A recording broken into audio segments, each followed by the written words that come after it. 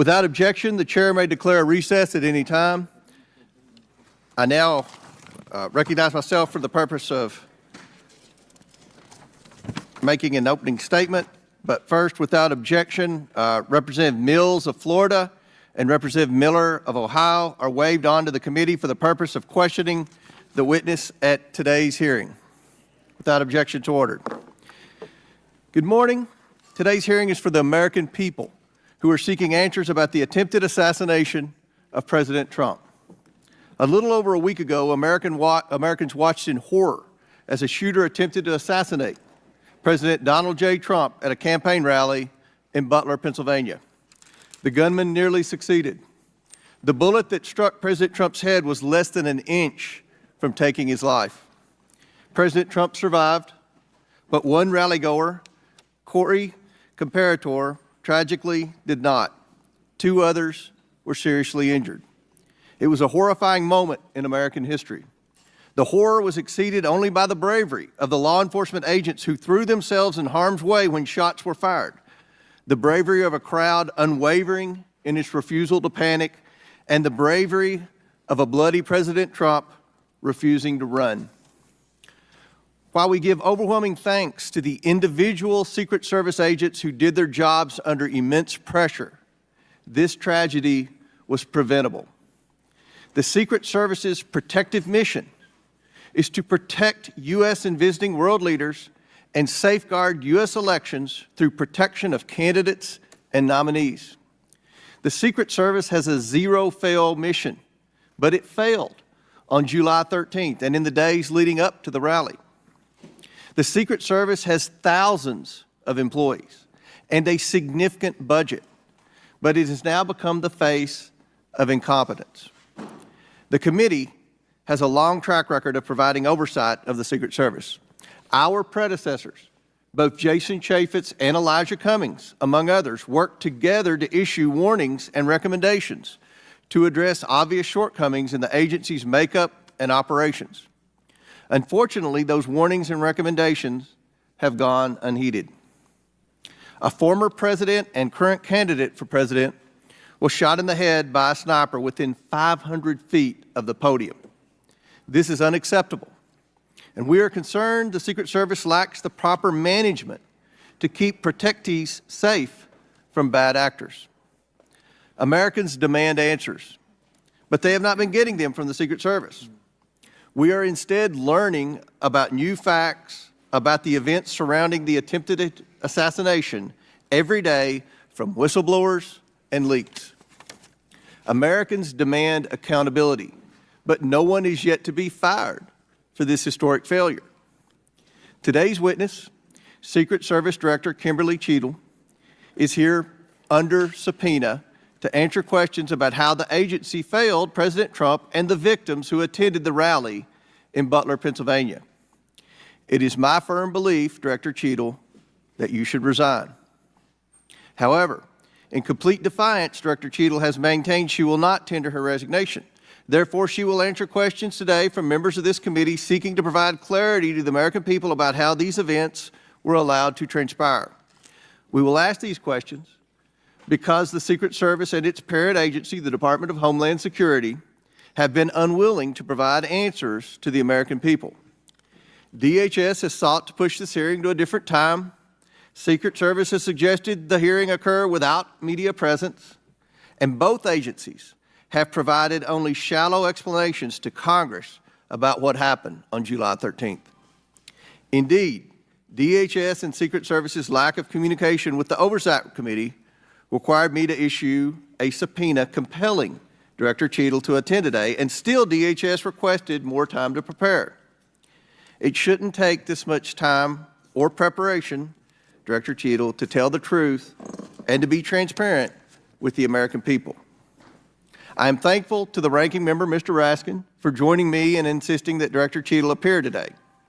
God knows the ranking member and I disagree on many things, but that does not matter today. The safety of Secret Service protectees is not based on their political affiliation, and the bottom line is that under Director Cheadle's leadership, we question whether anyone is safe. Not President Biden, not the First Lady, not the White House, and certainly not the presidential candidates. The July 13th assassination attempt is one of the darkest days in American political history. It represents the ugliest parts of what American politics has become: hatred of each other and a dangerous turn to extremism. Before we were Republicans or Democrats, we are Americans. If we place our political affiliations above our duty and love of country, we cannot maintain a country. We must ensure our republic is strong, and our republic cannot be strong when our leadership, our elections, our institutions, and our candidates are threatened by extremism and violence. Today, Director Cheadle will answer questions about why she deserves to continue to play a critical role in preserving this country's safety and, at the very least, what led to the catastrophic, deadly events on July 13th in Butler, Pennsylvania. Again, I do not believe Director Cheadle deserves to maintain her position as head of the Secret Service, but members of the American people will make their own decisions based on her answers today. I urge Director Cheadle to be transparent and forthcoming in her testimony today. Americans deserve no less. We have a duty to find out how this happened and to ensure it never happens again. I now yield to Ranking Member Raskin for his opening statement. Thank you kindly, Chairman Comer. Elijah Cummings, whose beautiful visage looks down upon us, taught us that the way to find common ground in a crisis is to look for the higher ground. And last week, Chairman Comer and I came together to reach for that higher ground. We made a joint statement condemning the mass shooting and assassination attempt against former President Trump as a grave assault on our democracy. As we wrote, we are united in condemning all political violence. I join the good chairman in expressing condolences to the family of Corey Comparatori and in sending healing wishes to the wounded victims also of this atrocious act of violence. Some are calling it a miracle that former President Trump escaped this AR-15 attack, unlike so many thousands of our fellow citizens who have been killed or seriously wounded in other AR-15 shootings. Whether this miracle is of divine providence or of an adventitious nature will be up to each of us to ponder, but our job in Congress is not simply to marvel at miracles or count on good luck, but to act as public policy legislators to do whatever we can to prevent future political violence, attempted assassinations, and mass shootings. The chairman and I are thus determined to get to the bottom of the stunning security failures that enabled this 20-year-old lone gunman who borrowed his father's AR-15 to perpetrate a mass shooting and assassination attempt at an event protected by the Secret Service as well as state and local police.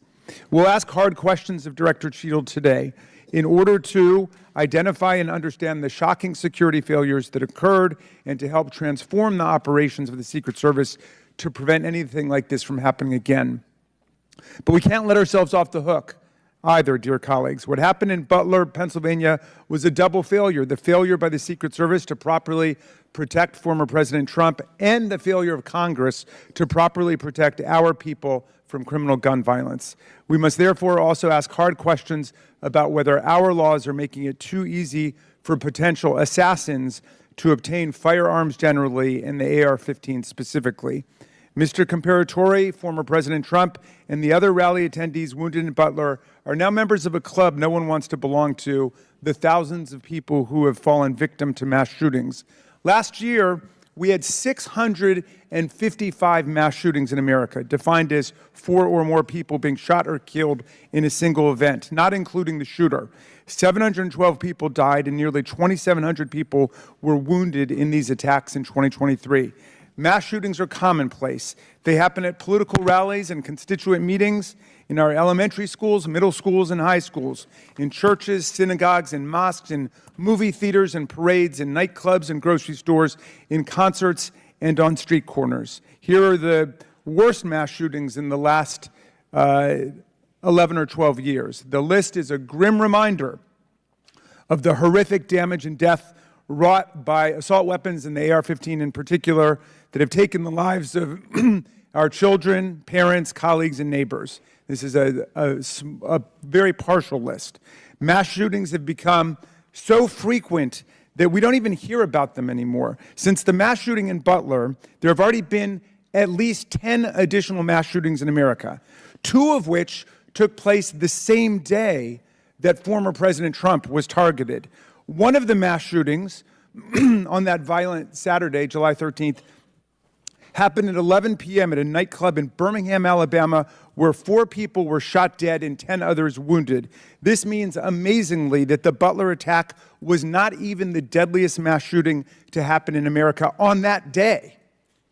A weapon that can be used to commit a mass shooting at an event under the full protection of the Secret Service, together with dozens of state and local police, is obviously an intolerable threat to the rest of us who do not receive such protection and obviously does not belong in our communities. It's time to pass universal background checks and build on this administration's work to ensure that we permanently close the loopholes in the Brady law for gun show purchases, online purchases, and private sales to prevent those weapons from getting into the hands of people we know to be a threat to others. What happened in Butler shows why even closing these loopholes, however, will not keep assault weapons out of the hands of potential assassins and mass murderers. Under federal law, and in the vast majority of states, even young people not old enough to buy a beer legally can legally purchase and own the AR-15 and carry it in public. The shooter in Butler used his father's AR-15.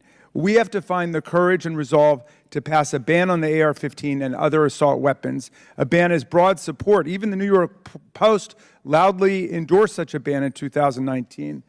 We have passed an assault weapons ban before. Republicans and Democrats together passed it in 1994. Alas, in 2004, we allowed the ban to expire. We know this weapons ban worked. One study found that in the decade that followed the ban's lapse, mass shootings went back up 183%, and deaths from mass shootings went up 239%. But even as we change the Secret Service and act to ban weapons of war like the AR-15, we still will have fallen short of our duty if we fail to denounce every instance of politically motivated violence in whatever form it takes. Republicans and Democrats, again, have come together to denounce this assassination attempt, just as we did the violent attempts on the lives of our colleagues, Representative Stephen Scalise and Representative Gabby Giffords, and on Paul Pelosi, the husband of Speaker Nancy Pelosi, who was attacked and brutalized in his home. And in the immediate aftermath of the January 6th mass violence waged against Congress and the Vice President and the constitutional transfer of power, Democrats and Republicans alike, including Senator McConnell, Chairman Comer, and other colleagues, all denounced this violent assault on our democracy that wounded approximately 140 officers from the U.S. Capitol Police and the Metropolitan Police Department. And I commend them for acting to denounce that attack, just as Democrats moved swiftly to denounce the attack on Congressman Scalise. Political scientists tell us that authoritarian attacks on democratic institutions begin with political parties refusing to disavow or openly embracing political violence. We have to reject that on a strong bipartisan basis, as Chairman Comer and I have done, even as we ensure our Secret Service is up to its vital task of protecting presidents and candidates, and as we work to ensure that America, the streets of our country, are free from the violence of weapons of war. Thank you, Mr. Chairman, and I yield back to you. Thank you. Gentleman yields back. Today we are joined by Kimberly Cheadle, who was sworn into office on September 17, 2022 as the Director of the United States Secret Service. Prior to her appointment, Director Cheadle was Senior Director of Global Security at PepsiCo. Before her role at Pepsi, she served 27 years in the Secret Service.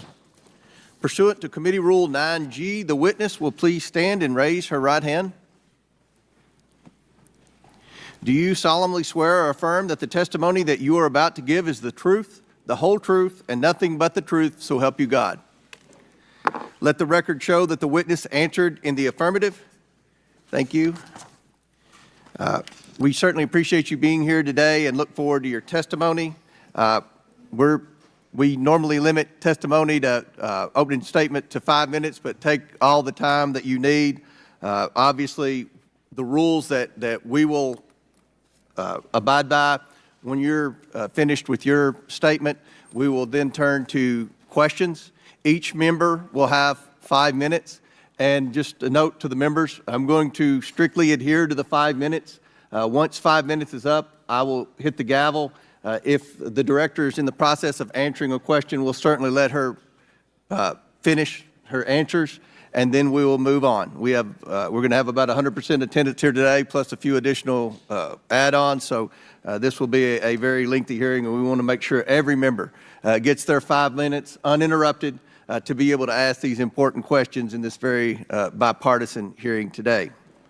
I now recognize Director Cheadle for your opening statement. Thank you. Good morning, Chairman Comer, Ranking Member Raskin, and distinguished members of the committee. My name is Kimberly Cheadle, and I am the Director of the United States Secret Service. I appreciate the opportunity to appear before you today. The assassination attempt of former President Donald Trump on July 13th is the most significant operational failure of the Secret Service in decades, and I am keeping him and his family in my thoughts. I would like to offer my sincerest condolences to the family of Corey Comparator, a former fire chief and a hero who was killed in this senseless shooting. I would also like to acknowledge those who were injured in Butler, David Dutch and James Copenhagen, and I wish them a speedy recovery. I would be remiss if I did not also extend my condolences on the passing of your colleague, Congresswoman Sheila Jackson Lee. Ms. Jackson Lee was always engaged in the oversight of the Secret Service, and her passing is a great loss to this body. The Secret Service's solemn mission is to protect our nation's leaders. On July 13th, we failed. As a director of the United States Secret Service, I take full responsibility for any security lapse of our agency. We are fully cooperating with ongoing investigations. We must learn what happened, and I will move heaven and earth to ensure that an incident like July 13th does not happen again. Let me state unequivocally, nothing I have said should be interpreted to place blame for this failure on our federal, state, or local law enforcement partners who supported the Secret Service in Butler. We could not do our job without them. We rely on the relationships built over years of working together to secure events and conduct investigations. Our agents, officers, and support personnel understand that every day we are expected to sacrifice our lives to execute a no-fail mission. As witnessed on July 13th, our special agents shielded former President Trump with their own bodies on stage while shots were being fired. Selflessly willing to make the ultimate sacrifice without hesitation, I am proud beyond words of the actions taken by the former president's detail, the counter-sniper team who neutralized the gunman, and the tactical team who was prepared to act. I will be transparent as possible when I speak with you, understanding, though, at times that I may be limited in providing a thorough response in this open setting due to associated risks with sharing highly sensitive protective methodologies. I do not want to inadvertently provide you today with inaccurate information. Since January 1st, 2024, the Secret Service has successfully secured over 7,500 sites. Every protective advance comes with its own set of challenges and requires a customized mitigation strategy, including specific assets. Security plans are multi-layered, providing 360 degrees of protection. These layers include personnel, technical, and tactical assets, which are a force multiplier for our protective posture. During every advance, we attempt to strike a balance between enabling the protectee to be visible and our protective requirements to be secure. I know this because I have spent 29 years in this agency. I came up through the ranks. I've secured events for every president since President Clinton, supervised on Vice President Cheney's detail, led our training center, oversaw all of the investigations and protective visits in the state of Georgia, supervised on Vice President Biden's detail, and the agency's entire protective mission during the Trump administration. The comprehensive advance process involves collaborative planning between our Secret Service, the protectee's staff, local law enforcement partners, and the level of security provided for the former president increased well before the campaign and has been steadily increasing as threats evolve. The security plan included a full assessment of the Butler Farm showgrounds to identify security vulnerabilities and craft a security plan for the protectee, attendees, and the public. Immediately following the assassination attempt, I directed the activation of my crisis center, I assembled my executive team to begin surging more protective resources to the former president and to ensure the wellness of our people post-incident, all while securing an active crime scene. I immediately ordered a reevaluation of the Republican National Convention security plan, and I increased the security posture in the National Capital Region for all permanent protectees and sites. At the same time, I initiated a mission assurance investigation within our agency. I have instructed my team that all necessary resources will be dedicated to investigating these matters. We will not rest until we have explored every option, and we will leave no stone unturned. But I want to be clear, I am not waiting for these investigations to be completed prior to making changes. Over the past 2 weeks, we successfully led the planning and execution of the 75th NATO Summit and the Republican National Convention. Over the next few months, we will implement security plans for the Democratic National Convention, the United Nations General Assembly, and have already begun planning and coordinating the 2025 inauguration. It is now more important than ever for the men and women of the Secret Service to remain resilient and to focus on what is necessary to carry out our critical mission. Our agency needs to be adequately resourced in order to serve our current mission requirements and anticipate future requirements. The Secret Service currently protects 36 individuals on a daily basis, as well as world leaders who visit the United States, like Israeli Prime Minister Benjamin Netanyahu, who arrived in Washington, D.C. today. The coming years will bring an unprecedented heavy protection tempo. I have no doubt that the processes that I have implemented during my tenure as director, in addition to my nearly 30 years of experience in this agency, have positioned the Secret Service to be stronger. Our mission is not political. It is literally a matter of life and death, and the tragic events on July 13th remind us of that. I have full confidence in the men and women of the Secret Service. They are worthy of our support in executing our protective mission. I will now answer any questions that the committee may have. Thank you very much, Director Cheadle. We'll now begin our 5 minutes questions, and I will begin. Just for the record, the Secret Service has an annual budget of around $3.1 billion, and I believe around 8,000 employees. Is that correct? Yes, sir. Obviously, there were many security failures on the day of the attempted assassination and leading up to that day. Let's start with the building that the shooter used to shoot President Trump from. At any point Saturday, did the Secret Service have an agent on top of that roof? Sir, I'm sure, as you can imagine, that we are just 9 days out from this incident, and there's still an ongoing investigation. And so I want to make sure that any information that we are providing to you is factual. You can't, okay. Why did the Secret Service not, can you answer why the Secret Service didn't place a single agent on the roof? We are still looking into the advanced process and the decisions that were made. Okay. Wasn't that building within the perimeter that should be secured? Do we agree with that? The building was outside of the perimeter on the day of the visit. But again, that is one of the things that during the investigation we want to take a look at and determine whether or not other decisions should have been made. One of the things that you said, I believe, in an interview, that there wasn't an agent on the roof because it was a sloped roof. Is that normal, and do you fear that that immediately creates an opportunity for future would-be assassins to look for a slanted roof? I mean, this is a huge question that every American has. Why wasn't a Secret Service agent on the roof? And there have been reports that agents were supposed to be on the roof, but it was hot that day and they didn't want to be on the roof. Can you answer any of those questions, Director? So I appreciate you asking me that question, Chairman. I should have been more clear in my answer when I spoke about where we place personnel in that interview. What I can tell you is that there was a plan in place to provide overwatch, and we are still looking into responsibilities and who was going to provide overwatch. But the Secret Service in general, not speaking specifically to this incident, when we are providing overwatch, whether that be through counter snipers or other technology, prefer to have sterile rooftops. Did the Secret Service use any drones for surveillance that day? So again, I'm not going to get into specifics of that day in itself, but there are times during a security plan that the Secret Service does deploy an asset like a drone. There were reports that the shooter used a drone just a few hours before the rally start time. Is that accurate? I have heard those same reports, and again, am waiting for the final report. Do you know, if you can't answer the question, That's your answer. But can you answer this? Do you know, I'm not asking yes or no, but do you know if the shooter used a drone before the shooting? That information has been passed to us from the FBI.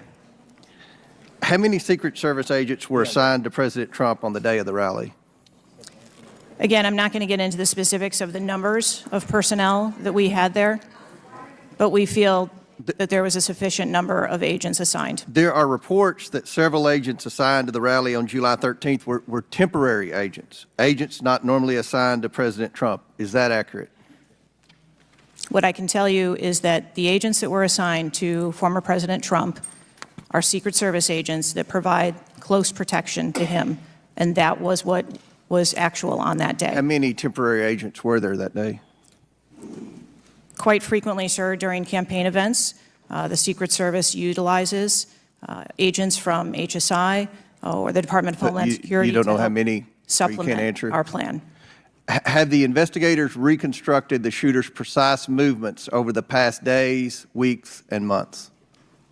So, again, We need to have confidence that if the FBI is leading this investigation, that they're leading a credible investigation, because there's some of us sitting up here today that don't have a lot of confidence in the FBI. So I will repeat the question. Have the investigators reconstructed the shooter's precise moments over the past days, weeks, and months? I understand your question, Chairman, and I share your concerns about wanting to make sure that we have factual information. The FBI is conducting a criminal investigation. The Secret Service is conducting an internal investigation. There are a number of OIG investigations, and there is the external investigation that the President Last question for me. Before July 13th, had the Trump detail requested additional resources? What I can tell you is that for the event on July 13th, the details that were the assets that were requested for that day were given. Okay. My time has expired. Chair now recognizes Ranking Member Raskin for 5 minutes. Thank you, Mr. Chairman. It's been reported that before former President Trump got up on the stage at around 6 p.m. on Saturday, July 13th, that the local police had identified and even photographed a man who was acting suspiciously. And this man, who turned out to be the gunman, had been flagged as a potential threat. Is that accurate? What I can say is that the individual was identified as suspicious. So he was known to be suspicious before former President Trump took the stage. That is the information I have received. Why was he allowed to take the stage with a suspicious person having been identified in the crowd? So I appreciate the question, and I'd like to make 2 points. If the detail had been passed information that there was a threat, the detail would never have brought the former president out onto stage. That is what we do, and that is who we are. We are charged with protecting all of our protectees. So you distinguish between someone who is suspicious and someone who's threatening, is that right? I do. There are a number of times at protective events where suspicious people are identified, and those individuals have to be investigated and determined what is it that identifies that person as suspicious. So did you deny a request for additional resources that had been made by the Trump campaign? There were no assets denied for that event in Butler on the 13th. I see. So you're saying there were requests made for additional assistance for other specific events rather than for the campaign as a whole. Is that right? I'm sorry, I'm not understanding. Well, you seem to say that there were not additional resources requested for that event. And forgive me for being unfamiliar with this. Is it requested event by event, or is it requested just in general for the campaign? So if I can explain the advance process, when an event or a venue is identified by, in this case, campaign staff, then the campaign staff works together with Secret Service agents who go out and conduct an advance. Generally, that is a 5-day time period where those discussions are had about what the perimeter is going to look like, what the size of the event is, what the venue is, and then from there, there is a request made to mitigate potential risk and threat.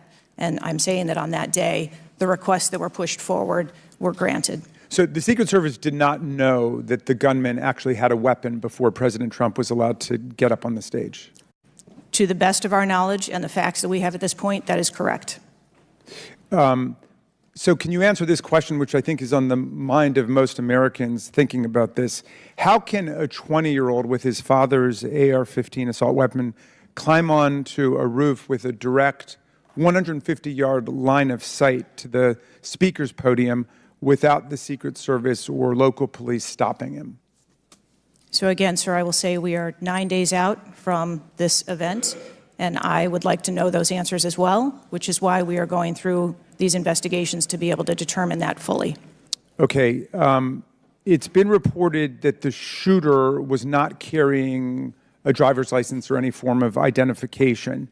They had no idea who he was, but then he was quickly identified, I think within 30 minutes, by using the serial number on the AR-15 under a tracing system that is now controversial. Some people say we should get rid of it. Some people want to keep it. But is that right, that the serial number was the key information which led to the identification of the shooter?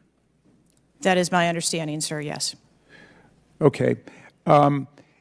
If an American citizen were just to stop you and say, Director Cheadle, we support your work to the tune of billions of dollars and thousands of employees, what went wrong? What would you say? Again, knowing that we're 9 days out, I would say, as I have said from the very outset, I accept responsibility for this tragedy. We are going to look into how this happened, and we are going to take corrective action to ensure that it never happens again. Well, I appreciate that, and I hope you will act with vigor and focus and intensity, and it seems you understand the gravity and solemnity of this to the American people. Millions and millions of Americans don't feel safe with all the AR-15s out there. We thought at least the President of the United States or a former President of the United States would be safe, but now that's not even clear. Mr. Chairman, I yield back to you. Gentleman yields back. Chair now recognizes the Chairman of the House Judiciary Committee, Mr. Jordan from Ohio. Thank you, Mr. Chairman. Director, were you guessing or lying? The day after President Trump is shot, Secret Service spokesman Anthony Guglielmi said, quote, "The assertion that a member of the former president's security team requested additional security resources that the U.S. Secret Service or the Department of Homeland Security rebuffed is absolutely false." The next day, Secretary Mayorkas said, "That is an unequivocally false assertion. We had not received any request for additional security measures that were rebuffed." But 5 days later, the Washington Post said this: "Top officials repeatedly rejected requests from Donald Trump's security detail for more personnel." The next day, the New York Times said this: "Mr. Guglielmi acknowledged that the Secret Service had turned down some requests for additional federal security assets for Mr. Trump's detail." So which is it? Because both statements can't be true. Were you guessing or lying when you said you didn't turn down requests from President Trump's detail? Neither, sir, and I appreciate the question. Well, what were you doing? Because those statements don't jive. So what I can tell you is that for the event in Butler, there were no requests that were denied. As far as requests... Well, maybe they got tired of asking. Maybe you turned them down so darn much, they said, not worth asking. How many times did you turn them down ahead of that?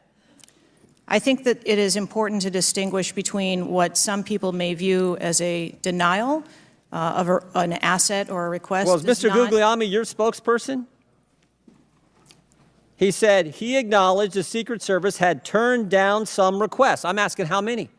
A denial of a request does not equal a vulnerability. Well, tell me what it is. There are a number of ways that threats and risks can be mitigated with a number of different assets, whether that be through personnel, whether that be through technology, or other resources. Well, tell the committee which it was. They asked for additional help in some form or another. You told them no. How many times did you tell them no, and what did you tell them no to? Again, I cannot speak to specific incidents, but I can tell you in general terms, the Secret Service is judicious with their resources based on... What does some requests mean? How many times? Some indicate requests is plural. So more than once they asked for additional help and you turned them down. What did they ask for and how many times did you turn them down? Pretty basic questions. So again, without having all of the details in front of me, sir, what I can tell you is that there are times... You didn't get briefed on how many times you turned down the Trump detail when they asked for additional help? I'm sorry. You didn't get briefed on that before you came to this hearing, knowing you were going to get asked that question? What I can tell you is that in generic terms, when details make a request, there are times that there are alternate ways to cover off on that threat or that risk. But that's not what he said. He said they were denied certain requests, some requests. This is your spokesperson, not me talking. This is the Secret Service talking.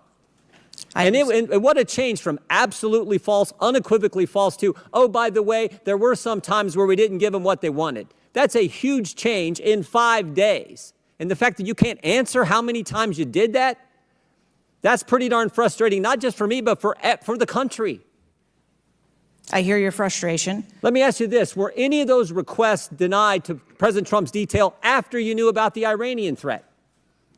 What I can tell you, again, I don't know the specifics, is that there are times when we can fill a request. It doesn't necessarily have to be with a Secret Service asset or resource. We can fill that request with locally available assets. You spoke to anyone at the White House since July 13th? Yes, I have. Who'd you talk to? I have briefed the President and the Vice President. Talked to the First Lady? No, I have not. Talked to the White House staff? Anyone in the White House communications? No, I have not. Have you talked to the counter sniper who took the shot that took out the bad guy? Yes, I have. And can you tell us about that conversation? I would not want to reveal conversations that I've had with my employees. But that's exactly the kind of information the American people want to know. American people who pay your salary. I understand. This is an ongoing investigation, and Who's all doing the investigating at Secret Service? I know the Inspector General, but is there also an internal investigation in addition to the Inspector General? We are conducting a mission assurance investigation internally, yes.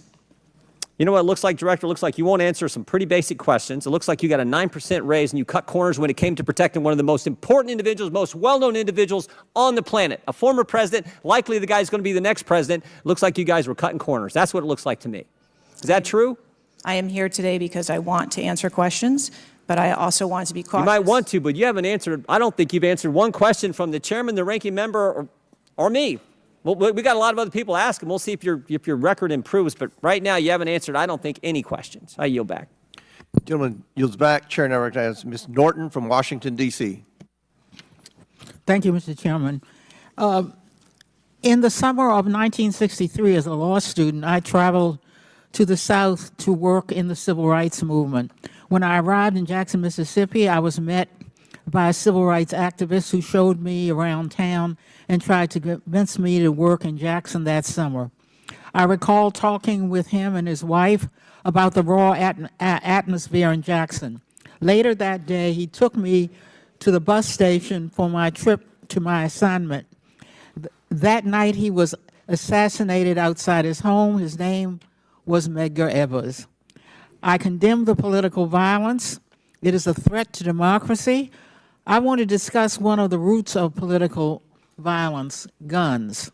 For years, Republicans, including a member of this committee, have introduced legislation and amendments to repeal or block the District of Columbia gun violence protection laws, including its bans on assault weapons and large capacity magazines.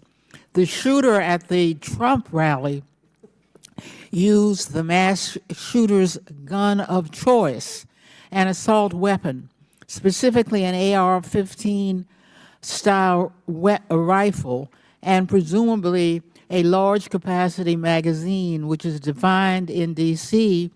as a magazine that can hold more than 10 bullets.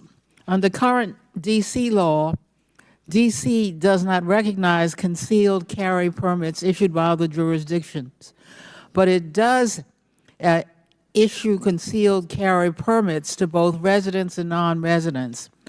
However, D.C. imposes a number of requirements on concealed carry applicants, including suitability, such as not having exhibited a propensity for violence or instability. Moreover, D.C. residents restricts where the guns can be carried, such as a political demonstration near the White House and Naval Observatory or near people under Secret Service protection, provided the permit holder has been given notice. This week, the House is expected to consider the fiscal year 2025 Financial Services and General Government Appropriations Bill.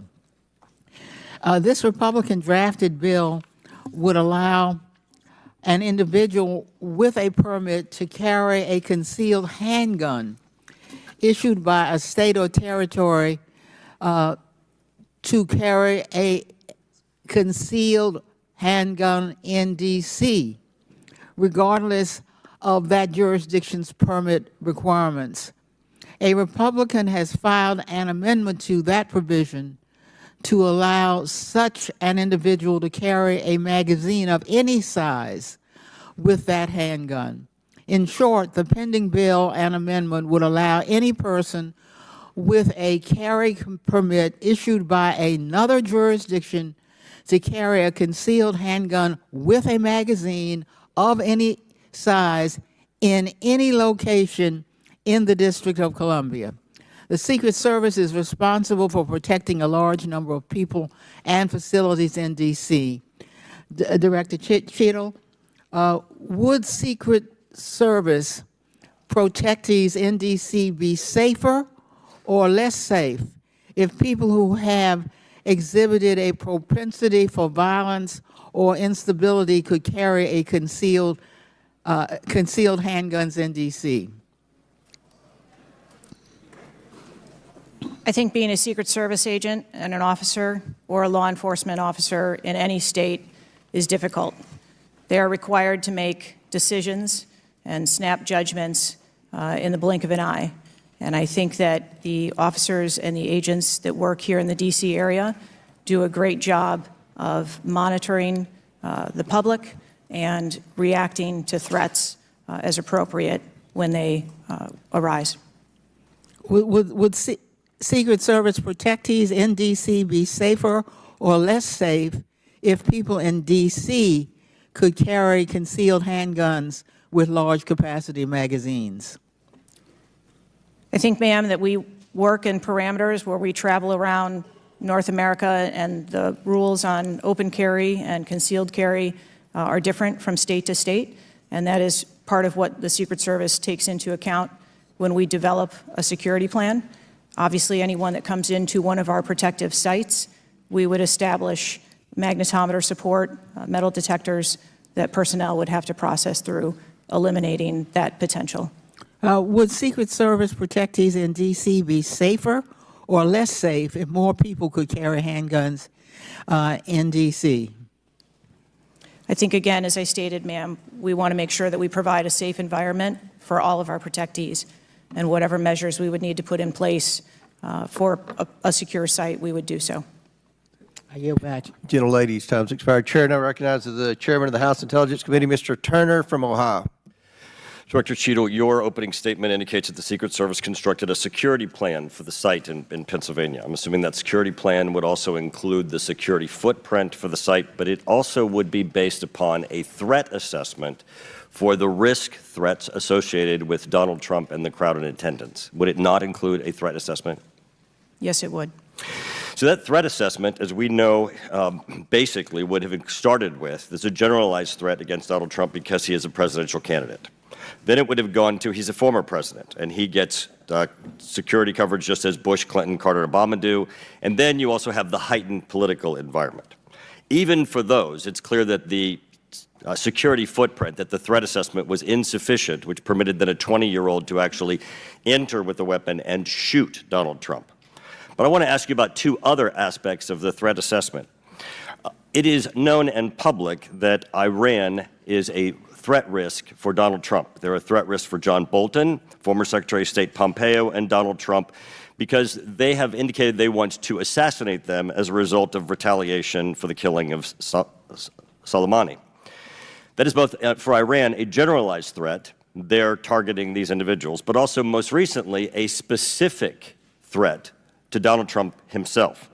Now, I want to enter into the record by UC a Department of Justice Public Affairs release, a CNN article, an article from Fox News, and an article from CBS, all of which acknowledge... Without objection to order.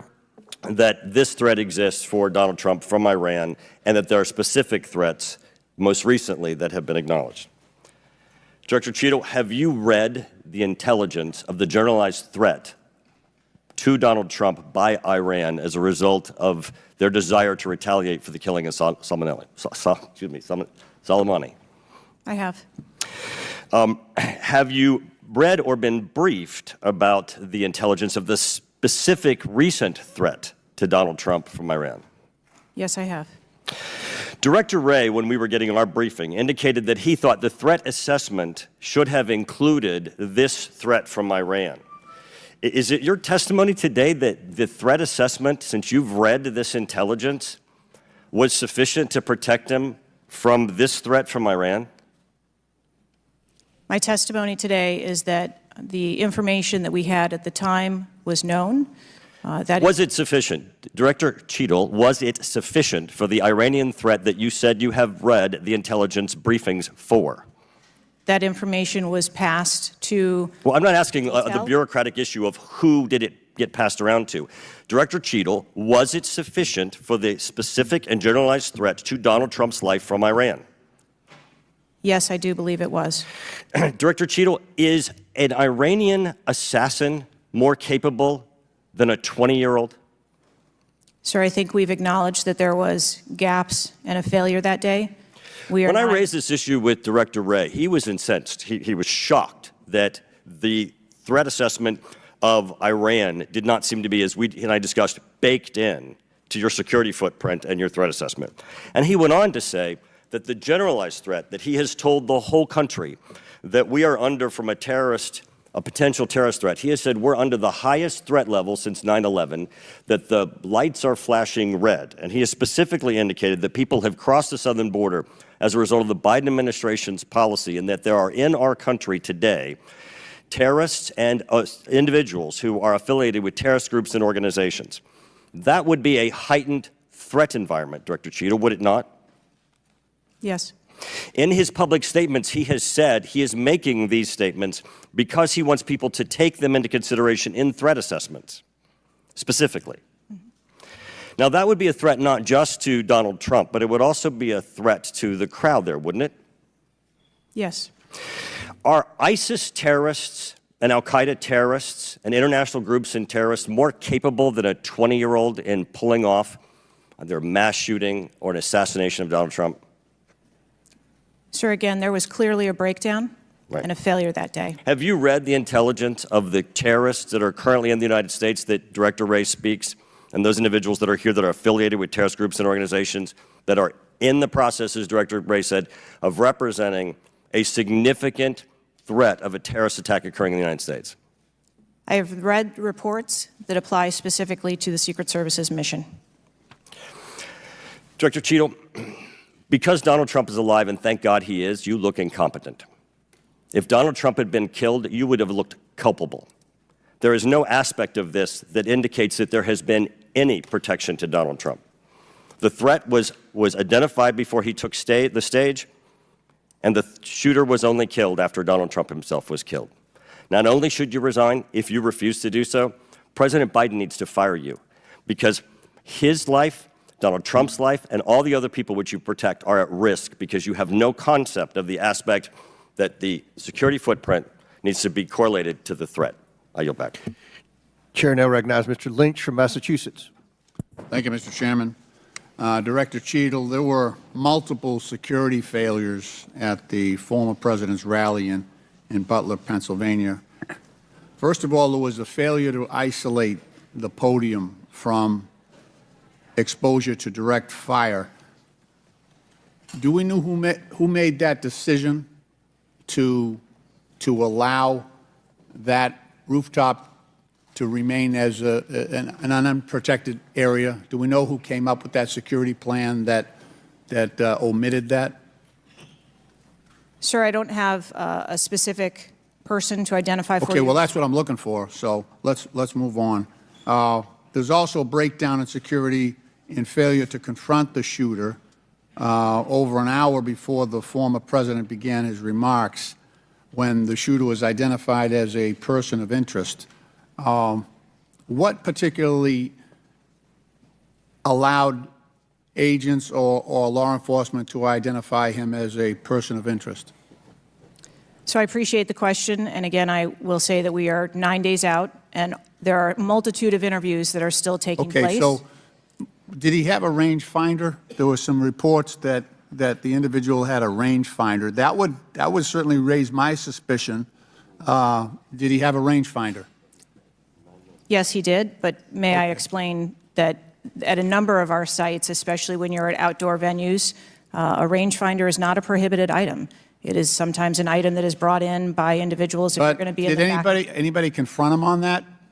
Anybody ask him questions? What are you doing with the rangefinder? Anybody confront him on his presence where he was in proximity to the president? So again, to my knowledge, I believe that that was the process that was taking place, was to locate the individual. Did they confront him? Did they go up to him? Did they talk to him? I do not have those details at this time. Those are important details. There was also a failure to communicate between law enforcement to act quickly upon information provided by either local law enforcement or rally attendees that the suspect was positioned on the roof. There were minutes of delay before any meaningful action was taken, even though he was several hundred feet from the podium, and this was obviously minutes before the shooting. Let me ask you, there was considerable delay in removing the president from the podium after the shooting began. He got shot in the air. It was still over a minute before he was removed from the stage. Meanwhile, this shooter had multiple clips, several clips. He got off 8 shots, and he had the capacity and the ability, if he was not neutralized, to basically mow down that whole Secret Service detachment as well as the president. What, from your own investigation, caused that delay under the circumstances? What I can tell you is that when the agents identified that the shooting was taking place, in under 3 seconds, they threw themselves on top of the president. Oh, I understand that. There was heroism there. No question about it. No question about it. But protocol would indicate, and these are the opinions of various former Secret Service agents, people who have done this work in the past, that over a minute of exposure on that podium with a shooter with a high-capacity weapon who had already wounded the president and could have got off, we don't know how many more rounds, and yet the president remained exposed, even though he was joined in that exposure by the Secret Service in their heroic acts. It just, I don't know if there's a good explanation for that. Our personnel created a body bunker on top of the president, I get that. shielding him. Yeah, this was an AR-15 style weapon that would have made pretty quick work if he was determined and able to do so. This is not the first investigation that we've had of the Secret Service during my time here on this committee, and the last one we had, our previous investigation determined that the Secret Service was experiencing a staffing crisis that poses perhaps the greatest threat to the agency, and that's a quote. Is that staffing crisis still in place? Is that still something that you deal with on a daily basis? As of today, the Secret Service has just over 8,000 employees. We continue to hire, knowing that we need to ensure that we keep pace with What would be the full complement of And gentlemen, time's expired, but please answer the question. yeah.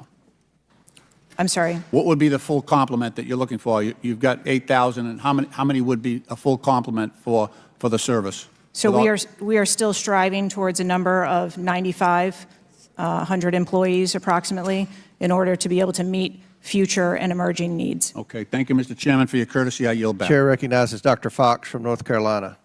Thank you, Mr. Chairman. Director Cheadle, what grade would you give the Secret Service's performance in Butler, Pennsylvania on July 13? As I've stated, ma'am, this was clearly a failure. I would grade the agents and officers who selflessly threw themselves in front of the president and neutralized the threat an A. I think that we need to examine the events that led up to and prior to that day. You stated in 2021 that the Secret Service has a zero-fail mission. It's clear that the events of July 13 show a cascade of failures that cost Corey Comparator his life, nearly cost former president his life, and injured David Dutch and James Copenhaver. When an agency fails spectacularly at its mission, those responsible must be held accountable, and the problems must be fixed so they cannot happen again. Why should the American people or the officials you're responsible for protecting have confidence in your ability to lead the Secret Service after such a spectacular failure? I appreciate the question, and I am committed to finding answers so that we can make the agency stronger after this. You said on July 15 that the buck stops with me. How are you taking accountability for the Secret Service's failures during the July 13 assassination attempt on President Trump? I have taken accountability, and I will continue to take accountability. I am responsible for leading the agency, and I am responsible for finding the answers to how this event occurred and making sure that it doesn't happen again. So I would like to explore how you got the job as director of the United States Secret Service. Is it typical for the director of the Secret Service to be recommended for the role at the behest of a president's family and senior staff, perhaps at the request of Jill Biden or Anthony Bernal? I got the job as a director of the Secret Service because I spent 27 years in an agency with a mission that I absolutely love. I started my career in Detroit. I worked my way up through investigations and protection. Was there competition for the position? You would have to ask those who were involved in the interview process. But you think you are the best person in the country to head the Secret Service? I think that I am the best person to lead the Secret Service at this time. The Secret Service receives billions in funding each year, as has been explained by my colleagues here. In fact, you've had an increase in real terms of 55%. As you're no doubt aware, staffing levels for those assigned to protect the president, former presidents, and other senior officials has decreased by about 350 between 2014 and today. Clearly, a lack of financial resources not to blame for the staffing shortage.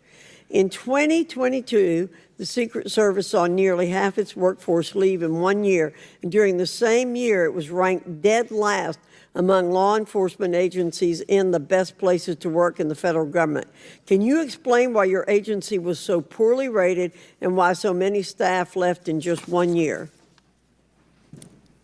So with all due respect, I dispute the statistic of half of the employees leaving in 2022. I think that has been inaccurate data that's been reported out there. But what I can tell you is, as I have returned as the director of the agency, we have had an increase in hiring and staffing and an increase in resources, and we are committed to continue to hire so that we can be staffed appropriately to meet the dynamic mission that we have. Well, you may want to dispute it, but it's out there. My understanding, given the high-profile failures and rotten culture at the Secret Service during your nearly two-year tenure, why should the American people have any confidence in your ability to lead the Secret Service to perform its zero-fail mission to protect our senior leaders? The Secret Service has an incredible culture. Our men and women place service over self. They come in every day willing to risk their lives for our protective mission, and they work investigations that thwart people who would do harm to children, child exploiters. We have an incredible mission, and our culture is we will get the job done no matter what. Well, those on the front line certainly have a great culture, and they were willing to risk their lives for President Trump. But I'm not sure the leadership at the agency has this right kind of culture. I yield back, Mr. Chairman. Chair now recognizes Mr. Conley from Virginia. Thank you, Mr. Chairman. Well, I hope the American people do appreciate the incredible daily risks Secret Service agents take on our behalf. You mentioned there are 36 regular clients you've got that you protect constantly, but I was participating in the NATO summit just 2 weeks ago. We had 32 heads of government and heads of state, plus visiting heads of state and heads of government. Presumably, you provided protection for all of them. That is correct. Just saying. Help us understand, however, I will stipulate that there's an ongoing investigation. You don't want to go into too much detail on that until you've been able to ascertain all the facts and analyze what they mean. You can understand, however, the anxiety we and the American public have about how could this happen and how can we ensure it can't recur. Now, there are some things my friends on one particular side of the aisle don't really want to talk about, like AR-15s and access to them by a 20-year-old, or anybody for that matter. Presumably, Director Cheadle, the ubiquity of weapons, guns in America, especially assault weapons or semi-automatic weapons, that's helped your job and the mission of your agencies, right? It's made it less complicated. Isn't that true? I'm sorry, I'm not understanding your question. Real simple. More guns, especially dangerous ones, have made your job protecting people easier. Is that not right? I think from every Director Cheater, this is simple English. More guns, do they make your job more complicated or less complicated in protecting these 36 clients and visiting heads of state and heads of government that come to Washington? I think the Secret Service needs to take into account. I didn't ask that. That they're in. I'm sorry. I asked a simple question, which deserves a simple answer. The ubiquity of guns, dangerous weapons in America, like AR-15s, has that made your job, that is to say the mission of the Secret Service, easier or more difficult? I think the threat environment for protecting our Secret Service protectees is always difficult, and that's dynamic, and it's always evolving. We stipulate it's always difficult. Again, this is a simple one. Does the ubiquity of guns make your job easier or more difficult today? I understand the Second Amendment rights of individuals. I didn't ask that question. I'm not questioning the Second Amendment. I'm asking a simple analysis, Director Cheadle. And I can tell you, you're not making my job easier in terms of assessing your qualification for continuing on as director. Please answer the question. You're the head of the Secret Service. You're speaking on behalf of 8,000 members who put their lives on the line. We just had a failure by your own admission. Do guns make your job easier or harder? I think the job of the Secret Service is difficult on every day, and we need to make sure that we are mitigating all threats, whether that be weapons, isn't my question. personnel. That is not my question, and now I think you're evading the answer, which is not a hard one. I am sorry that you feel that way, sir. How else could I feel, Director Cheadle, when you're clearly avoiding a direct answer to a very simple declarative question? We almost lost a presidential candidate the other day. A 20-year-old had access to his father's AR-15 and got on top of a roof within 500 yards or feet of the podium. And I'm asking you, did the availability of that AR-15, which is replicated all across America, make your job harder or easier? And you're not willing to answer that question? And you think and you wonder why we might have a lack of confidence in your continued ability to direct this agency? I understand your question, and that's the environment. Well, if you understand my question, why not answer it? Because it's the environment that the Secret Service works in every day. That doesn't tell me anything. That's the environment we work in. I had an attack on my office a year ago. I know a little bit about violence too. He came to kill me. When he couldn't, he beat one of my staffers 8 times with a baseball bat on the head. We live with the threat of violence. But a simple answer from the director of the Secret Service would be helpful. And I'm sorry you've chosen to evade it. I yield back. Chair now recognizes Mr. Grofman from Wisconsin. Thank you. When this guy took the shots, he climbed a ladder to get on the roof, correct? I'm unable to answer details of exactly how the individual accessed the roof at this time. Do you know when if he did use the ladder, do you know when the ladder was placed there? Was the ladder there 2 days before, just the night before? Do you have any information at all as to when the ladder got there? I would like to be able to answer those questions. The FBI is still conducting an investigation. How did the rifle get to the roof? Again, sir, at this time, I'm unable to answer questions to provide clarity. Have they cleaned the roof since the assassination attempt? Have they cleaned the roof? Right. Has anything been done to the roof? Is it just like it was, whatever, 10 days ago, or not? Has anything been done to the roof? I don't have an answer for that. Okay. Were President Trump's normal agents normally assigned to him there that day? Yes.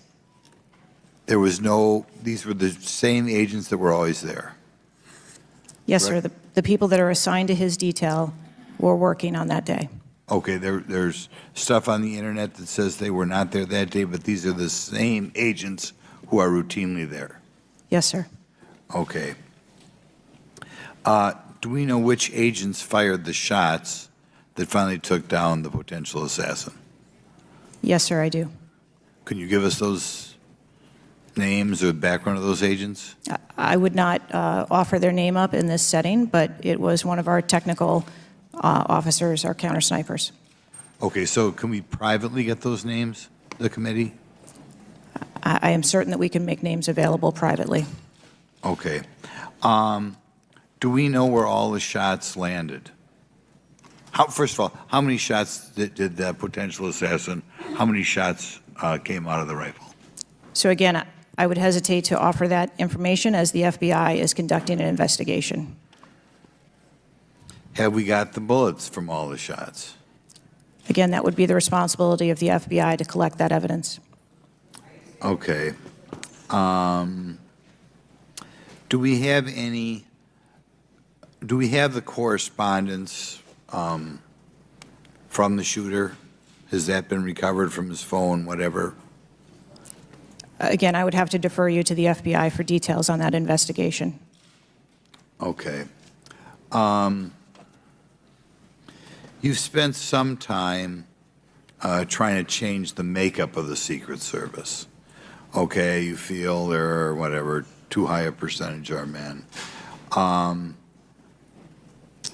Does this affect at all who you are hiring for the Secret Service?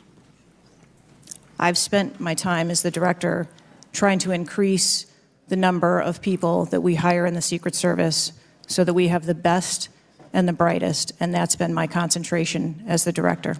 Okay, you ever not hiring men because of your desire to hit certain targets? I am hiring the best qualified candidates that put in an application that want to work for our great organization. Okay. Next question. The shooter obtained a direct sight of President Trump from the position on the rooftop. I assume that is not something that should ever happen. It should never happen. Do you want to elaborate a little on how that happened, or what you wish you had done differently, or would do differently next time there's a Trump rally? Again, sir, the facts of this particular event are still unfolding. 9 days, there have been a number of reports that have been out there. So I do not want to provide information that perhaps would contradict something that has been erroneously reported or is not factual.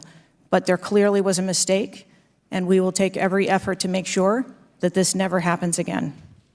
Could you elaborate why you want 1/3 of the Secret Service to be women? I've never stated that I want 1/3 of the Secret Service to be women. 30% or something? You had some target, no? Okay, Will gentleman yield?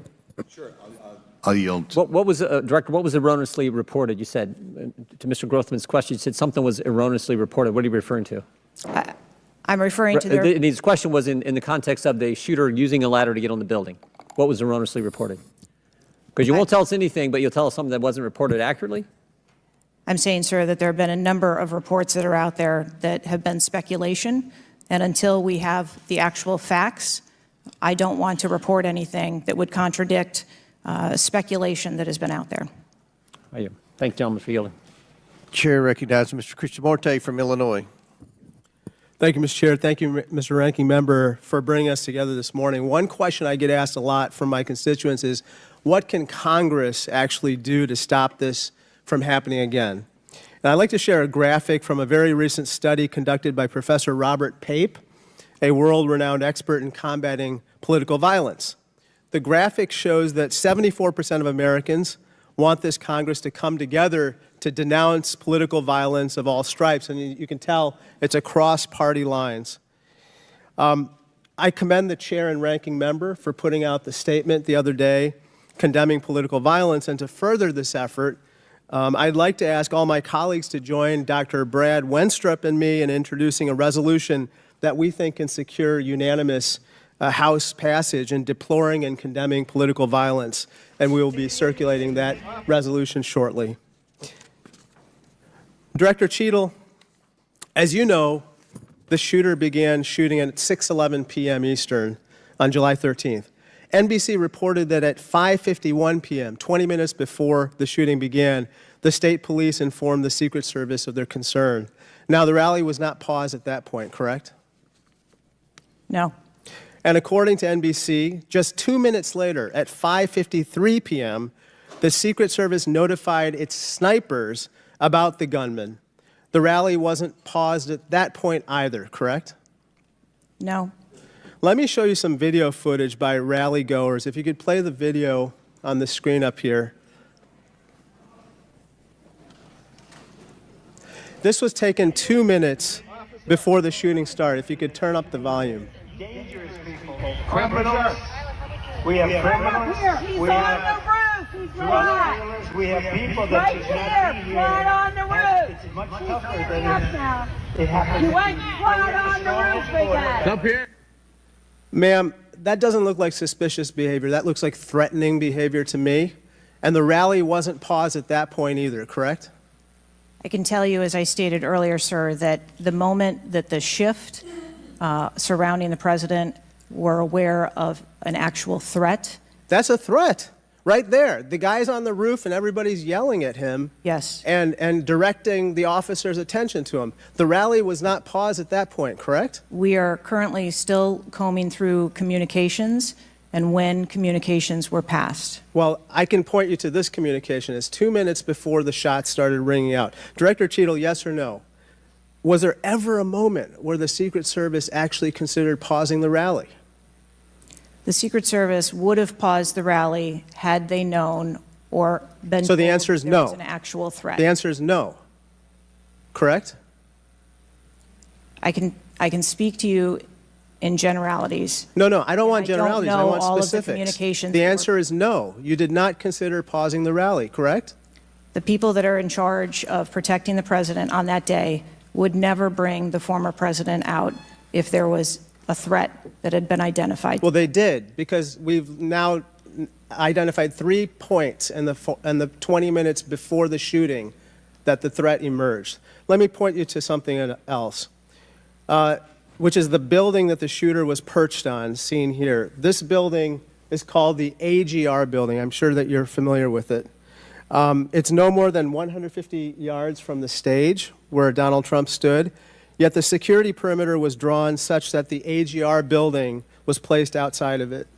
Director Cheadle, according to the Washington Post, the AR-15 styled rifle used in the shooting had a range of 400 to 600 yards, and therefore the AGR building was clearly within rifle range of the stage, correct? Yes.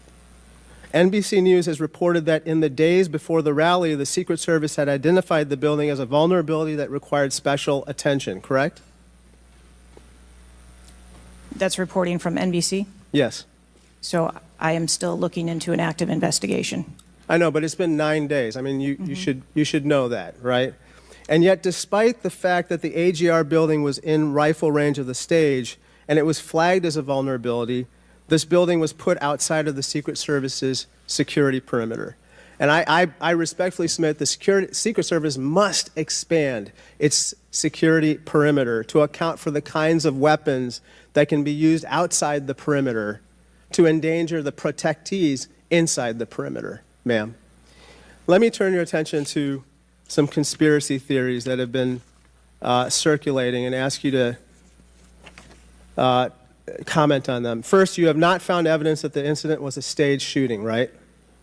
Correct. And you haven't found evidence that this was a result of a conspiracy of high-ranking government officials, correct? Correct. And you have not found evidence that this incident was in fact directed or perpetrated by a foreign state or entity, right? And that's the last question, but I'll let the director answer that, please. Not at this time. Thank you. I yield back. Gentleman's time's expired. Chair now recognizes Mr. Cloud from Texas. Thank you. I just wanted to confirm there was only one counter sniper who took one shot? Is that We had multiple counter sniper teams available yeah, on the that day. premises, but is only one took one shot? Is that correct, or only one? Correct. Okay. How many spent shell casings were found on the roof? Again, I would have to defer you to the FBI's criminal investigation. Okay. Word is that the car was rigged with explosives. Again, sir, I'd have to defer you to the FBI. FBI's investigation. Okay. You're not curious about? You don't communicate with them? No. Okay. CNN reported that the Secret Service did not sweep the building the shooter was used to shoot President Trump and other attendees. Is that true or false? So we are conducting a mission insurance investigation and will depend on the information that we obtain from our investigations. Okay. The Secret Service knew there was a suspicious person anywhere from 8 minutes before President walked on stage to 30 to 60 minutes. We have different reports. Was President Trump or his team notified of the threat? I think there's a difference and a distinction between suspicious person and threat. Yeah. So we are going back and looking at communications to know when the information about a suspicious person was passed to Secret Service personnel. Okay, but was President Trump or his team notified? Again, we are going back and looking to make sure that we have the exact information of when those notifications were made and who those notifications were made to. Okay. I think it's troubling for a lot of us that the number one question everyone in America is wondering is why was the roof left open? And after 9 days, we should at least maybe have a little bit of that information. And when you come to this committee hearing and you don't have anything to say about that, it's very, very troubling. Did you review the security plan for this event? I personally do not review security plans for events that take place across the country.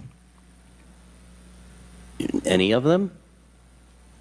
We have a number of events that Who's take the place. top level official who reviews the security plans? There's a number of people that review security plans. Who's as they ultimately unfold. responsible for signing off on a security plan? It's a conjunction of personnel. There are people on the ground, there are supervisors on the detail, there are people at headquarters. So there's not one person who says, okay, this is good, it's copacetic, we're going for it? I think much in the way that we build our security plans, where they are multi-layered. No doubt there's teams working different aspects of it, but ultimately, isn't there an individual who signs off on the plan? Much like how we design our security plans, they're multi-layered, there are multiple layers. So there's of no people. accountability? There is accountability, sir. There's, this is whether it's the FBI or Fauci or anything, it's time after time after time, these multiple layers of accountability turn into layers of plausible deniability, and agency after agency after agency. That's got to be fixed, because you keep coming here and expecting, yes, you're saying I'm responsible, and you're accountable for it, but then there's nothing. What do you mean by that? I mean, you're saying you're going to keep your job, right? I assure you, sir, that if we determine through the course of our investigation that someone or people need to be held accountable, we will do so. What level of, if President Biden, God forbid, had been shot and killed, would you think that was worthy of resignation? I would do the same thing that I'm doing here, where I would want to make sure that we are conducting an investigation, that there is continuity in that investigation, and that we could find the You answers do not to think what the happened. assassination of somebody under your details worthy of resignation? I think that this event was tragic and deserves answers. The thing that you've said so far is that you want to make sure that this never happens again. The thing is, everyone in America knows that's not the job description that you're tasked with. The job description you're tasked with is to make sure it never happens, period. One of your goals in the strategic plan is to champion diversity, equity, inclusion, and accessibility. You've accomplished the accessibility part. What standards, do you keep the same standards for all applicants and all, or does every Secret Service agent meet the same qualifications, or do you have different standards for different people? Yes, sir. Everyone who moves through the application process has to meet the same standards to become a special agent. Okay. The trouble I think we're having with right now, so far you gave a lame excuse for sloped roof. You said that local law enforcement's job was to cover up the building before backtracking on that. We were told that President Trump's team did not ask for security before you backtracked on that. You haven't provided the audio recording that this committee, the chairman, requested that was due Thursday. You didn't give us an advance copy of your opening statement, but yet there was reporting on it somewhere else. There seems to be more information from YouTube videos than you're able to provide for us, and it begs the question to anyone, you're in charge of the investigation of your own failure. So how is anybody in America supposed to be able to trust the results of that investigation as being anything transparent and genuine? That's the last question, but please feel free to answer the question, Director. Sir, I've been a Secret Service agent for nearly 30 years. I have led with integrity, and I follow our core values of duty, justice, honor, loyalty, and courage. And I am doing that in this case, and I assure this committee that I will provide answers when we have a full and complete report, in addition to cooperating with all of the other investigations that are ongoing. Chair, now recognize Mr. Khanna from California. Thank you, Mr. Chair. I want to thank the chair and the ranking member for convening this hearing on a bipartisan basis.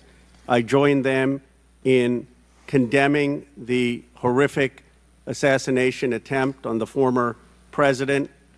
I am relieved for the sake of the country that he wasn't seriously hurt and that he survived, and my thoughts with him and his family during such a traumatic event.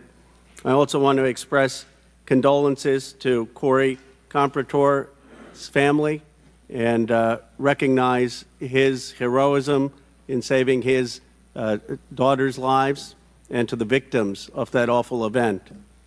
Now, Director Cheadle, would you agree that this is the most serious security lapse since President Reagan was shot in 1981 of the Secret Service? Yes, sir, I would. And, do you know what Stuart Knight did when he was in charge at the time of the Secret Service? Do you know what he did afterwards? He remained on duty. He resigned. He resigned. And Stuart Knight was not a Democratic appointee or a Republican appointee. Look, I'm not questioning your judgment. I just don't think this is partisan. If you have an assassination attempt on a president, a former president, or a candidate, you need to resign. That's what Stuart Knight did. He was a Republican appointee, and he took responsibility. And I think you need to reflect. This is not a question of you. It's a question of the American people. You cannot go leading a Secret Service agency when there is an assassination attempt on a presidential candidate. I would say that about anyone who is running. And so I guess my question to you is, what's the difference between your position and what Stuart Knight did? What I will tell you, sir, is that I am dedicated to finding the answers to what happened. And like every Secret Service agent, we don't shirk from our responsibilities. I will remain on and be responsible to the agency, to this committee, to the former president, and to the American public. But is there a reason you wouldn't just do what Stuart Knight did after the Reagan assassination attempt? I believe that I provided an answer.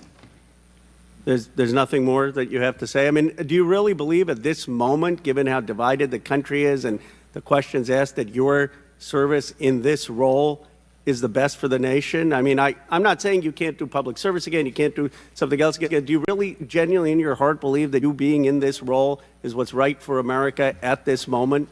I mean, do you think there are people who are Trump supporters who have confidence in you? The one thing that we've got to have agencies in this country that are transcend politics, that have the confidence of independents, Democrats, Republicans, progressives, conservatives.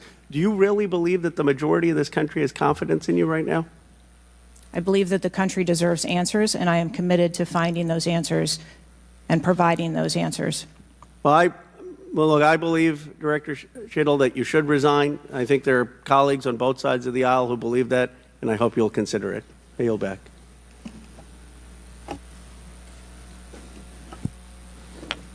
Chair now recognizes Mr.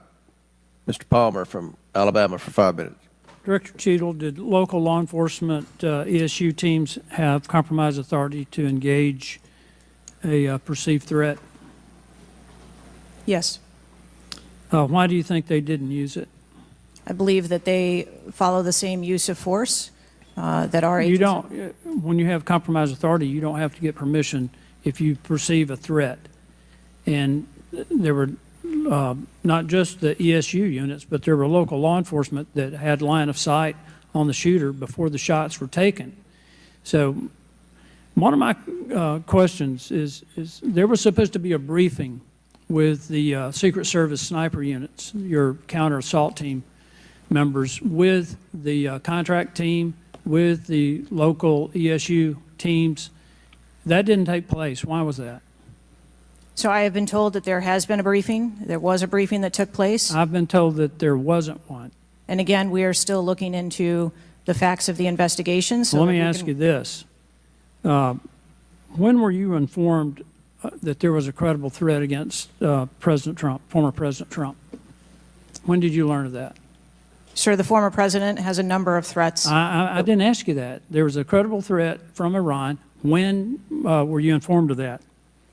Answer the question. We have been monitoring the threats. You for knew the former president. You knew before the rally, okay? Right?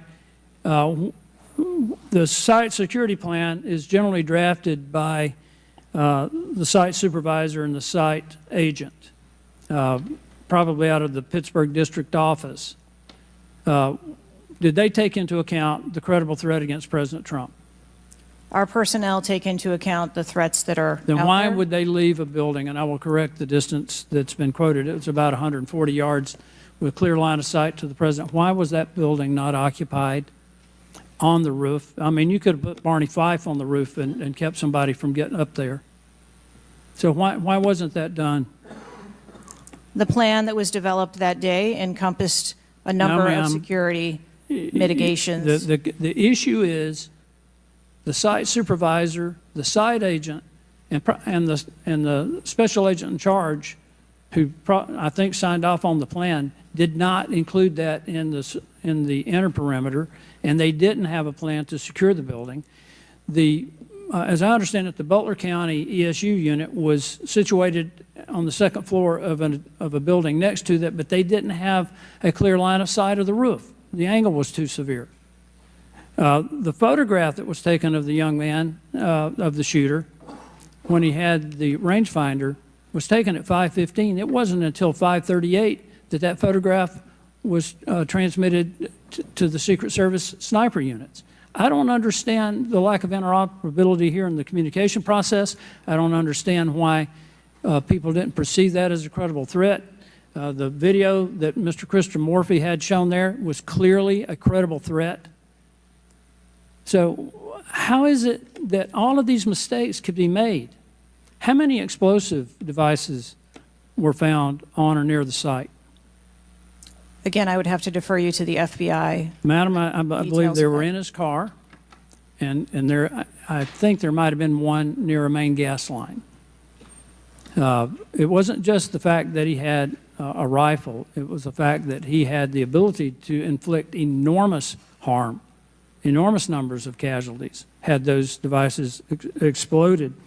I want to know also, when your agents conduct a site review, are they fully informed of all of the threats that are being made against the principle that they're protecting? What I can tell you is that when our agents go out to conduct an advance, their whole goal is to ensure the safety and security. I understand what the goal is. The failure to secure that building not only put the former president's life in danger, it put the lives of individuals in the crowd in danger as well. I mean, the Reagan shooting, there were other people shot at that time as well. And the Secret Service members' lives were in danger. So I don't understand how you can continue to stay in the position you're in when this was a failure of historic magnitude. 43 years without anything like this happening. And you failed, in this case, in a spectacular way. Mr. Chairman, I yield back. Gentleman yields back. Chair recognizes Mr. Mfume from Maryland. Thank you, Mr. Chair. I want to commend you and the ranking member on your joint statement and for holding this hearing that we might all at least attempt to try to get some answers. Some of us, Ms. Cheadle, grew up in an era not too unlike what we see today in terms of political violence. And some of us remember the November 22nd, 1963 assassination of President Kennedy. Some of us, like myself, remember 2 days later when Jack Ruby on live TV shot and killed Lee Harvey Oswald. We've seen over and over and over since that time these kind of attempts, whether it was the assassination of Martin Luther King or Bobby Kennedy, or the attempted attack on George Wallace in Laurel, Maryland, the shooting in 1981 of Ronald Reagan, our friend and colleague Steve Scalise shooting here in D.C., and the unfortunate attack on Paul Pelosi, and now this matter regarding former President Trump. Let me try, if I might, to take another walk at this. People just assume that whoever is in charge takes full responsibility when there's never been, at least on this magnitude and scale, this sort of failure. So when members ask you, are you going to resign, and you say you have no intention to, they are perplexed, like many people who watch what's going on.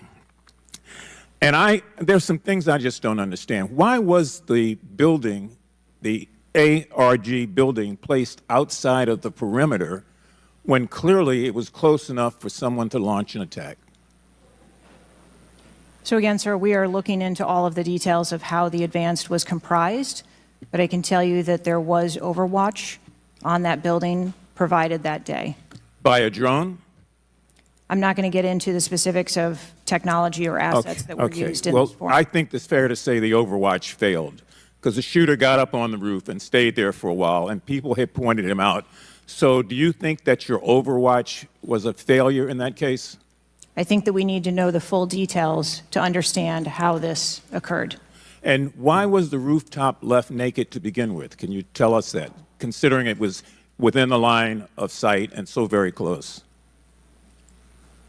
Again, I can't speak to the specifics of this particular event site, but what I can tell you is that when the Secret Service develops an advance plan, they take into account a number of factors when they're building their advance.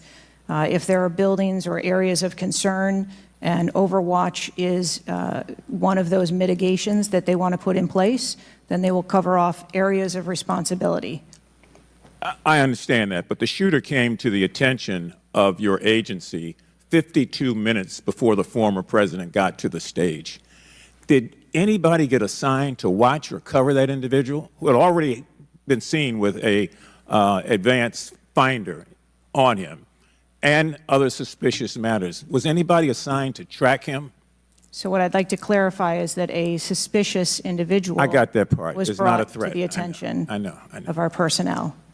And again, having a rangefinder at an outdoor event. Well, let me ask you this. When the suspicious person was brought to the attention of the Secret Service, was anybody in the detail ordered to follow and stay with that suspicious person just because they might become a threat? So we have a number of teams that are on the ground. And again, we are trying to verify the timelines of when those notifications were made to our personnel so that they could assume the responsibility of trying to track that individual. Ms. Cheadle, there has been a lot of discussion, some of which raised itself earlier in this hearing, about poor staff morale within your agency. And I have the July 17th report of Government Executive, which is a credible reporting service for the federal government, for employees. And the 2023 ranking of places to work within the federal government showed, and this is through the Office of Personnel Management, that the Secret Service came in 413th out of 459 sub-agencies and agencies. Can you explain that? Certainly. What I can tell you is the Secret Service is a difficult job. It challenges our employees daily. It's holidays, it's weekends, it's no leave periods. But, Madam, people come to work knowing that. You do explain that when you hire somebody. They know that. It's the same with other agencies. They miss holidays. They come to work at odd hours. But to be one of the worst places to work within the federal government, 413 out of 459? I just need an explanation. What do you think as the director there? I think that this, And that's the last question, but please answer Mr. Mfube's question. I think that this is a challenging job. I think that it's a challenging environment to be in law enforcement, and we do have a no-fail mission. And our folks are tasked with that every day, 365 days of the year. But I can tell you I've also taken a number of measures since I've been the director to recruit and retain and stem the tide of attrition in our agency, which will hopefully alleviate some of that. Thank you, Mr. Chairman. Chair now recognizes Mr. Sessions from Texas. Mr. Chairman, thank you very much. I join in the calls of all of our members to say thank you for doing this hearing on a bipartisan basis. Director, I'm not going to sit here and say you ought to resign, but I am going to say that you have not given us confidence that you have the ability to understand what happened, to take the responsibility in terms of understanding. You've spent a number of years. How many years do you say you've been with the agency? 29. Well, I spent 16 years with AT&T, moved 7 times with them, and had a really good feel about their operations, how they worked, what was acceptable, who was responsible. And I've heard you say today numbers of times, well, you've got to wait. Well, you've got to wait. Wait for the final report. When is the final going to happen? I mean, how long do we have to wait before you can give us credible answers? You've been there 28 years.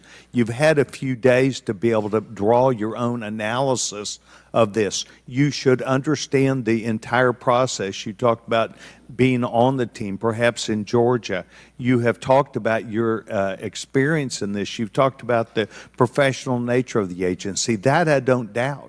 But the director, just like it was when I ran my operations at AT&T, was responsible for making sure they worked. And in business, it either works or it doesn't work. There's no in between. It either works or it does not work. And your job as the, in essence, administrator, the director, is to make sure it looks right and works. And I've not heard you say one thing about my analysis is, I have asked these questions. It's always, I've got to sit back and wait for someone else to decide that. So I'm going to ask you a question that maybe you can answer. Have any employees been disciplined for their role in Butler, PA incident? No, sir, not at this time. I am asking those questions. So no employee has been disciplined and no employee has been placed in any position that would place their job in jeopardy nor their standing in the agency. We are still in the process of That's interviewing not what I people. asked. You're the person that runs the place. You're the person that knows right from wrong, good from bad. You've had a number of days, and now you come before this committee knowing you're going to be before us, and you've got to slough it off to someone else. Do you see where there was something that went wrong as a professional at an agency with 28 years, or do you have to count on someone else to give you the final report? I see that something went wrong, and I've acknowledged that something went wrong. Then what went wrong? I Was need the to- special agent in charge not doing their job? Was the shooter given extra time? Was the sniper doing their job? I mean, these are things that people who've been around for 28 years can analyze quickly. I watched it live on TV, and then within minutes saw a number of facts and factors that would have and should have been known by people who were there. You've got 28 years. You're showing up here telling us and the American public, well, I've got to wait for the final answer. What is your evaluation? I'm asking those same questions. Well, no, you're before the And I committee. Tell us what went wrong. A special agent in charge, the person who was there. Tell us, and don't try and play a shell game with us. Do you have the ability to effectively, as the director of this agency, to understand what went wrong and at least tell us, I do or don't know what I'm doing? And we come away with, and I'm not asking for you to resign. I'm asking for you, if you've got this experience, then you should be able to say to us, we know what we did wrong. It was a failure in our system, and we're immediately making these corrections. That's why you're having a difficult time with this group of members of Congress, because we saw it too. We've seen the things, but you are the 28-year expert. You are the person that, and only you, that can make the changes. And I hear you say, well, I've got to wait for a final report before I, at 28 years experience. That is why we think what you're doing, the answers you're giving us are not correct, and you are not using your professional expertise. Mr. Chairman, I will allow her to respond. I am asking those same questions, sir, and I assure you, when I have a full and complete report of exactly what happened, there will be accountability, and we will make changes. Before I recognize the question, just out of curiosity, Director, it's been 9 days. Every American wants these questions answered. Do you have a ballpark estimate of when what Mr. Sessions asked you would be able to answer? So I can tell time-wise? I can tell you on our mission assurance internal investigation, we are targeting to have that completed within 60 days. There's also an external investigation that is going to be taking place. There are a number of Office of Inspector General investigations as well, and we are working in concert. And then, of course, there is the Department of Justice, FBI, criminal investigation. Chair recognizes Ms. Ocasio-Cortez from New York. Thank you, Mr. Chairman. Director Cheadle, respectfully, what you had just laid out about 60 days. We are currently in the midst of an especially concentrated presidential campaign in the moment. That is also paired with, of course, elections happening across the country that are happening in about 100 days. So the notion of a report coming out in 60 days when the threat environment is so high in the United States, irrespective of party, is not acceptable.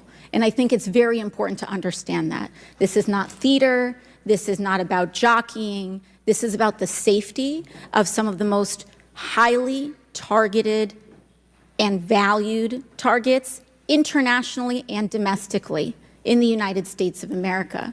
So the idea that a report will be finalized in 60 days, let alone prior to any actionable decisions that would be made, is simply not acceptable. It has been 10 days since an assassination attempt on a former president of the United States, regardless of party. There need to be answers. Again, this party, this committee, this is not a moment of theater. We have to make policy decisions, and we have to make them now. We do. And that may be and that may require legislation. That may require policy that we must pass in the immediate term. And without that, we are flying blind. So the lack of answers and the lack of report is just simply not something that we can accept here. Director Cheadle, is there a standard perimeter that the Secret Service establishes around an event, or are those perimeters independently determined per event and scenario? There is no standard. Every event and every venue is different and treated as such. So each event has a different perimeter that is established depending on the logistics of that event. Now, you established earlier that the building upon which the shooter operated from was outside of that established perimeter, correct, for the Butler, Pennsylvania event? It was outside of our secure perimeter, yes. Now, that building was, I believe, 500. How far away was that building from the president? It was approximately 200 yards. 200 yards. Now, the individual used an AR-15 in order to act out his assassination attempt. An AR-15 has a range of about 400 to 600 yards. My question is, why does the Secret Service perimeter, why is the Secret Service protective perimeter shorter than one of the most popular semi-automatic weapons in the United States? There are a number of weapons out there with a number of ranges. Again, an advance was completed. The determination of the perimeter, I'm not going to speak to specifics, but there are a number of factors that are taken into account when we determine our perimeter. Some of it has to do with terrain, some of it has to do with buildings, some of it has to do with assets and resources that are available. And so what I'm hearing is that a perimeter was not established outdoors in an outdoor venue that would prevent an AR-15, which is one of the most common weapons used in mass shootings, from being able to be within the range of Secret Service protection. A perimeter was established, and even though there were buildings that were outside of that perimeter, it wasn't just that building. There were a number of buildings in the area, and there was overwatch that was created to help mitigate some of those buildings. Respectfully, Dr. Cheadle, as well, as a person who has experienced an enormous amount of threat incidents, including incidents that have never been reported publicly,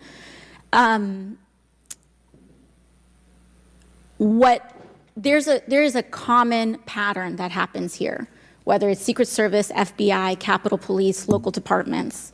After a critical security failure, we often hear there will be an independent investigation. That independent investigation gets set up. Usually the expectation is between 2 to 3 months after the incident, and then nothing really occurs from there. The report is usually not satisfactory to the questions that are usually being raised here. And most importantly, corrective action is rarely taken.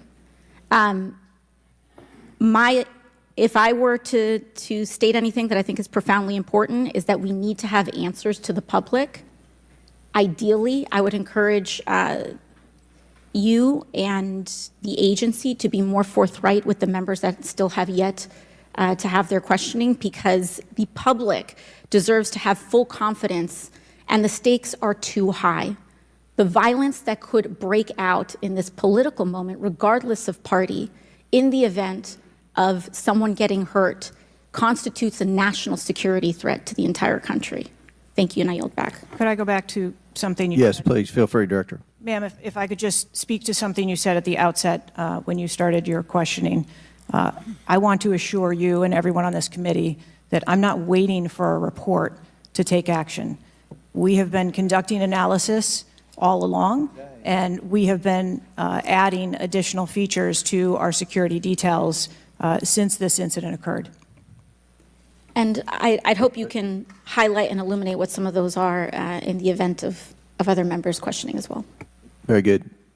Chair recognizes the gentleman from Arizona, Mr. Biggs. Thank you, Mr. Chairman. I request unanimous consent for that photo to go into the official record. Without objection, to ordered.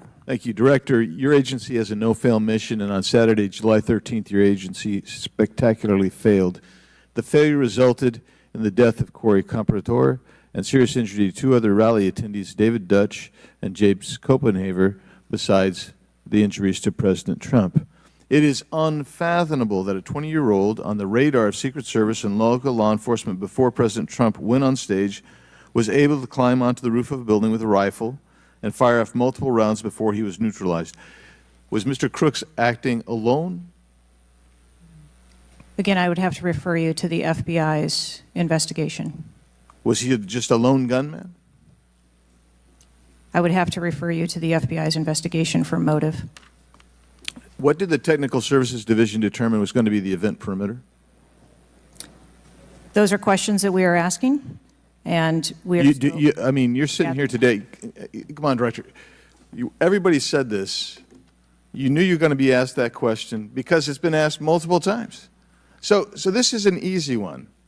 What did they determine was going to be the event perimeter? So you should know that. I mean, this is not, gee, I got to wait till someone else tells me. What was it?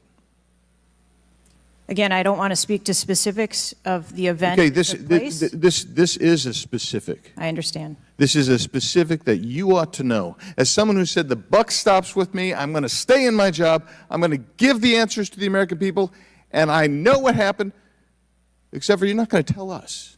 And you're not going to tell the American people. And you yourself said in an interview that foments this notion of conspiracy theories. Guess what? When you sit here and repeatedly tell people, hey, I have to wait, as it frustrated everybody on this committee, guess what?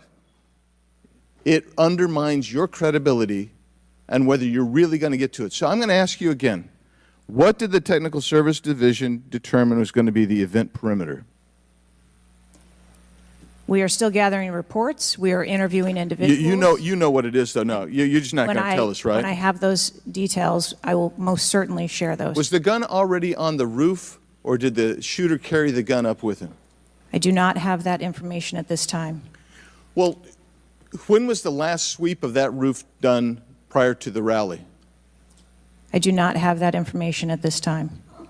So how many holds, I mean, so most of us here have been in events, and Secret Service has been there, there's been security, and I can't tell you how many times we've said there's going to be a security hold right here. So we're going to wait, and we wait to 1 or 2 or 3 minutes.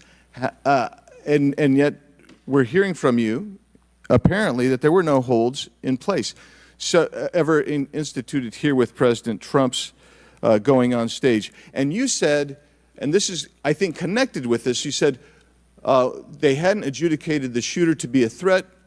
He was adjudicated to be a suspicious person, even though we got some dynamic video that Mr. Krishnamurthy put on the video for us. So I guess my question for you is, and I think you answered this, I just want to see if you're consistent with what you said about an hour and a half ago. What do you do if a suspicious person is identified by the agency? So at a number of our events, it is not unusual. I know it's not unusual. What do you do? Those individuals that are identified as suspicious, we will send teams out Was a team sent out here then?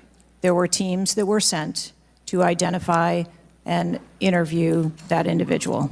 They were sent to interview the individual who's scampered up in camo on top of a roof within 130 yards of his target. And did your team get there? When did your team get there to conduct that interview? I don't have the details on the timeline. It is my understanding. So if they did send a team and they're going to interview him, and you described that earlier as an investigation, why didn't they put a security hold on President Trump going on stage at that rally?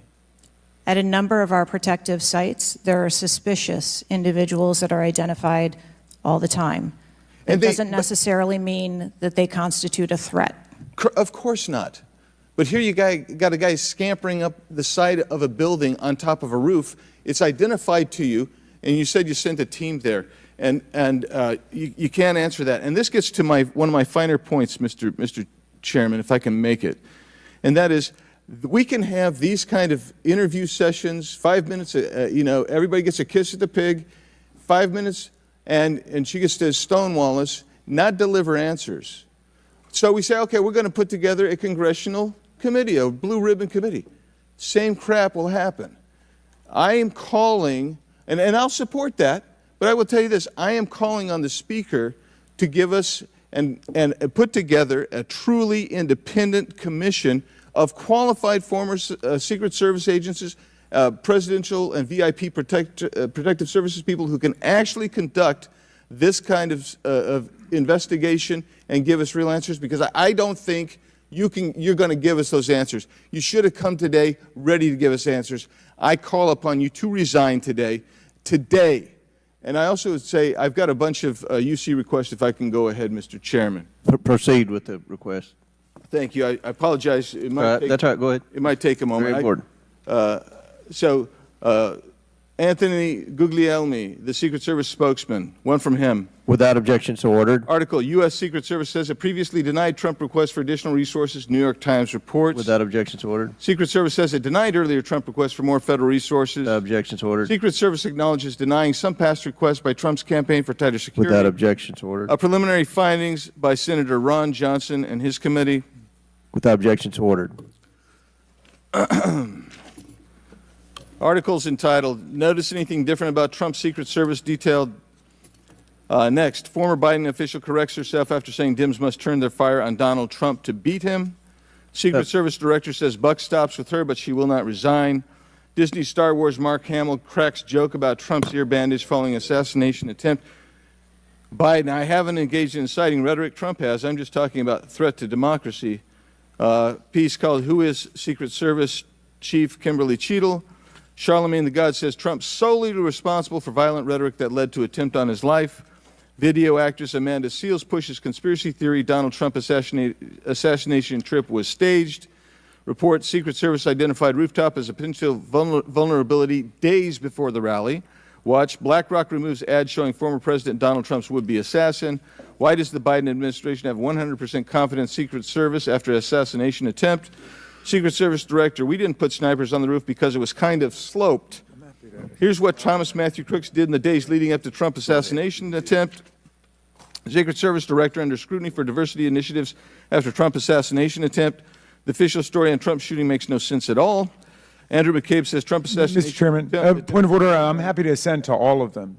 I just so as to facilitate you don't want me to read? proceedings. Is it too tedious? Well, we're not even really hearing them anyway. So if we could, it's up to you, Mr. Chairman.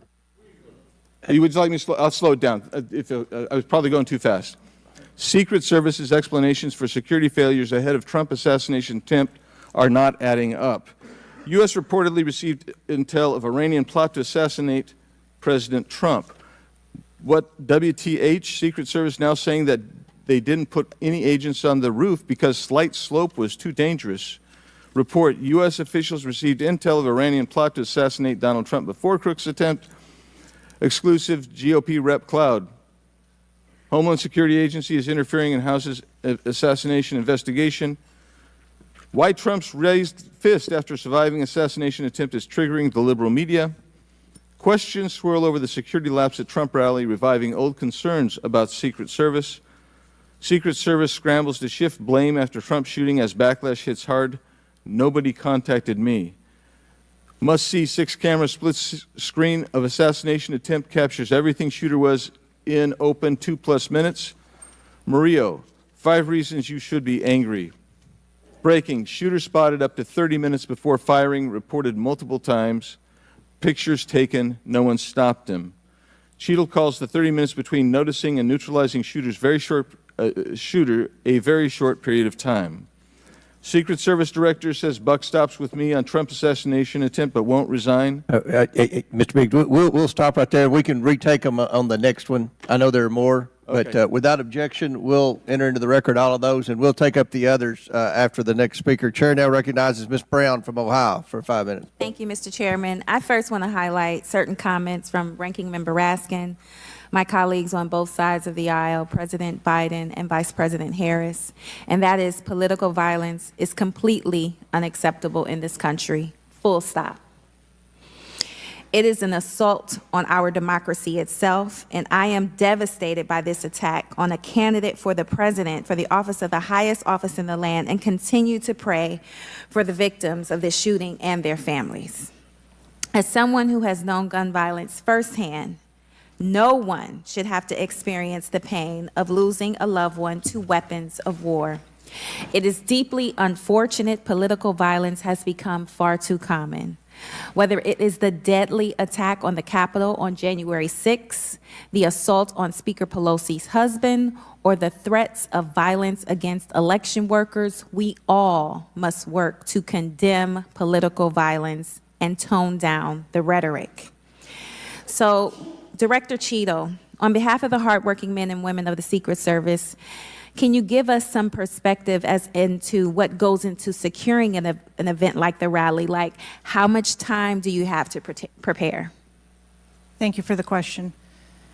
Generally, when we receive notification that there's going to be an event taking place at a venue, the advance team assignments are made, and there is a 5-day process to conduct walkthroughs, coordinate with staff, local staff, and whether it be campaign staff or the protectee staff, and then with local law enforcement on where the perimeter is going to be, the size and the scope of the event, how many attendees there are going to be, if it's an indoor rally, outdoor rally, what sort of assets are available locally, what sort of assets the Secret Service can bring to bear, and what the scope of the event that the staff is trying to accomplish. So to that point, how many agents were recommended or requested as opposed to how many were assigned?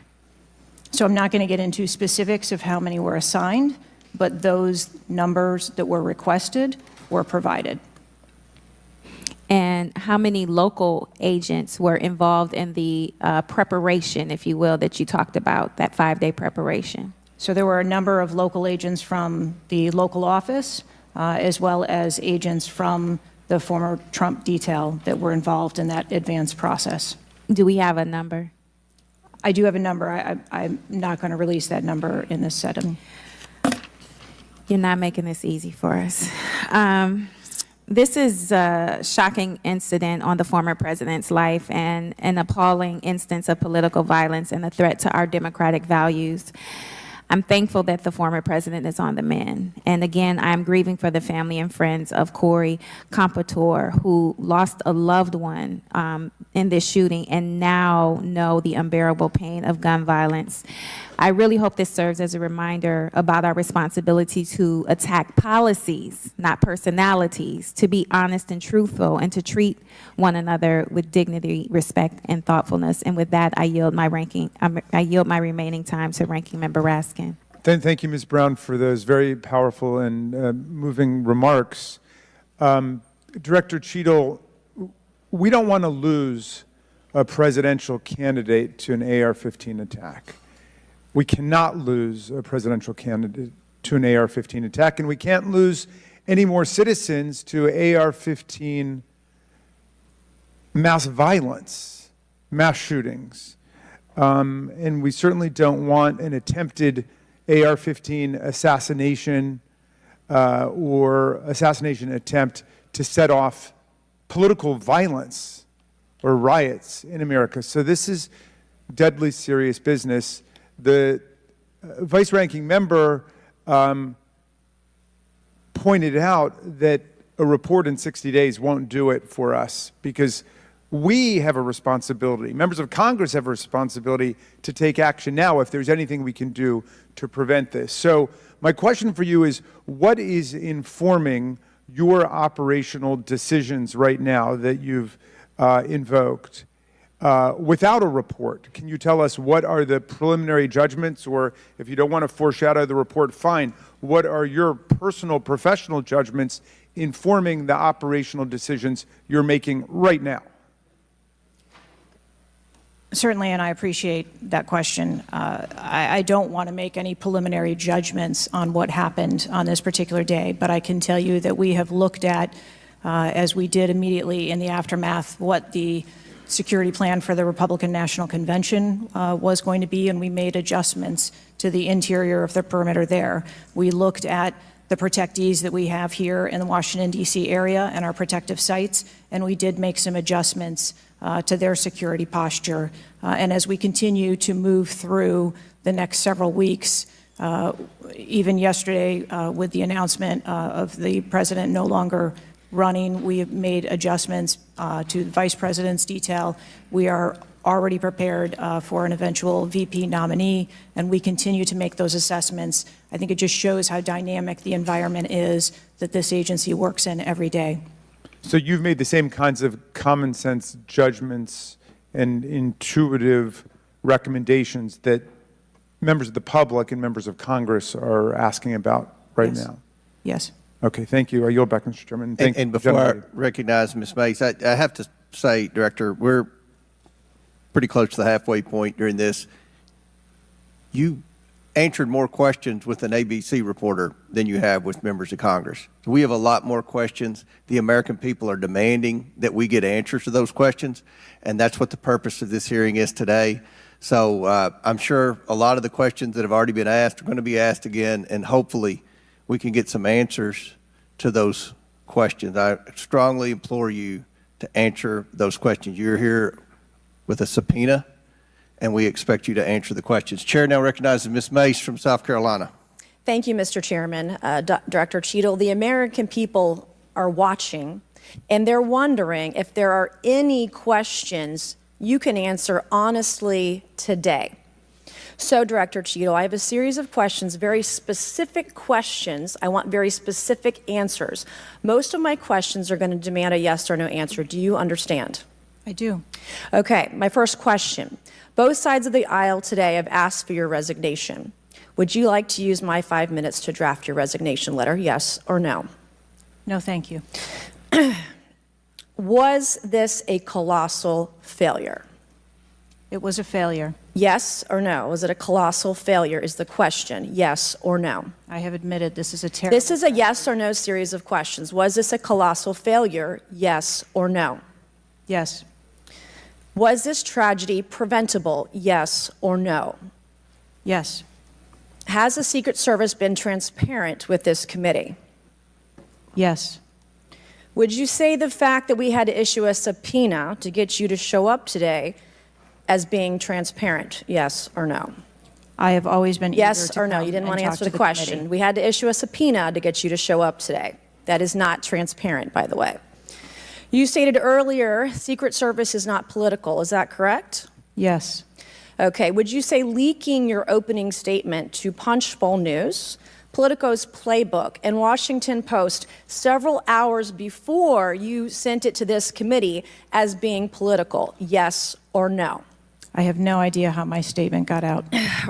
Well, that's bullshit. So, Mr. Chairman, I would like to ask unanimous consent to enter into the record articles by Punchbowl News, Political Playbook, Washington Post, all done at 5:24 a.m., 6:12 a.m., 6:34 a.m., a solid 3 to 4 hours before this committee got your statement. Without objection, so ordered. Okay. Is the Secret Service fully cooperating with our committee? Yes. Okay, you say you're fully cooperating with this committee. On July 15th, this committee sent you a list of demands of information that we wanted. Has the Secret Service provided this committee a complete list of all law enforcement personnel that were there that day? Have you done that? Have you provided a list to the Oversight Committee? Yes or no? I will have to get back to you on that. That is a no. Have you provided all audio and video recordings in your possession to this committee, as we asked on July 15th, yes or no? I would have to get back to you. That is a no. You're full of shit today. You're just being completely dishonest. Mr. Chairman, completely dishonest. Mr. Chairman, I want to. Come on. We have to maintain decorum in this committee, no matter how have you provided upset we any get. and all memos to this committee that we've asked you on July 15th? Have you provided all memorandums within the Secret Service? I would have to get back to you on that. That is a no. You are being dishonest or lying. Like you're being dishonest here with this committee. These are important questions that the American people want answers to, and you're just dodging and talking around it in generalities. And we had to subpoena you to be here, and you won't even answer the questions. We have asked you repeatedly to answer our questions. This isn't hard. These are not hard questions. Have you provided us all communications from the Secret Service related to that day and that rally? Have you provided this committee? We've asked for this information on July 15th. Have you provided any of this information that this committee has asked of the Secret Service? Any of it?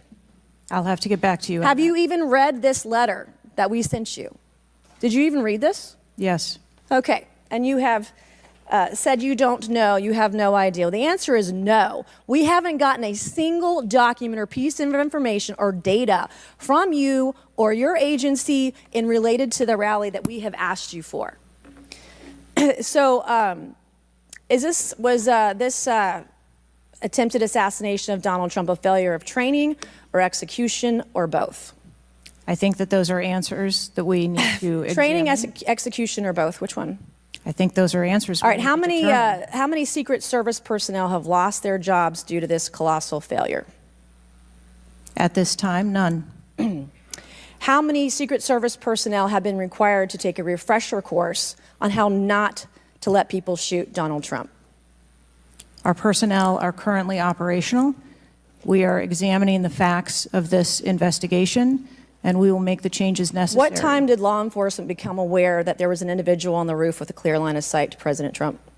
I am still verifying timelines. Of course, 9 days in, you have no answers. How many minutes went by between the time law enforcement saw and took photos of crooks and the shooting? How many minutes? I am still verifying timelines. 57 minutes. Thank you, Mr. Chairman, and I yield back. Gentlelady yields back. Before I recognize Ms. Stansberry, I believe I want to recognize Mr. Mfume for a unanimous consent. Yeah, thank you, Mr. Chairman. I beg your indulgence. I meant to do this earlier. I'd like to have unanimous consent that it be submitted for the record. The 2023 ranking of best and worst workplaces in the federal government, compiled by the Office of Personnel Management, which shows the United States Secret Service coming in, again, as I said earlier, 413th out of 459 sub-agencies, and this appears in the July 17th edition of Government Executive. Without objections ordered. Chair now recognizes Ms. Stansberry from New Mexico.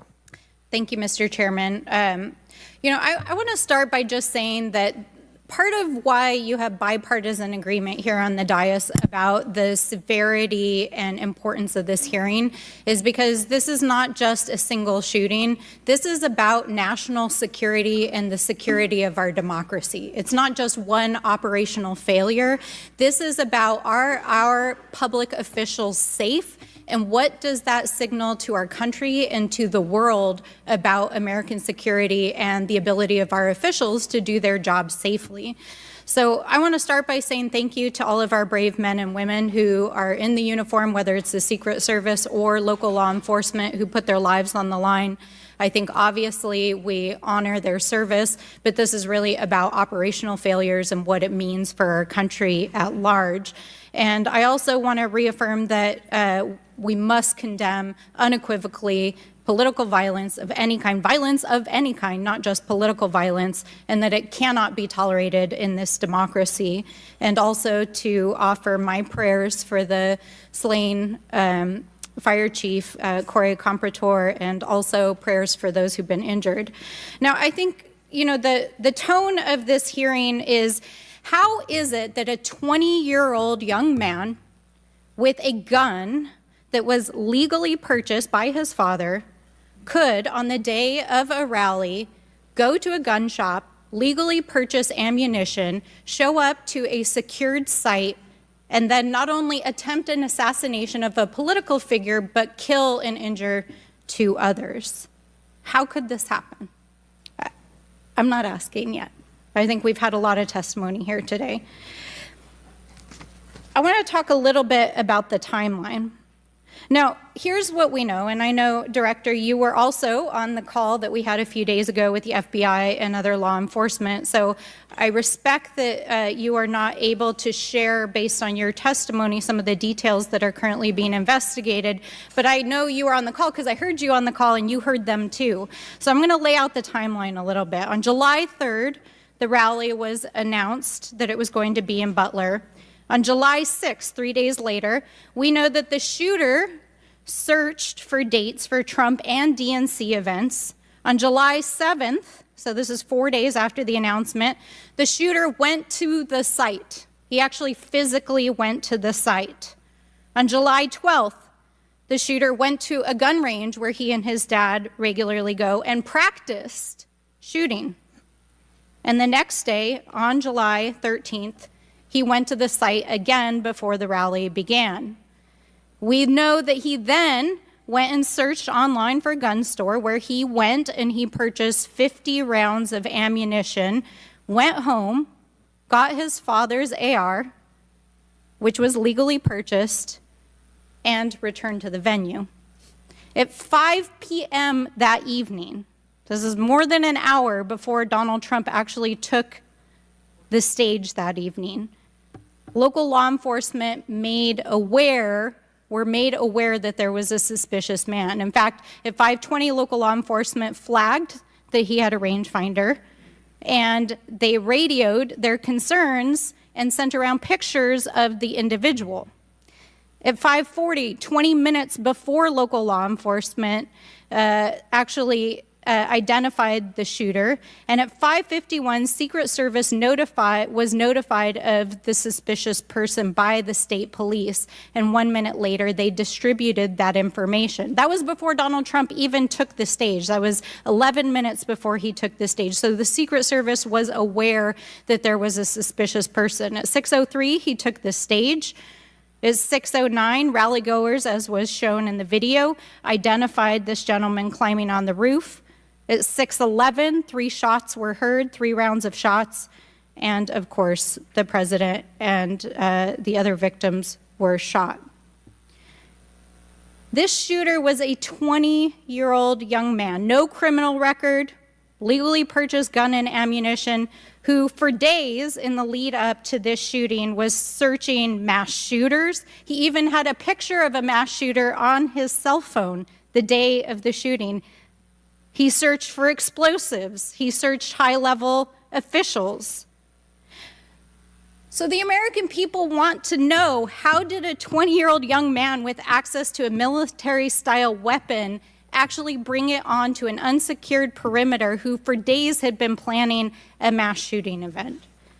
And I think that, Madam Director, with all due respect, the answers that we've received here in this hearing today are completely unsatisfactory.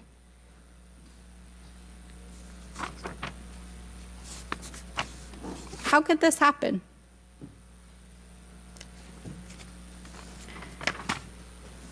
We need answers.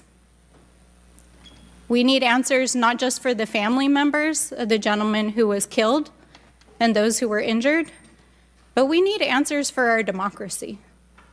Because as others have stated here today, we are in a highly politically charged environment right now. We are only weeks away from one of the most significant presidential elections in American history, and it is clear that our public officials' safety has not been secured. And it is not just a matter of one shooting, it is a matter of national security. So I hope that you will take our comments to heart. I hope that there will be accountability, and we need answers. And with that, I yield back. Chair now recognizes Mr. LaTurner from Kansas. Thank you, Mr. Chairman. Director Cheadle, I have a question just right off the bat. Something that you've bragged about repeatedly is that you've increased protection for the 36 individuals that the Secret Service is also entrusted with. Is that correct?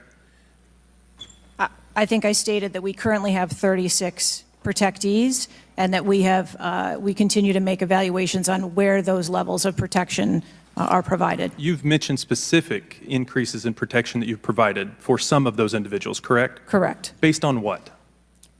Well, some of it has been as a result of the tragic incident that occurred on the 13th. We went back and reassessed where we were at in providing protection and wanted to make sure that we were not, overlooking anything considering this most recent incident. So the Secret Service needed to learn that allowing a rooftop 150 yards away from a protectee, not putting that in a perimeter, not having someone guarding that roof, that information is new to you, and it's caused you to increase protection to other folks that are under your care? I think it is prudent, after any incident that occurs, to go back and take a look at your current practices and see if there is anything that needs to be done differently. It's inconsistent because what you said earlier to Mr. Turner was that the protection that you were offering to President Trump was in line with the current threats, him being a former president, him being a nominee of a major political party, the threats from Iran, the protection that you're providing him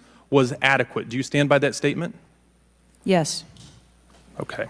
Do you think it's a problem that the Americans' trust in the federal government is an all-time low? Do you think that's a problem? I think that it's unfortunate. I don't know why you're quibbling with my word. Is it a problem or is it not?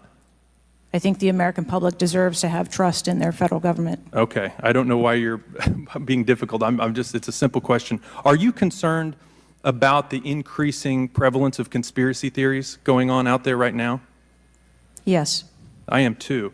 You've been incredibly inconsistent with your answers before this committee today and what you were willing to reveal. You've acknowledged that the shooter was identified with a rangefinder, that President Trump's detail was sufficient for the threats he faced from Iran, that certain details were erroneously reported, in your words, but you haven't been willing to provide any information about the decision to place the building in question outside the perimeter, the explosives placed in the shooter's vehicle, the use of a drone by the shooter, or when exactly the Secret Service identified the shooter as a threat rather than merely suspicious. What is your standard today for what you are willing to answer and what you are not, because you've been inconsistent? I'm certain that you can understand that some of the information that's been provided to you thus far has come from the FBI's investigation and has come from information that we have released. I want to make sure that information that is being provided to this committee is consistent and is factual. But the question about the drone that the chairman asked at the beginning of the hearing, he said, do you know this information? And you acknowledged that, yes, you do know the information, you just don't want to tell us. I guess my question is that if you wanted to wait till the end of the investigation to draw conclusions, which you've acknowledged you're not, you're drawing conclusions right now and making changes. But if that was your standard, that you want to wait till the end of the investigation to draw conclusions, okay, at least you would be consistent in that.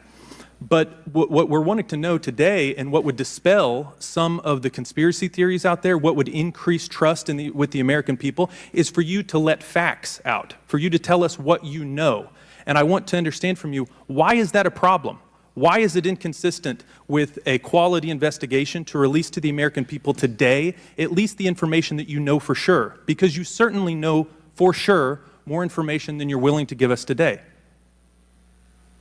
I have released that there was a failure and that there are gaps that we need to make sure that they don't happen again. That's not acceptable. That's not enough. That doesn't quell any conspiracy theories out there. In your 27 years of experience, would you have been concerned about an elevated location within 150 yards of a protectee that did not have a Secret Service presence, just based on your experience? What I can tell you is that every site and every venue No. I'm asking for your experience. Looking at this situation, would that have been of concern to you? Or would you have agreed that it's fine, it doesn't need to be covered? What I have explained today You're is not that going to answer. there was... Is it true that at 5:45 p.m., approximately 18 minutes before President Trump took the stage, the Beaver County Emergency Services Unit noticed the shooter on the roof and photographed him? Is that a fact or not? That is the information that I have from the FBI's report, yes. You haven't been willing to share whether or when this was communicated to the Secret Service, so I'd like to get into the difference between suspicious activity and threatening activity. Is it suspicious or threatening if an individual is seen around the perimeter with a rangefinder? Is that just suspicious? That could be termed as suspicious. If that same individual with the rangefinder is found on a rooftop, is that still just suspicious, or is that considered threatening? That could be termed still as suspicious. All right, my time is over. Mr. Chairman, I yield back. Thank you. Chair now recognizes Mr. Frost from Florida. Thank you so much, Mr. Chair. And obviously, I want to start by stressing that political violence is always unacceptable, and acknowledging that this is still an ongoing investigation. But oversight hearings like this are essential components of an investigation, and I want to thank the chair for pulling this together. Madam Director, I appreciate you for being here. The events of July 13th raised serious questions about the efficacy and thoroughness of the security protocols in place. The gravity of the fact that an unsophisticated gunman was able to secure his perch and take a shot at a former president, despite multiple layers of security and intelligence, are not lost on me. Before I came to Congress, I used to work advance for a major political candidate and have interacted with many different law enforcement agencies on large political events like the one that just happened. How many times was the Secret Service alerted about a suspicious person at the July 13th campaign event prior to the first shot being shot? I don't have an exact number to share with you today, but from what I've been able to discern, somewhere between 2 and 5 times there was some sort of communication about a suspicious individual. To the Secret Service specifically? Mm-hmm. According to reports, the shooter was photographed twice by security officers prior to the shooting. A police officer saw the shooter on the ground and reported him with a photograph as a suspicious person. Multiple local law enforcement officers identified the shooter, radioed that he was acting suspiciously near the event's magnetometers. A local law enforcement tactical team saw the shooter on a roof and notified other security services and also photographed him. One police officer who photographed the shooter saw him scoping out the roof and carrying a rangefinder. My question is, and you've answered this, but why, or you haven't answered this, why wasn't the event paused right then? Again, I'm not clear on the timeline of when the Secret Service shift and the counter sniper were notified. But earlier, Madam Director, earlier you said that the Secret Service would have paused the rally if they identified a threat. Correct. So why wasn't it paused? Because I have to assume that they did not know that there was a threat when they brought the president out on the stage. I feel like this is a breakdown in communication between local law enforcement, you all, and other actors at the rally. And again, as someone who's worked on these, I understand that there's multiple people with multiple decision, with the ability to make different decisions on the ground. I've taken over the last week, I've spoken with a lot of folks in local law enforcement in my district and across the country that I've worked with before, and other people have brought up concerns around being able to communicate with with Secret Service during these big events and having their flags taken seriously. I do believe that if Secret Service believed that there was a legitimate threat, that they would have paused the rally. My concern is before that something was flagged and it wasn't taken as seriously as it should have been taken. So I think this shows an issue with communication. And I want to know, Madam Director, what you intend to do to fix that, not in 60 days, but now. We're in the middle of a presidential election, obviously a former president who had an assassination attempt, another rally goer who was killed due to this gun violence. We now have a presumptive nominee of the Democratic Party who's also historic, first black woman to be running for president. And so I am worried about everybody's life. What do you all intend to do to fix this communication breakdown and making sure that you actually take what local law enforcement, local folks are saying more seriously? We take what local law enforcement relays to us seriously. Let me just be clear on that. As far as the communication, But not this time. We always trust our law enforcement partners and have a great relationship with them. We are looking at whether or not there was a communication breakdown. If that was the case, we will take steps to ensure that we correct that, because to your point, we cannot have a communication breakdown. Madam Director, does you mentioned that the perimeter of the event did not include the rooftop where the shooter was. Does your responsibility and the Secret Service's responsibility to protect a principal stop at the perimeter of an event? Our responsibility is to ensure the safety and security of the event itself and the protectee who is attending that event and the personnel who are protecting. So you would say the fact that the rooftop was outside the perimeter is not an excuse for what happened, saying that it was outside the perimeter of the event? I am not offering that as an excuse. Okay. Thank you. I yield back. Gentleman yields back. Chair now recognizes Mr. Fallon from Texas. How did a 20-year-old loner with a week's notice pick the absolute best location to assassinate President Trump when the entire Secret Service missed it? Director Cheadle, in your leadership, your agency got outsmarted and outmaneuvered by a 20-year-old. How can we have any confidence that you could stop trained professionals from a nefarious nation state? Those are absolutely questions that we need to have I know they're answers questions, to. but the fact of the matter is we can't have that confidence. Director, do you have the ability personally, and do you have the authority to beef up security of any of your protectees? Yes, I do. Okay. So were you also aware there was a credible threat President Trump was facing? He was facing a heightened security threat to a foreign adversary? Yes. Okay. So given that there was an increased threat to President Trump's life, was he provided a full security complement akin to what a sitting U.S. president would receive? He was provided a full complement of security based on the threat assessment that we had. That's not my question. And the venue. My question is, if he'd been the sitting president, would he have had the same security he had on July 13th, or would have been beefed up? There is a difference between the sitting So he didn't. president So your answer is he didn't. and continuity of government and the responsibility So he that we did have. not. Okay, there wasn't a CAT team, a full CAT team on site. There wasn't counter-surveillance teams on site. But this is the thing. You just said you had the ability to beef up the security. You knew about the threat, and you didn't. And that's as telling as it is chilling. We have satellite images from the Butler Fairgrounds. Have you visited the site? No, I have not. 9 days and you have not visited the site.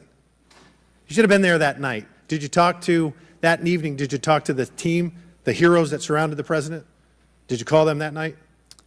They were still operational work. So that's an answer is no. Did you call them the next day? President. Yes, I spoke with. You called them the very next day, not the day of, or was it 72 hours after? I don't know the timeline, but I spoke with Okay, them because you're under oath. immediately following. I think it was 72 hours after. You waited 3 days. What is immediately clear is that there are a number of structures that need to be secured. Of these, Director, other than the first, immediate 4, what's the most dangerous site that should have been secured? Because Security 101, you got to mitigate the high ground. Yes. Okay. Do you know what the next most dangerous site, what was the closest structure to the president, other than the 4 immediate ones that you had your counter sniper teams on? There are a number of structures around that event site. You know who the shooter knew? The shooter has visited the site 2 more times than you have, and he had a drone, and he picked the AGR building. So you said, do you remember in an ABC interview you did that you didn't have people on the roof of the AGR building because you were worried about safety because of the slope? I recall that statement. Okay. Does the Secret Service have written policy you can share with us about slope roofs? No. Okay. So why'd you act like there was one? Because is it your practice to comment on enormous events of enormous national implications when you're ignorant of the facts? That's rhetorical. So here's this thing with the slopes. You go all the way up to like 1812. You can go to a 112, which is about as flat as you can get without it being completely flat. And you're saying that there was a danger, safety concern there. But the problem is, Director, you put your counter snipers on a 312 roof, which is steeper than the 112. And by the way, the 112 is ADA compliant. You can build a ramp for a wheelchair on a 112 roof. So these are nothing but pathetic excuses, and they make no sense, and they're a bunch of cow dung. All the law enforcement I've spoken with over the last 9 days are amazed that the AGR rooftop was not secure. And you want to know why? Because it's dangerous. I have never had any long gun training in my life. I own an AR-15, and last time I shot it one time my whole life. It was 6 years ago. That is until Saturday, where we recreated the events in Savoy, Texas, where we recreated what happened in Butler. I was lying prone on a sloped roof at 130 yards at 6:30 at night. And I knew that he had a scope. I didn't know what kind, red dot or magnified. So I shot 8 rounds from both. You know what the result was? 15 out of 16 kill shots. And the one I missed would have hit the president's ear. That's a 94% success rate. And that shooter was a better shot than me. It is a miracle President Trump wasn't killed. Corey Comparatore's life is over because that damn shooter made it on the roof. And it wasn't the roof that was dangerous. It was the nut job on top of the roof. You know what else is dangerous? I believe your horrifying ineptitude and your lack of skilled leadership is a disgrace. Your obfuscating today is shameful. And you should be fired immediately and go back to Garden Doritos. Mr. Chairman, I yield back. Chair recognizes Ms. Lee from Pennsylvania. Thank you, Mr. Chair. I'd like to thank the chair, the ranking member, for coming together and holding this hearing. But I have to say, I don't think any of our concerns have been addressed today, and what little we've learned has not inspired much confidence. I will just say that we obviously can't allow the violence we're seeing in this country become the norm or a commonplace, but that seems to be where we're heading. On this occasion, it was, very shockingly, a former president and current political candidate at a rally that we all assume is one of the most secure places we can be. But the violence we saw last Saturday is the same culture of violence that makes too many of our kids and our community members feel unsafe to play outside or to go to class or to simply live their lives each day. But again, this was a political rally, and it is supposed to be one of the most secure places. So we do have very specific questions about that. Director Cheadle, I'd like to start by following up on some of my colleagues' questions. My colleagues, Mr. Krishnamurthy and Mr. Frost, highlighted a number of points that showed the shooter presenting an active threat. So I'd like to ask you, Director Cheadle, to clarify what the protocol is for postponing or canceling an event based on a threat, and how the events on July 13 didn't meet those standards. So again, I think we're talking about the distinction between suspicious behavior and a threat. And at the time that this individual was identified, they were displaying suspicious behavior. I'm still waiting for interviews from the FBI to determine what it was that identified that individual as suspicious and what those behaviors were. To that question, does suspicious behavior vary between different events? For instance, if we have an event with a president, would there not be a heightened standard for suspicious behavior? I think that there are a number of ways that someone could be identified as suspicious, and it doesn't matter whether it's at a rally or an indoor event or who the protectee is. I think it's up to law enforcement or citizens to identify someone as suspicious. Okay, thank you. According to the Associated Press, at least 6 different agencies, including 2 sheriff's office, local police, state police, as well as fire and emergency rescue officials, were involved in securing the rally in Butler. When there are so many teams that are collaborating, who takes the lead and how is that determined?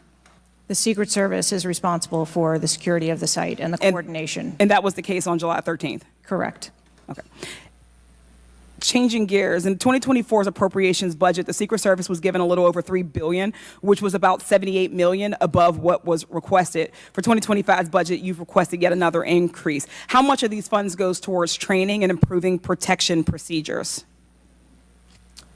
I would have to get back to you on the training aspect of it, but about 30% of our budget is for protection and facilities and training. But clearly the problem can't be a lack of funding. So what exactly do you see as the core problem that led to this failure, that led to your agency being outgunned by a 20-year-old using his father's gun and acting on his own without a particularly sophisticated plan or technology? I think that we are waiting to determine exactly what those failures or failure was so that we can make sure that the Secret Service is stronger after this. So we've heard a lot today that you can't answer because it's an ongoing investigation, that you're still figuring out the details, and that you won't answer basic questions. You've said 60 days for the investigation, but I simply don't think that's acceptable. Do you really plan to keep avoiding questions and the American people's questions, ours and the American people's questions, for the next 60 days? I'm not avoiding questions. I want to make sure that I am providing factual and accurate information. Certainly, but is there no in-between, right, between what is obviously a fact and what you can surmise from the details that you already have? I assure you, when I have a full and complete report of what took place on that day, I will certainly come back and make that available. Certainly. Studies indicate that the United States is experiencing increasing levels of political violence and tension. Does the Secret Service see increasing political violence as a threat to its work? And if so, how is the Secret Service adapting its strategies and protocols to account for increasing political violence? We are constantly evaluating the threats that we receive and monitoring that, and we make adjustments on a daily basis to our protectees based on what those threats are and what actions we need to take. Yes or no? Do you believe that stricter controls on the availability of assault weapons would make it easier for the Secret Service to fulfill its missions of protecting public officials? I think the Secret Service is tasked with providing a safe environment, which is why we put into place a number of mitigation factors. Certainly, but do assault weapons make it easier or harder for you to do your job? I think that any weapon makes it difficult for us to do our job. Okay, I yield back. Chair Dale recognizes Mr. Donalds from Florida. Thank you, Chairman. Director, real quick, at what time was Secret Service aware of the active threat against President Trump? Director, what time? So the Secret Service was aware that there was an individual who had been identified as suspicious, and that individual was attempting to be tracked down. At what time? I don't have a specific timeline other than to tell Director, you, it's been 9 days. I understand At what that. time? I want to make sure that I give you factual information, sir. Director, have you talked to the agents on the ground that day? Yes, I have. You've talked to all of them. Mm-hmm. Your senior team has talked to every agent that was on the ground that day. Yes, we have. Have they all corroborated the same time they identified the shooter or they were made aware of the shooter, either by attendees in the crowd or a local police department? There are a number of reports of when those times were made. Was it those 5 minutes notifications. before the first shot rang out? No, Generally speaking, was it 10 minutes before the first shot rang out? no. It Was it le- 15 minutes before the first shot rang out? It was less than that time frame when it was identified as a threat. How many days before the shooting took place did Secret Service actually do their advance work to secure the facility that the rally was going to be held at? 5 days. In the 5 days prior, when the security advance team did their work, did they identify the rooftop as a potential threat? Again, I'm pulling those reports and that information. It's been 9 to days, conduct those Madam Director. interviews. Did they notice a rooftop 150 yards away that was a potential threat? Yes or no? I am certain that the rooftop was noticed. I am pulling the reports. What was the security parameters around securing that rooftop? What did they do? There was overwatch provided for that rooftop. Did Overwatch fail? I am waiting to hear what the results of the investigation were so that I can identify where the failure was. Who did you talk to that was on the ground that day that was responsible for Overwatch? What are their names? I'm not going to provide their names in this setting. Did you talk to the people that were providing Overwatch that day? I've talked to the people that conducted the advance on that day and that were working the shift and were the counter snipers on that day. So you talked to the counter sniper team. You talked to the people who were providing Overwatch that day, and you talked to the advance team, correct? Yes, sir. What did they tell you? We are putting together a comprehensive report so that I can identify exactly where the gaps and the failures. When the counter sniper team was on the roof and they identified that there was suspicious activity on the roof in question, what was the chain of command's orders around the person on said roof? Because I'm quite sure somebody saw under your organization, the Secret Service, I'm quite sure somebody saw the shooter on the roof. So what was the communication through the chain of command to deal with said person? What I can tell you is that when the individual was identified by the counter sniper, they took one shot and neutralized that individual. But that was after the shooter already took a shot, is that correct? That is correct. So what you're saying now is that the Secret Service did not see the shooter on the roof until after the shooter took a shot? I do not have all of those details at this time. If you don't have those details after 9 days, Director, then what you're telling me is that you guys didn't see it. Is that correct? I am telling you I don't have all the details of the sequence at this time. Director, it's been 9 days. Either you have the information or you do not. Is that correct? We are still in the process of conducting interviews and an investigation. Some of my colleagues have texted me over the last couple days, bipartisan, about whether you should lose your job. And I've been quiet on that question because I wanted to see what you do today. In my opinion, you do need to be fired.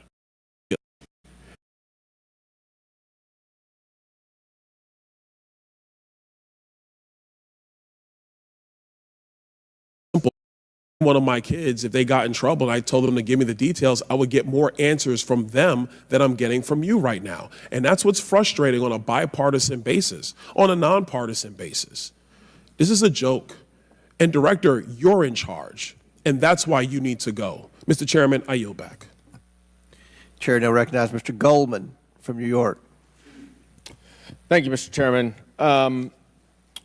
Director, I want to follow up and just understand a little bit why there is so much information about this out in the public, including some from you and your communications team, and yet you're here pursuant to a subpoena under oath in front of Congress, and you're unable or unwilling to answer some of those same questions. Can you just explain why you are answering so many fewer questions here than you have to the media? I'm answering the questions that I'm able to answer based on the fact that there are multiple ongoing investigations. But you have answered some of these questions previously, correct? To the public, to the media. Which questions? Well, did you have an interview with ABC News? Yes, I did. Okay. And did you explain the interaction between local law enforcement and the Secret Service, and that local law enforcement was responsible for securing the perimeter of the building where the shooter was? I said that the Secret Service is responsible for designing and implementing and executing the security plan, and that we rely on the assistance of our local law enforcement partners to assist us with that plan. Let me ask you something. Were you given any instructions about what you can and cannot answer here today? My ability to answer questions is solely reflective of the fact that there are multiple ongoing investigations, and I want to make sure that I provide accurate information that doesn't conflict with any of those investigations that are going on. So is it your view that you can't talk about anything that happened that day until those investigations are completed? My view is that I want to make sure that this committee and the American public gets correct and actual information. And so is it your view that that can only happen after the completion of the investigation? It is my view that when the investigations are complete, that we will be able to share that information. And how about before that? If I have factual information that I can share before that, I absolutely will. I'm guessing you have factual information as to when the suspicious photograph of the suspicious person was relayed to the Secret Service. There's a timestamp on that text message or whatever it was, correct? Sir, I'm sure you can understand that when you're dealing with text messages, emails, and other communications, the timelines don't always match up. Not really if they're time-stamped, but let me move on. Because you have acknowledged that this was a major security failure. Is that right? Yes. Do you acknowledge that it was a major security failure not to secure the rooftop of the building that the shooter shot from? I believe at this time that the rooftop was provided Overwatch. I acknowledge that we are unaware at this time how the individual was able to access the roof. Overwatch meaning from other counter sniper, other higher points? Correct. And so was it a failure then that when that shooter was on the rooftop, that Overwatch did not identify him before he fired his shots? I don't have the timeline of how the individual accessed the roof, where they accessed the roof, or how long they were on the roof. Let me ask a couple things quickly. You have testified here about all the resources that the Secret Service needed to deploy to protect the NATO summit and all of the leaders here. Is that right? Yes. Did you have to rely more on local law enforcement because of the NATO summit for this event? The Secret Service routinely works with local law enforcement at every event. It doesn't matter whether it is a NATO summit, NSSE, the RNC in No, but that's not my Milwaukee. question. Obviously, there's a natural give and take as to, I'm sure, how many agents you deploy and how much you rely on local law enforcement. Did you have to rely more on local law enforcement because there were fewer Secret Service assets available because of the NATO summit? No. I hope we get answers before the completion. I don't like the fact that the media has received far more answers than Congress has. If this is a function of getting your ducks in a row, I assume you have access to a lot of these reports and a lot of this information, and you should have come prepared here today. And I would just want to flag, Mr. Chairman, before I yield back, that I want to just point out one thing that my colleague from Texas was talking about. When he said he recreated the shooting twice with an AR-15, and he had a 94% success rate, 15 out of 16 shots. I don't know why that doesn't convince him that we should get rid of AR-15s, but clearly we need to do something about the prevalence of AR-15s and weapons of war on our streets. And I yield back. Chair now recognize Mr. Perry from Pennsylvania. Thank you, Chairman. Director, I guess 60 days is the time of the investigation. Is that the information that you've put out, or where did that come from, 60 days? Or is that just information that the committee members are talking about? I stated that earlier today. I've asked Okay, my 60 team. days. So are you receiving regular updates? You're in charge of the Secret Service. This is about your organization, what happened 9 days ago. Are you receiving regular updates from the FBI on their investigation?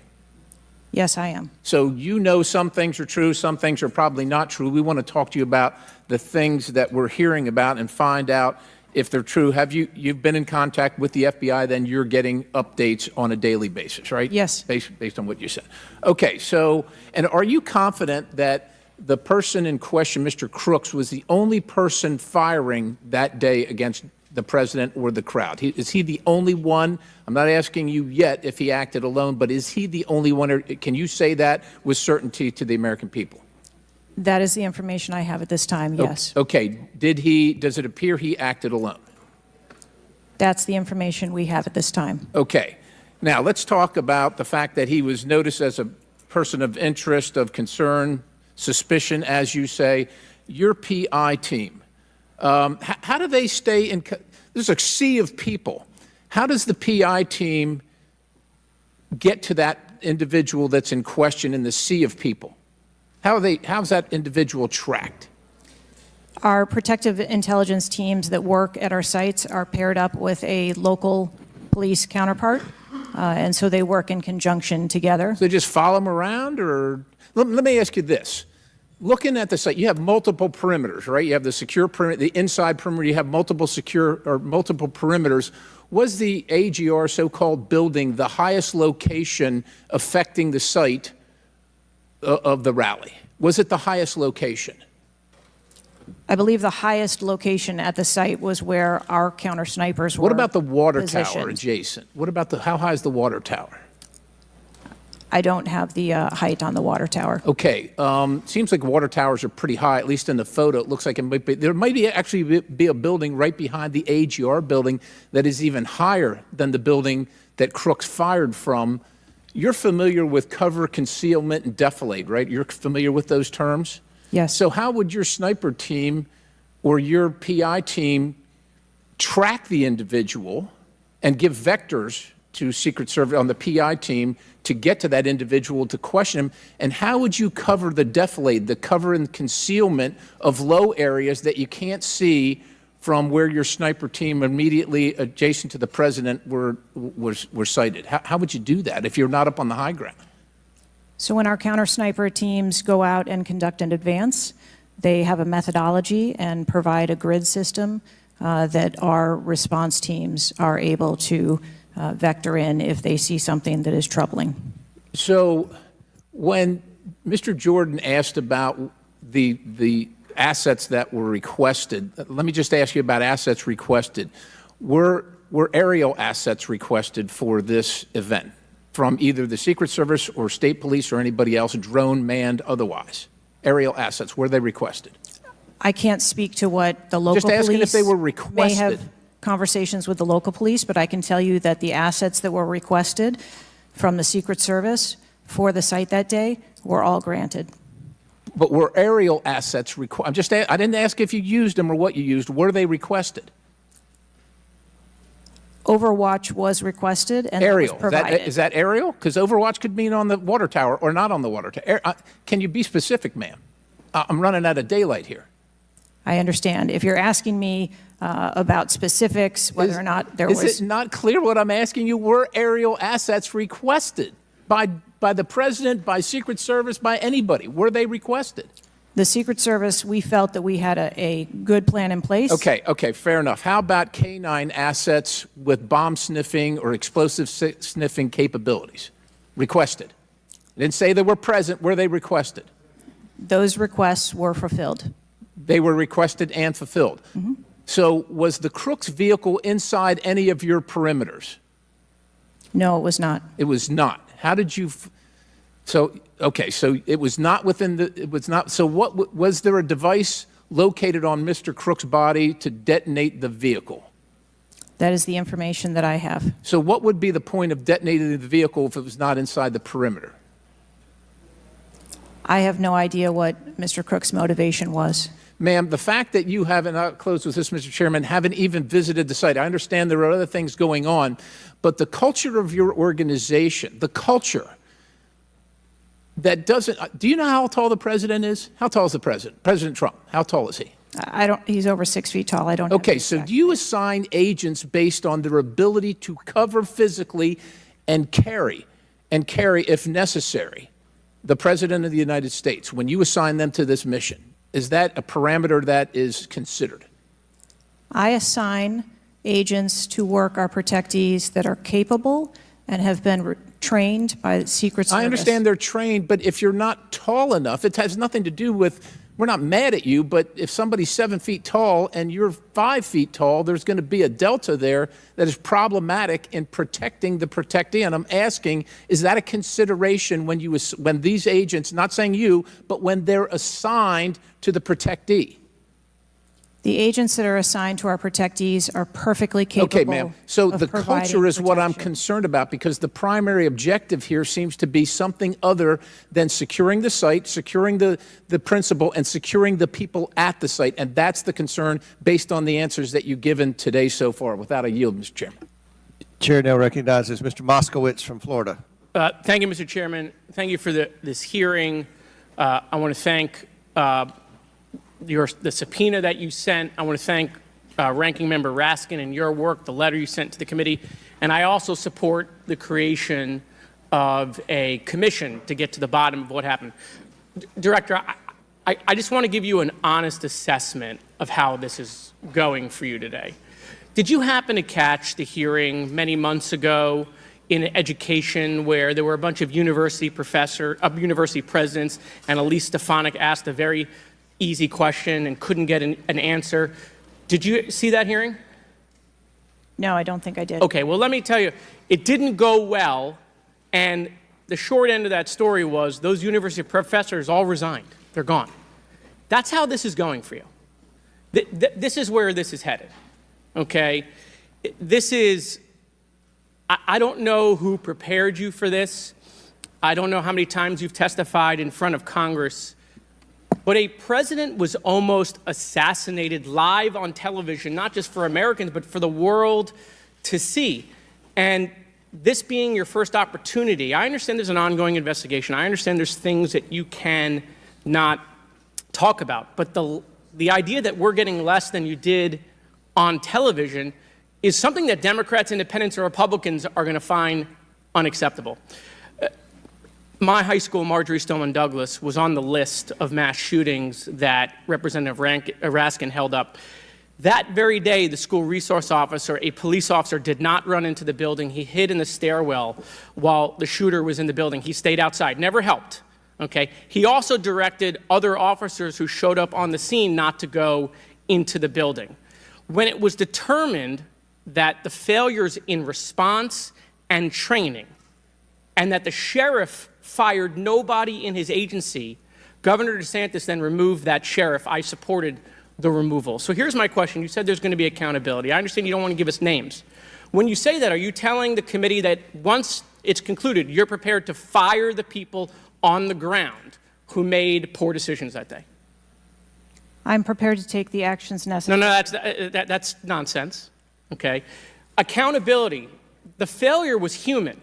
That doesn't mean they're bad people. It means they failed that day, and a former president was almost assassinated. Okay? Are you prepared to fire the human failure on the ground? Yes or no? When you have the names of where those failures were, they're people. It's not like a piece of technology failed. It was people who failed that day. Are you prepared to fire them?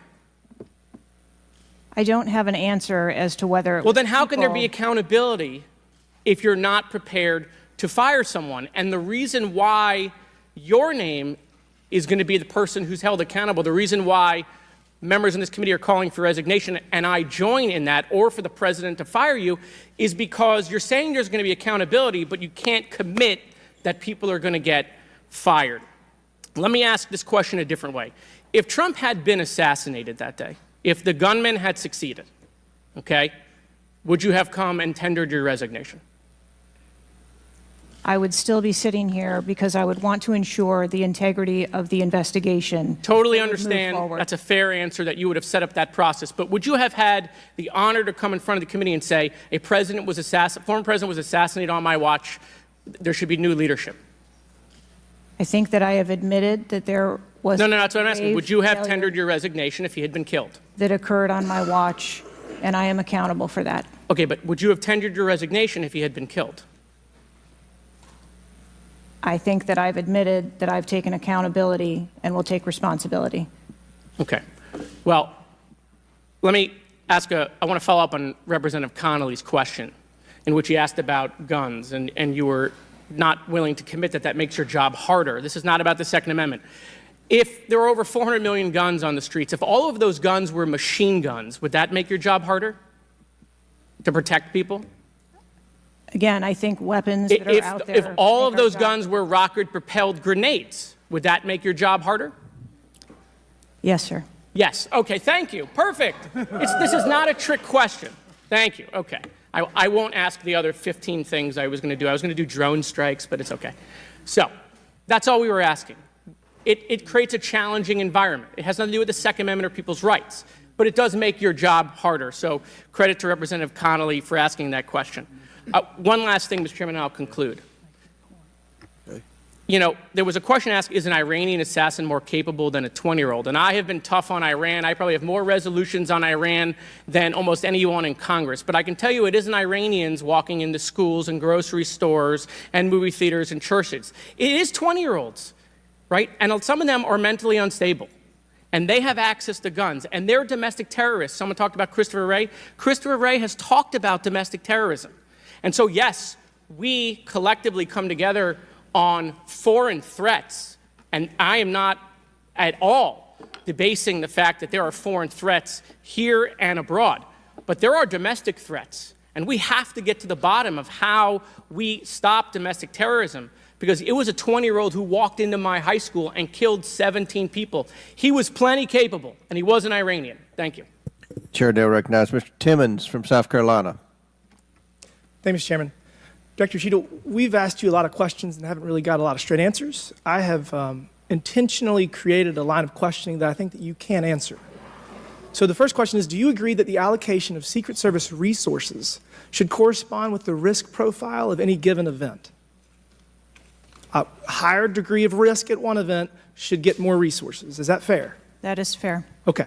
And when two events occur at the same time in the same geographic vicinity, that the risk profile of each event should be taken into account, and whichever event is greater risk should receive greater resources.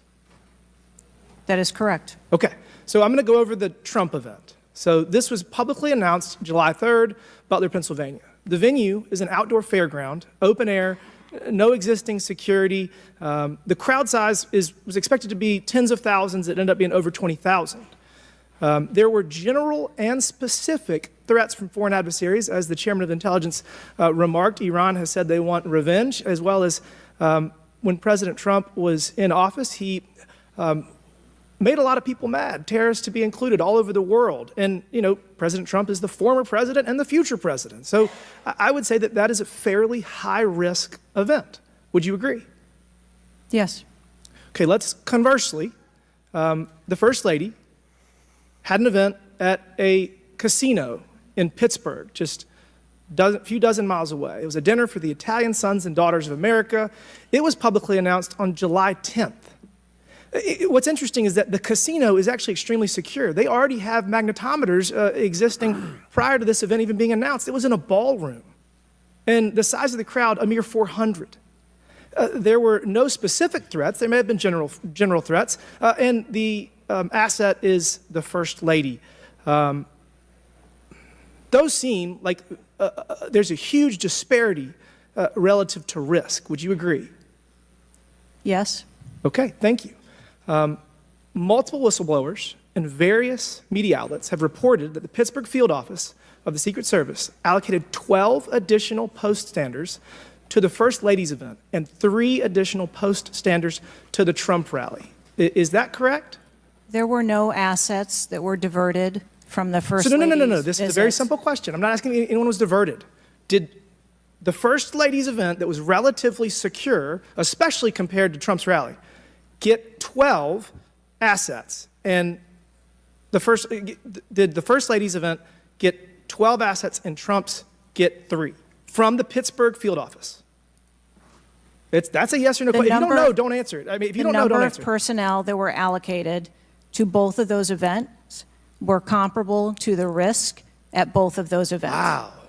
Really? So you think that the Pittsburgh casino, 400-person in a ballroom with ingress, egress through probably a very well-guarded parking garage was 4 times more dangerous than a 20,000-person rally in an open field with the former president, future president? You think that that's 4 times more dangerous, the casino event? I didn't say that at all. Well, they got 4 times the resources from the Pittsburgh field office, who was likely in charge of the final walkthrough for both events. I mean, we've continually highlighted the failures of the Secret Service at the Trump rally. And, you know, you have the former and future president getting shot. You have multiple injuries, 1 fatality.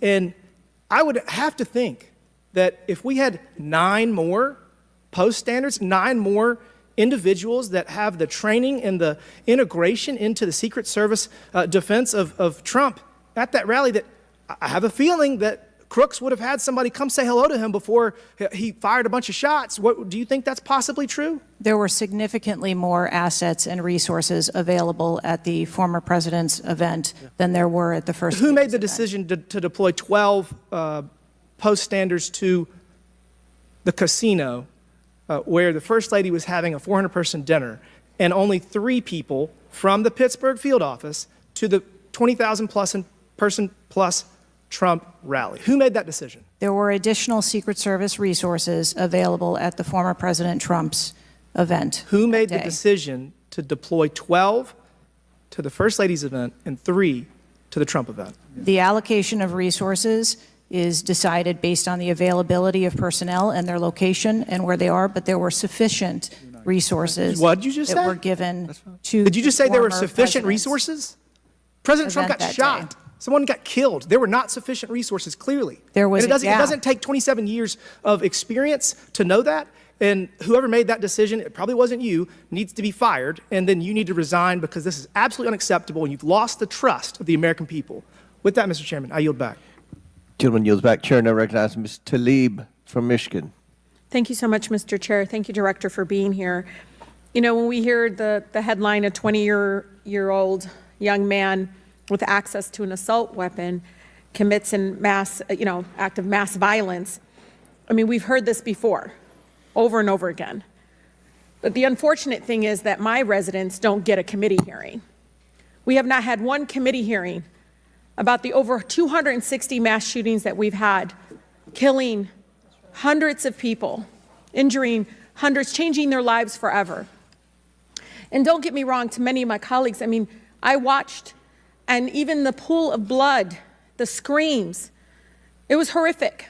But it made me think about the images I saw after mass shootings at schools, grocery stores. I mean, I think of Buffalo, New York at a supermarket where a racist gunman killed 10 shoppers with an AR.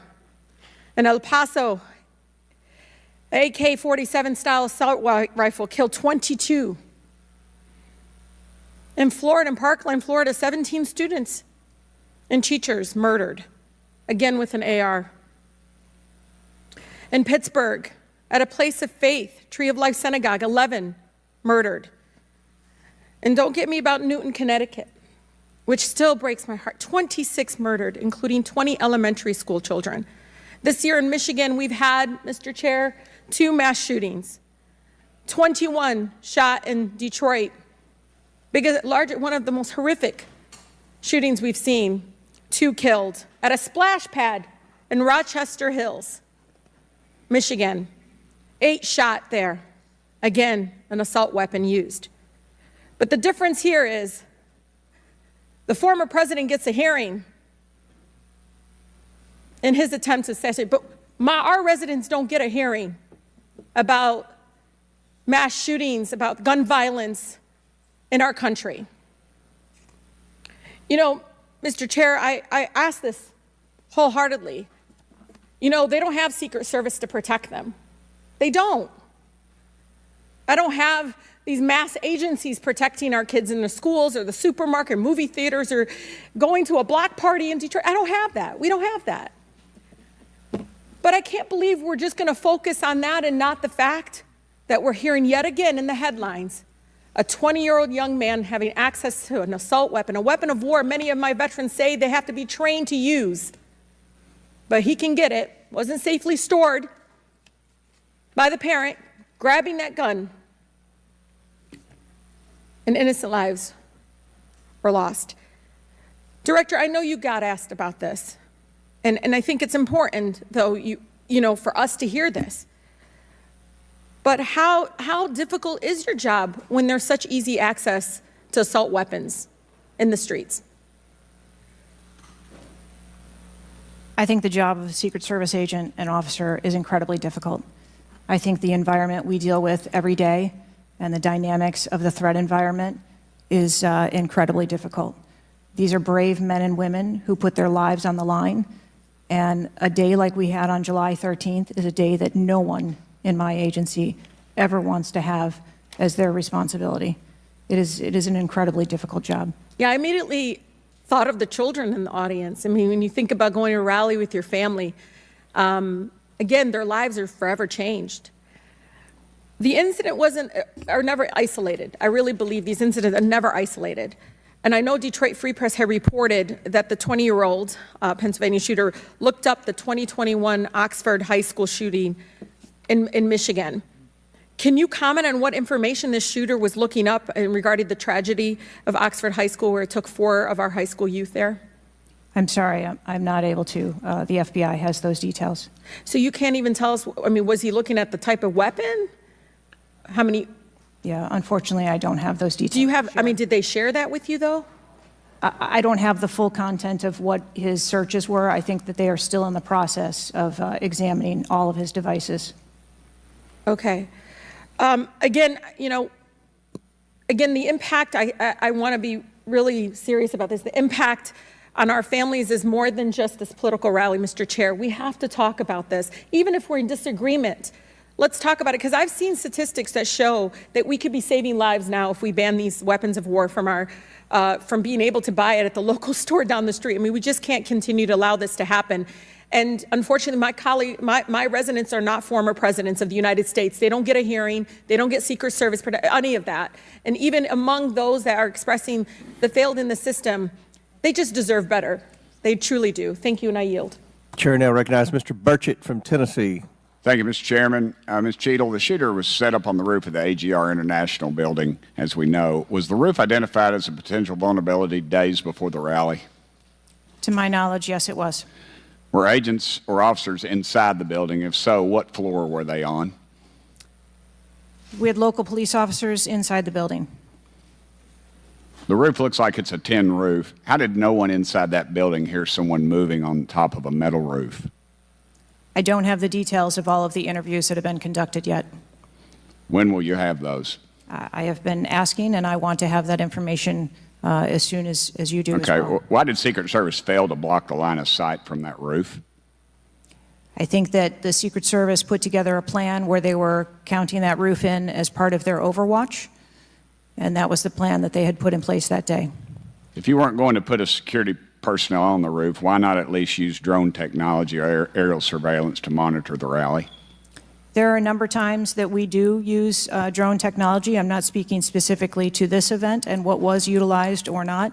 There are times when drone technology is available and helpful at events, and there are times when it is not appropriate. Do y'all use Signal? Do you personally use Signal to communicate with any official from the White House? Signal on your phone? On occasion, I'm sure that there are people that use Signal, yes. Okay. Do you use it to speak with the White House? Use Signal? No, I do not. Okay. When was Thomas Crooks first identified as a person of interest? Let me help you. At 5:10, he was spotted with a rangefinder at 5:51.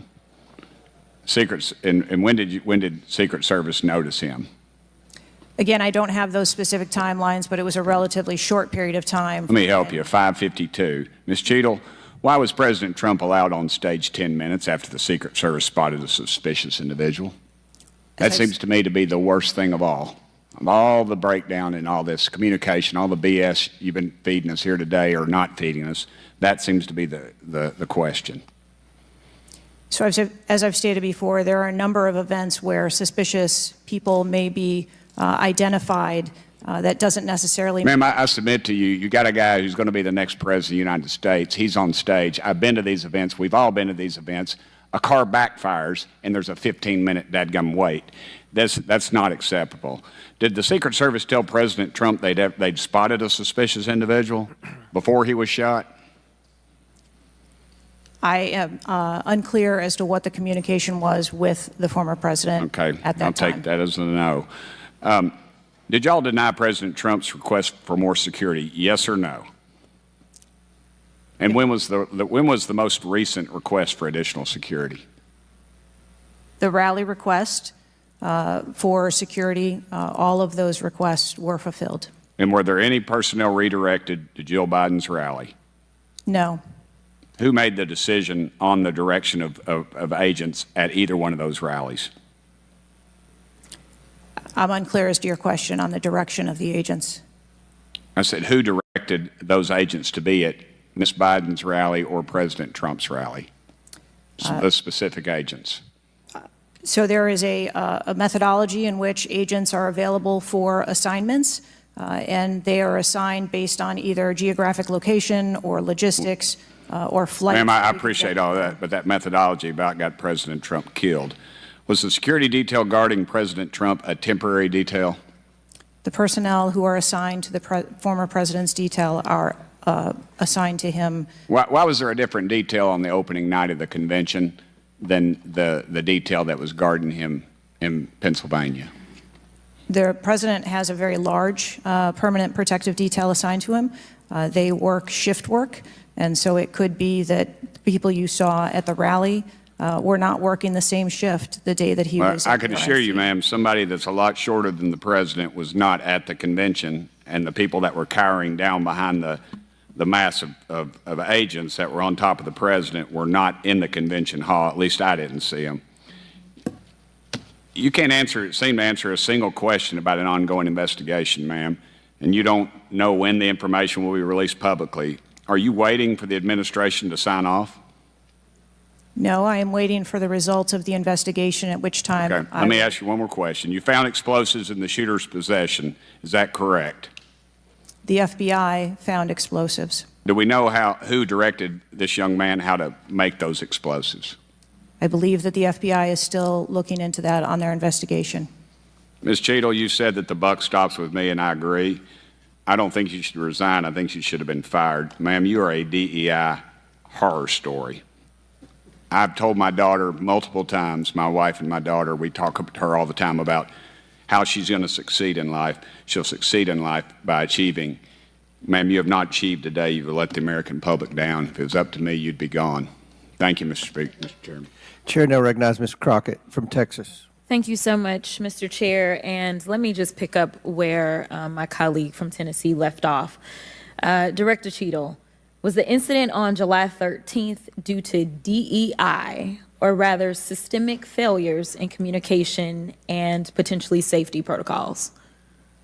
The incident on the 13th has nothing to do with DEI.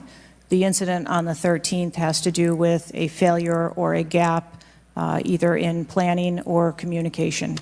Thank you so much. In fact, I have a few articles that I will enter into the record once I wrap up that actually acknowledge a number of women specifically for their valor in their service, whether it's been in various levels of law enforcement.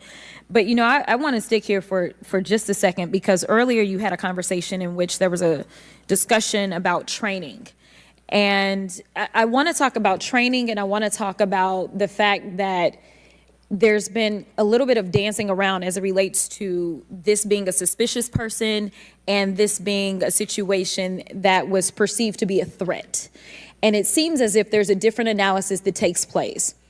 One of my questions has to do with if you have any bias training that your officers undergo. And the reason that I ask that, because as a civil rights lawyer, I have learned so many times in having to deal with law enforcement that there usually is not a perception of a threat when it is a young white male, even if they are carrying a long gun. Yet a lot of times, at least in this country, when it comes to law enforcement, there is a perceived threat just by somebody having a little bit more melanin in their skin. So I'm curious to know, because a lot of times, one of the things that we have consistently pushed for on my side of things, and when I say my side, is once we are looking at a tragedy in which law enforcement made an error, is the bias training and whether or not our officers are getting it. So I'm curious to know, in some of the training that you talk about that is part of your budget, has bias training been part of that? Yes, it is. Okay, thank you.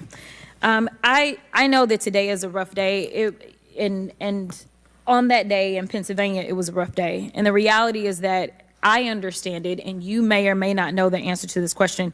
In the space in which this event took place, it was an open carry space. Is that correct? That is correct. Okay. So I hail from the state of Texas, and interestingly enough, I was serving in the state house right after there was a mass shooting in El Paso.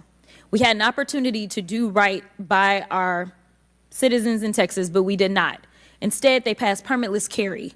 And what my colleagues kept trying to get you to answer, because we want to come up with solutions, we don't want to keep pointing the finger. And right now, you've got a bunch of fingers that are pointed at you. But our job is to solve problems for the American people. And to be perfectly honest, the numbers are clear. I think almost every major law enforcement agency come forward and say that they were against permitless carry because they said that their jobs would be made more difficult. Unfortunately, my colleagues on the other side of the aisle in the state of Texas decided that they would ignore those warnings, and they passed the law instead. And right after they passed that law, we ended up with Uvalde. And we heard the stories of those officers that were scared to go in and save those babies because of the firearm in which in that case, 18-year-old had in his hands. They also were given an opportunity to say, hey, raise the age and make it to where at least you have to be 21 before you can possess this type of weapon. And they chose not to. And we have the facts. It shows, and I'll enter this into the record as well if there is no objection, deaths from firearms keep climbing in Texas decades after lawmakers began weakening gun regulations. That is from the Texas Tribune. Without objection, so ordered. Thank you so much.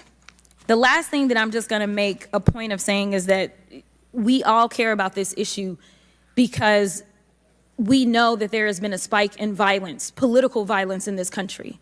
Are you aware of the fact that the numbers are higher right now? Yes. Okay. In addition to that, and I'm going to point a little blame at ourselves, because right now you got all the fingers pointed at you. But the reality is that we have a number of congressional members that are consistently engaging in violent rhetoric, and it needs to be toned down. The reality is that people are listening and they're paying attention, but unfortunately, another thing that is happening because we're not getting answers from you today is the conspiracy theories. They have already began. Have you heard of any of the conspiracies? Yes. Okay.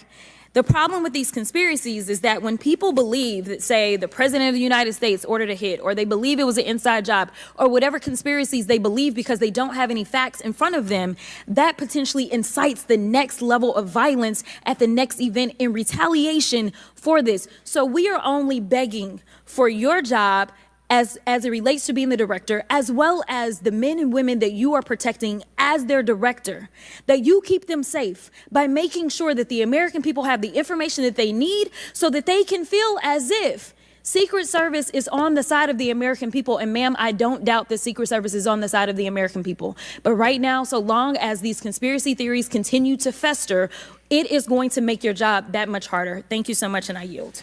Chair now recognizes Ms. Marjorie Taylor Greene from Georgia. Thank you, Mr. Chairman. Ms. Cheadle, I'd like to remind you that you're under oath. The site team has a senior supervisor, an advanced team, a protective intelligence team, a counter sniper element, and detail. Who was the agent in charge? How long has she been the agent in charge? And what is her Secret Service background? So I'm not going to provide a name. Why not? You're here to answer our This questions. forum, I'm not going to provide names of. You stated in your testimony, you said, I am here today to answer your questions. That is correct. Answer the question. I'm not going to provide names of our personnel. Why not? Today. The American people are demanding these answers from you today, Ms. Cheadle. I will do the best to provide you accurate information based on the facts that I have at this time. You're not answering our questions. The advance element coordinates with other intel or law enforcement partners, identifies threats and weaknesses at the sites and movements. We'd like a copy of the advance report. Have you brought it here with you today? We will comply with the request for the documentation that has been requested. When will that be, Ms. Cheadle? Because you should have brought it today. I am certain that our personnel are working on obtaining all of that document. I don't believe you, and neither do the people watching this hearing. You're not doing well, as Mr. Moskowitz informed you.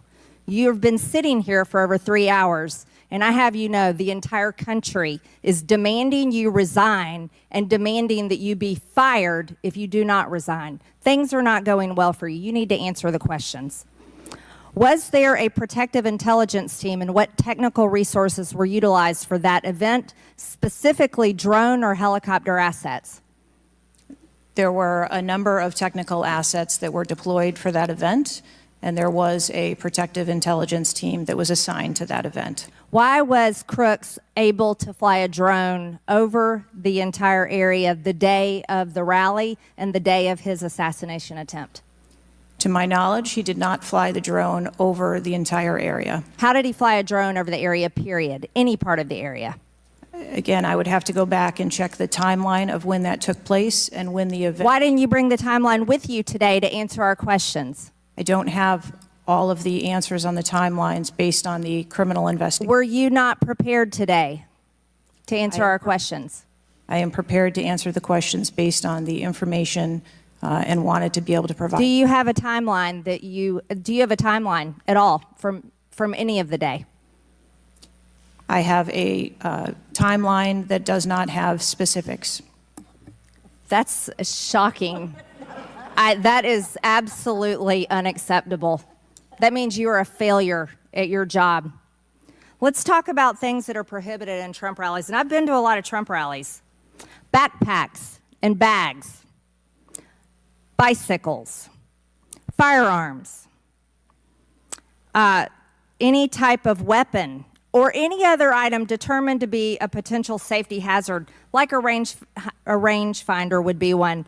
At 5:10, Crooks is first observed by one of the snipers, AGR Sniper 1, at the building. 5:10, President Trump was shot in the face at 6:11 p.m. 5:28, AGR Sniper 1 takes a picture of a bicycle and 2 bags. Those belong to Crooks. 5:32, AGR Sniper 1 spots Crooks looking at his phone and using a rangefinder. 5:55, Butler ESU Command confirms receipt of photos and states they have been relayed on. 6:05 p.m., AGR Sniper 1 later communicates that Crooks is seen moving northeast in direction of Sheetz and that Crooks has a backpack. 2 minutes before the shooting, while President Trump has been allowed to take the stage, people see Crooks laying on his stomach in a sniper position on the roof, and they're yelling he has a gun, and they are trying to alert law enforcement and Secret Service. Why was Crooks not shot by the snipers? Why was he allowed to be there? As soon as the individual was identified as a threat, they were... No. What do you consider to be a threat? A man with a gun laying in a sniper position, a man that had a backpack, a man that had a bicycle, a man that had a rangefinder. At what point is he determined a threat? An individual with a backpack is not a threat. An individual with a rangefinder is not a threat. What about a man laying on a building that has direct line of sight of President Trump with a gun that people are screaming and pointing out? Is that a threat, Ms. Cheadle? Once that individual was identified, they were neutralized. No, they were neutralized. Crooks was neutralized after he shot President Trump in the face, Ms. Cheadle. Is he only a threat once he fires the weapon? As soon as the counter sniper identified that individual, they were able to neutralize them. How were people in the crowd? Okay, then let's just take it this way. People under your command did not consider him to be a threat, yet people in the crowd knew he had a gun and considered him to be a threat. That means that you are a complete failure as the director of the Secret Service, that people under your command don't perceive a man laying on a roof with direct line to the president with a gun. They don't perceive that to be a threat, yet the people in the crowd do. How is that possible? That's the last question, but please answer the question, Ms. Director. I'm not certain at this time how the information from the people in the crowd was relayed to any law enforcement personnel. No, you knew, that everyone knew. The people there knew that there was a danger. They knew there was a threat to President Trump, and it was allowed to happen. Was there a stand-down order, Ms. Cheadle? No. Was there a conspiracy to kill President Trump? Absolutely not. Then how did this happen? And why are you still sitting here not turning in your letter of resignation? Last question, but please answer, and then I'll recognize Ms. Presley. Please answer the question. That is what we are investigating to determine. We're waiting for your letter. We're waiting for your letter of resignation, and you really need to consider doing that before you leave today. Chair now recognizes Ms. Presley from Massachusetts. Thank you. No one, absolutely no one should fear for their life at a political rally, in a classroom, in a faith house, or in their home. We must do something about political violence in all its forms and gun violence in all of its forms. Now, Director Cheadle, you have noted that numerous investigations are ongoing related to the Secret Service response and that we can expect a report in the next 60 days. With the election nearly 100 days away, that is an unacceptable timeline, and it makes people less safe. It also allows my colleagues across the aisle, Republicans, additional time to spread dangerous misinformation, which also puts people in harm's way. Some Republicans have exploited this moment to continue to attack progress towards racial justice and gender equity in America. Disappointing, but not surprising. I hesitate to repeat their racist and sexist tropes, but in summary, Republicans have wrongfully and shamefully stated that hiring women and people of color hindered the response to the shooting. Now, this is part and parcel of Republican strategy to constantly attack necessary diversity, equity, and inclusion efforts, to undermine the contributions that women, people of color, the disability community, and others make to this country each and every day. And it is disgraceful. In the wake of gun violence and tragic loss of life, Republicans are ignoring solutions like gun safety reform and instead trotting out sexist tropes. Can't say I'm surprised. I ask unanimous consent to enter into the record reporting from CNN titled "Right-Wing Media Figures Blame Women in Secret Service and DEI for Security Failure in Trump Shooting." Without objection to order. This article quotes members of Congress and others that plainly accuse DEI and the hiring of women as a liability for the Secret Service. Women have been an integral part of the agency since 1971 and are held to the same standards as their male counterparts. To use them as a scapegoat during a time of crisis is shameful and it is dangerously divisive. In fact, based on recent publicly available demographic data of the agency, the largest demographic groups among special agents are white and male. But to right-wing extremists, the truth doesn't matter. The lies they tell to advance their anti-diversity agenda, which is a key theme throughout Project 2025, will only make the American public less safe and more divided. And every day, Director Cheadle, that you fail to give us answers, they are given more oxygen to make their baseless claims that women and people of color are responsible for tragic events. And that is dangerous too. Thank you. And I yield my remaining time to Ranking Member Raskin. Thank you to the distinguished gentlelady from Massachusetts, and thank you for those trenchant insights. I wanted to make the point that you were making and several of other members were making to bring it into sharp relief here. The very same day that Donald Trump narrowly escaped an assassination attempt, but an honored firefighter was gunned down and killed and other people were injured. There was another mass shooting that day, just several hours later in Birmingham, Alabama. 4 people killed and 10 wounded in a nightclub shooting. And you might think, oh, that's some kind of freakish coincidence. Not at all. We have more than one mass shooting a day in America. They are so commonplace now that they are barely reported in the national news. It's, of course, local news in Birmingham, Alabama, that 4 people were killed and 10 other people were shot and seriously wounded, being treated at the hospital. These things are a nightmare for the families of the victims who've been killed, for the families who have to take care of people who've been seriously injured and wounded. They are a major financial drain, publicly and privately, and yet we allow AR-15s to be purchased with abandon, promiscuously, all over the country. People can just go out and get an assault weapon. And the distinguished gentlelady from Michigan was right. We have a hearing when it affects the President of the United States, but on all the other days of the year, we don't have a hearing about it. And I think it is because of an honest disagreement we have about the Second Amendment. There are some people who think the Second Amendment means you've got the right to arm yourself with whatever weaponry you need to overthrow the government of the United States, and we reject that as a false interpretation of the Second Amendment and a false interpretation of the Constitution.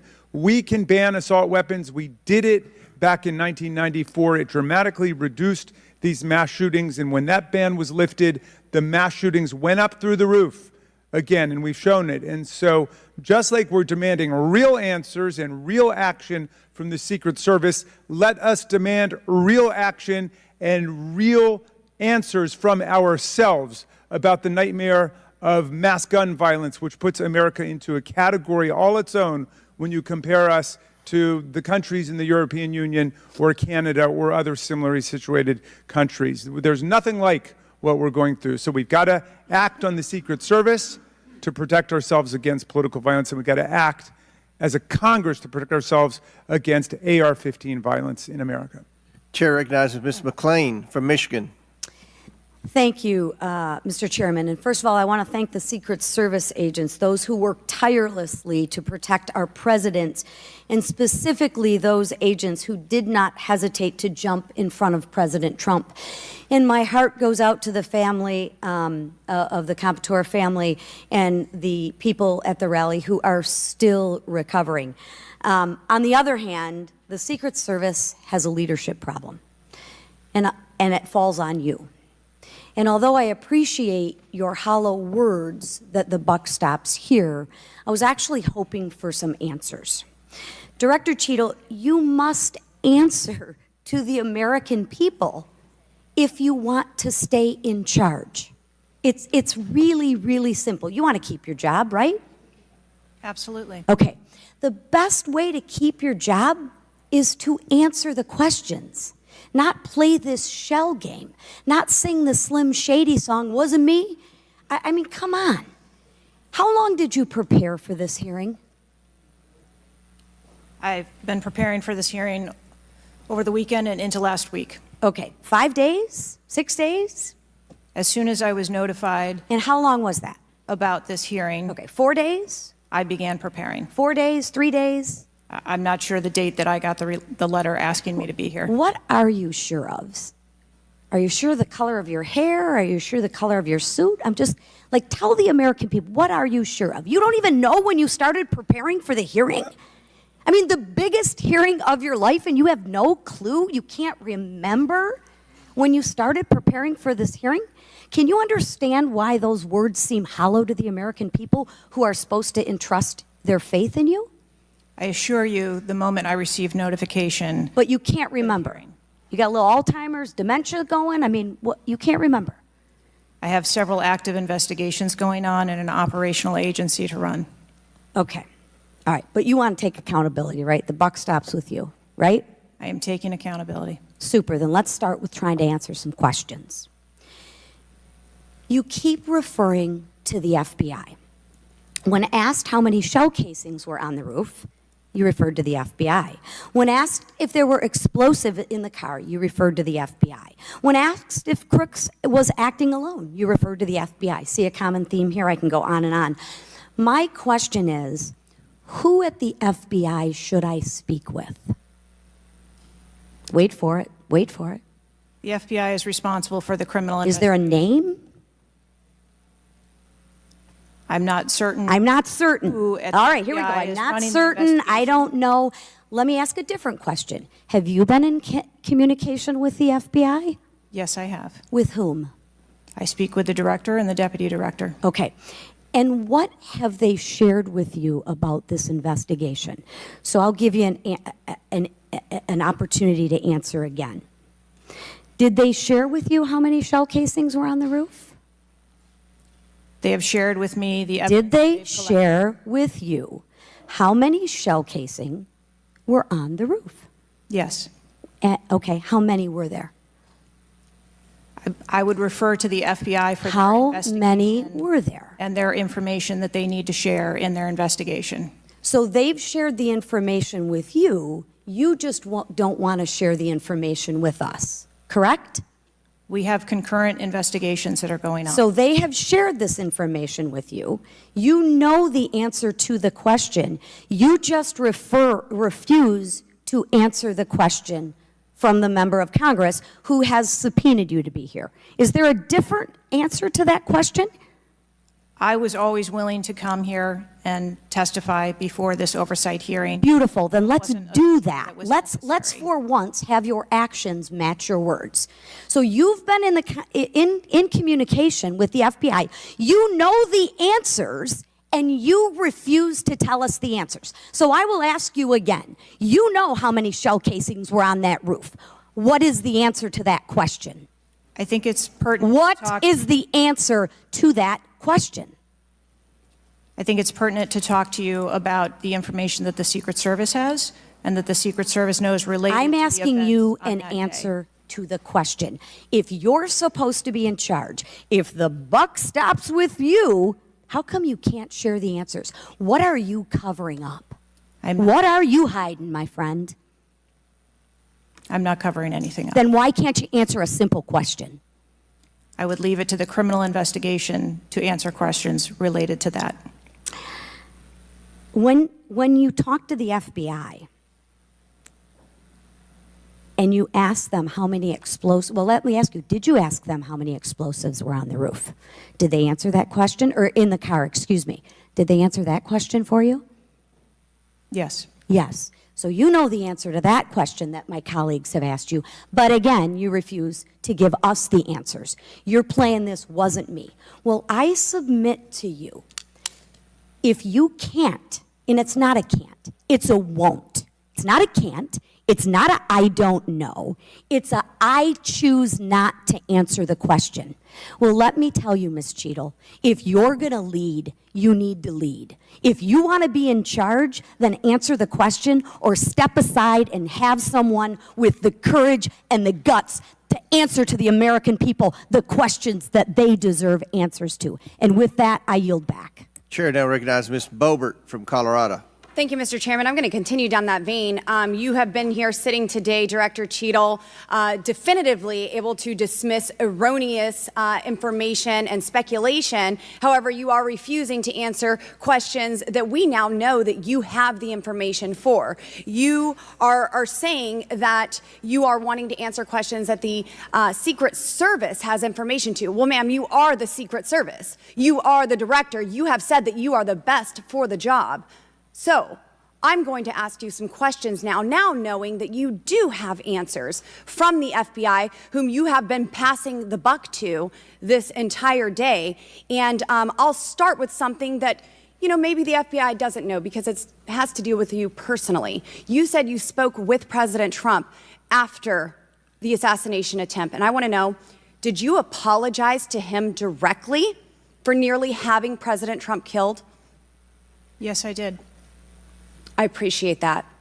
I appreciate that you recognize that this was your failure. Now, since the assassination attempt, you are under oath, reminding you, have you communicated with anyone at the White House on an encrypted messaging app like Signal? Yes or no? No, I have not. Are you willing to surrender your personal phone for analysis? If I am required to do so. Okay. I will look into making that request because I would like to see your personal phone to see if you're communicating over encrypted messaging apps. Have you ever turned down enhanced security requests from Donald Trump's detail, his special agent in charge, Sean Curran? Have you ever turned that down? No, I have not. Have there been, has your team, has the Secret Service? Maybe not you personally. I believe, as I mentioned earlier, there are times when requests are made for And you have assets, denied them. They have been denied. and a denial doesn't Has the Trump necessarily campaign mean- made requests for additional assets that have been denied? Denial doesn't mean vulnerability. Have there been additional requests for enhanced security at Mar-a-Lago? We have made a number of enhancements to. You confirmed that there were bomb-sniffing dogs that were provided. You failed to confirm if there were aerial security surveillance assets that were provided. So yes or no, was that provided? At the rally? At the rally, yes, ma'am. We had Overwatch provided at the rally. You've confirmed that the assassin was identified as suspicious 57 minutes prior to the shooting. Was the suspicious individual ever approached by an agent? Was any contact ever made with him? Not to my knowledge. Is that the standard protocol for someone who is identified as suspicious? The protocol would be to locate the individual and. And you said that conduct he an was interview. located 2 to 5 times approximately? No, I said that the information was passed potentially somewhere between 2 to 5 And he was times. never located by an agent? To my knowledge, that individual was not located by an agent. We have dozens of rally goers who have identified him and not one agent on the ground. There are many, many, many agents on the ground, local law enforcement, Secret Service. No one was able to identify him and have sights on and see him. What I'm saying is that the agents that were on the ground at the time, I have no knowledge that they were able to interview him or locate him. Thank you. Was there a local law enforcement officer who approached the roof and saw the shooter and saw that he was present on the roof? That is the information that has been shared with me. Have you spoke to that local law enforcement officer? No, I have not. Are you going to? It is part of a criminal investigation that the Are you going to- FBI is interviewing those individuals. Were agents stationed on the water tower? No. Why? That would not be something that would be included in a security plan.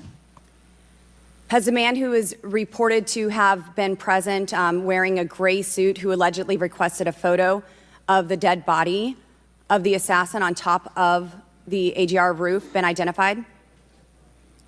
I don't have that information. Is that something that you've heard of? No. Were ATF agents present at the rally? To attend or to work? To work. Not to my knowledge. How long did the counter sniper have crooks in his sights before the shooter opened fire on President Trump? I don't have that specific timeline. Will you be able to tell us if he communicated with other agents on what he was seeing through his sights? Once I have that information, absolutely.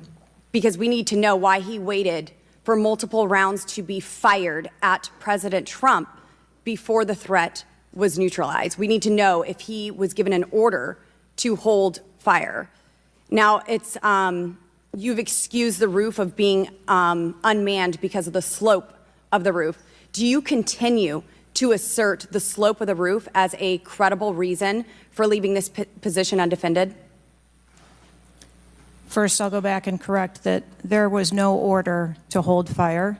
Our agents and officers have the ability to neutralize a threat at the time So you that don't they know, see it. I'm sorry, you don't know the communication that was taking place or how long he had him in his sights because you haven't spoke to him, but you do know that there was no order to hold fire. I can tell you the way that our personnel are trained.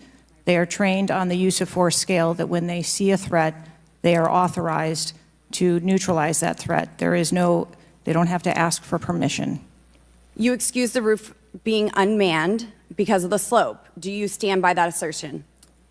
The roof was not covered with an individual on it because there was overwatch provided. Apparently not. No, there was no overwatch provided. This is very evident. President Trump was shot. A man died. There was no oversight provided. I find this rather maddening, especially now knowing that you do have answers from the FBI, who you have been passing the buck to this entire hearing, not answering a congressional hearing, members of Congress, while you are under oath and under a subpoena. I find it maddening that the director, that our country has come centimeters away from oblivion under your watch. You have answers. You are refusing to give those to us, directing us to the FBI, and this entire thing is a waste of time. You are responsible for the loss of a life and the shooting that took place on President Trump. You do need to resign. This is bipartisan. You need to be fired. You do not need to hold this position. You are not the best for this job. I am over my time, but I cannot tolerate your watch any longer, and I'm going to continue to call daily for you to be removed from your position, ma'am. Chair recognizes Mr. Fry from South Carolina. Thank you, Mr. Chairman. Director Cheadle, how long have you been with the Secret Service? 29 years, right? That's correct. And how long have you been director of the Secret Service? Just under 2 years. During your tenure as director under the Secret Service, I know we're here today to talk about the assassination attempt on President Trump, but how many other security lapses have occurred with protectees under your watch? I don't have a specific number, but there have been some lapses. There have been other lapses. Was one of them Jake Sullivan? Yes, sir. What happened there? There was an individual who was able to access Mr. Sullivan's residence. His residence? A protectee, somebody was able to break into his house. And what happened? Did anyone get fired because of that? There were individuals who have been reassigned. Reassigned. What other steps have taken? What I'm seeing. What other incidents have occurred other than Jake Sullivan?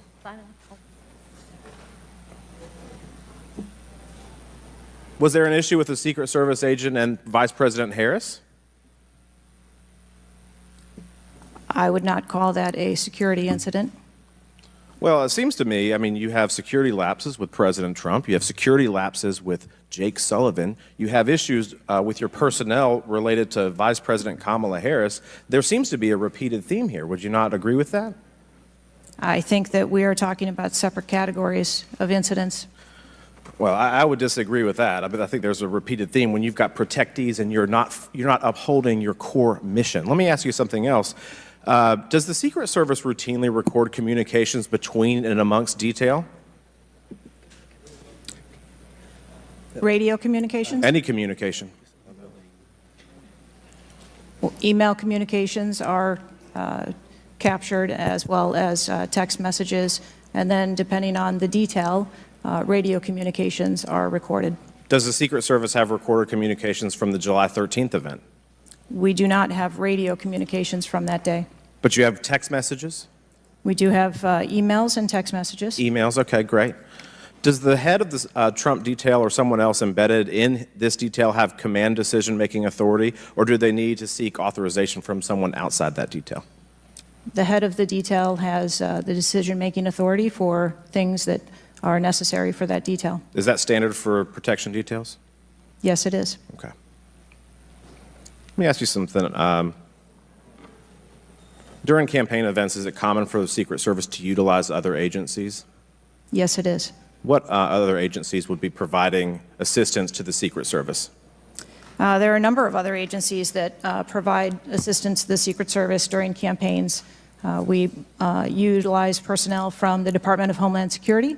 We utilize personnel from the Department of Defense, and we utilize local law enforcement partners.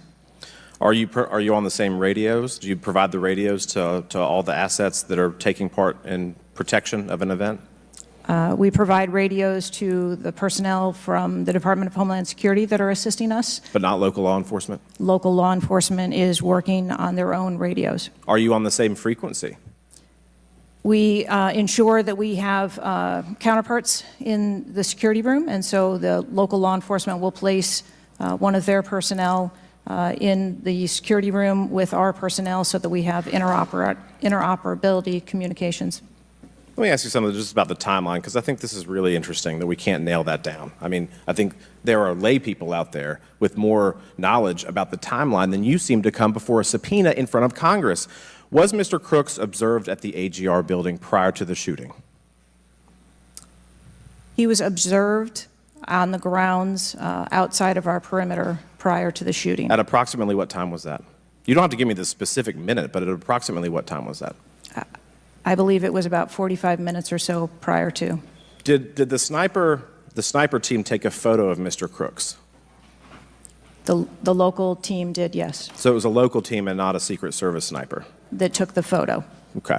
And did he relay that photo to Central Command? Again, it's an active ongoing investigation, so I want to make sure that I'm factual with the route that photo took and who that was disseminated to and when. What time did when did Mr. Crooks' status go from a suspicion, a person that was under suspicion, to a threat? When did that happen? And maybe not even a specific time, Director Cheadle, maybe a certain event that happened that transformed him from a person of suspicion to a threat. When did that happen? To the best of my knowledge, based on what I've been told thus far, it's approximately 5 minutes to where individuals relayed that there was an incident being worked at the 3 o'clock of the president. So that was, but it was before the shots were fired? That is correct, but again, it was not phrased as a threat.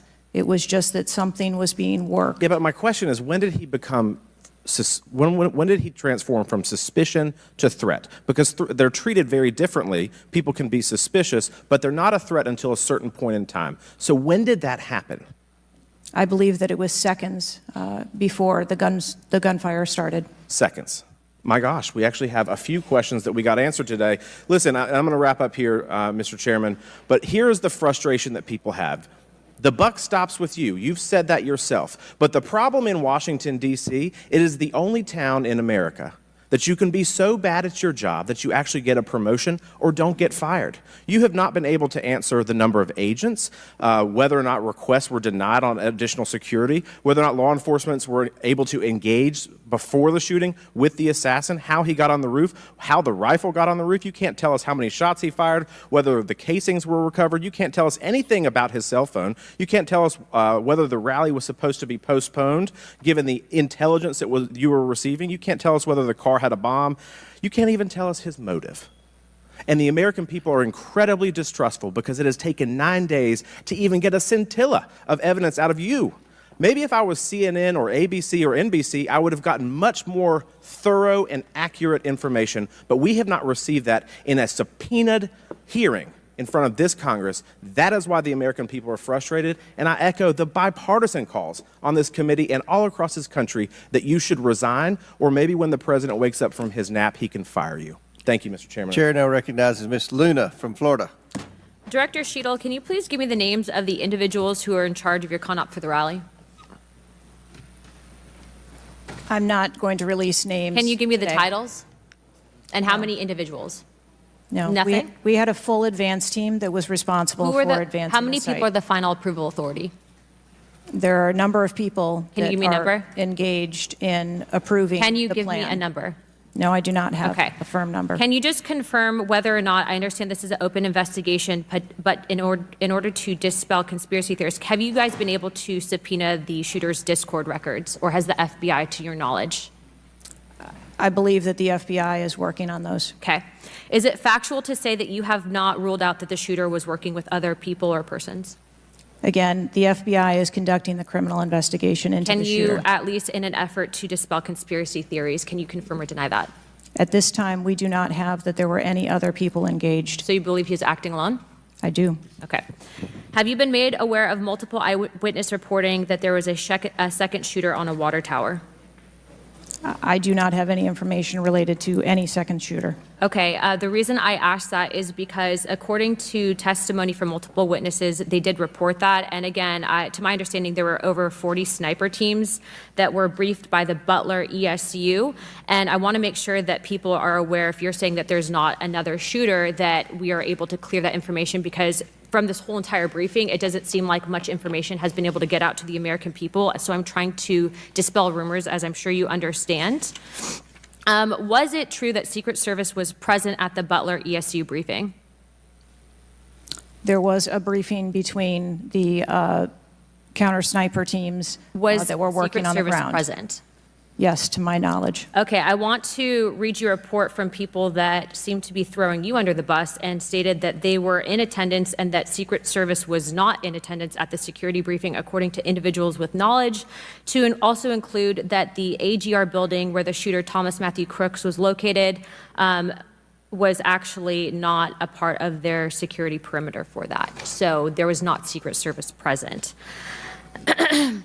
It seems as though that when you were asked earlier from Rep. Krishnamurthy about whether or not Secret Service was aware of a threat, you had said no, they were unaware of a threat. And yet, according to communications, again, from law enforcement that were in some of these group chats, they actually had reported that Secret Service was made aware of a threat at around 5:59 p.m. as a part of the command, including Secret Service, aware of messages and requests about information about the suspect's location. Can you please tell me if you have knowledge of that at all? Again, I think we're conflating the difference between the term threat and suspicious. But you guys did have knowledge at 5:59 p.m. according to those group chats, did you not? Of a suspicious individual. Okay. Chairman, in my opinion, according to some of the testimony today, I feel that you have perjured yourself in some instances. And so I'm going to ask for a full review of the transcripts by staff. And if you find that to be the case, I do ask that you bring perjury charges against the director. I will say this, it is very frustrating, and I've talked to my colleagues and we've said it to your face, that you have been up here basically stonewalling our ability to get the answers to the American people. And what I will also say is that every single member of Congress does not feel safe with you in charge. You have heard that, and I think that we are all sitting ducks with you in directing the Secret Service currently. But more importantly, it sends a message to our adversaries that we are not protected, and we are one of the strongest countries in the world, so you have essentially made us a less safe country because of it. As a result of that, I'm asking you to formally step down. I share my same opinions as my Democrat colleagues. And I also think that your efforts to bring forward a full investigation and report in 60 days is unacceptable.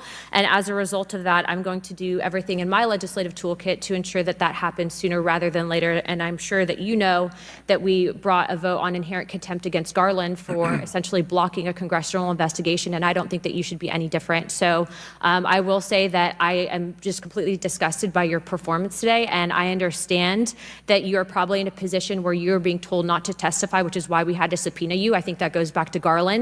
But again, that is part of the flushing that we need to get out of Washington, and I would be happy to assist in that process. Chairman, I yield the rest of my time. Chair now recognizes Mr. Langworthy from New York. Thank you very much, Mr. Chairman, and I appreciate you bringing this hearing forward with a subpoena. Director, yesterday I made the decision to get in my car and drive to Butler, Pennsylvania in preparation for this moment and asking you questions about the events of the assassination attempt on President Trump's life. I've done several presidential events prior in my career, and I wanted to see this site with my own two eyes because I don't believe the video footage tells the whole story or looking at things on a diagram. And I was absolutely appalled when I went to the site, when I saw the fact that I could have stood on the roof of that building, the AGR building, and hit that podium with a 9-iron, and I'm a lousy golfer.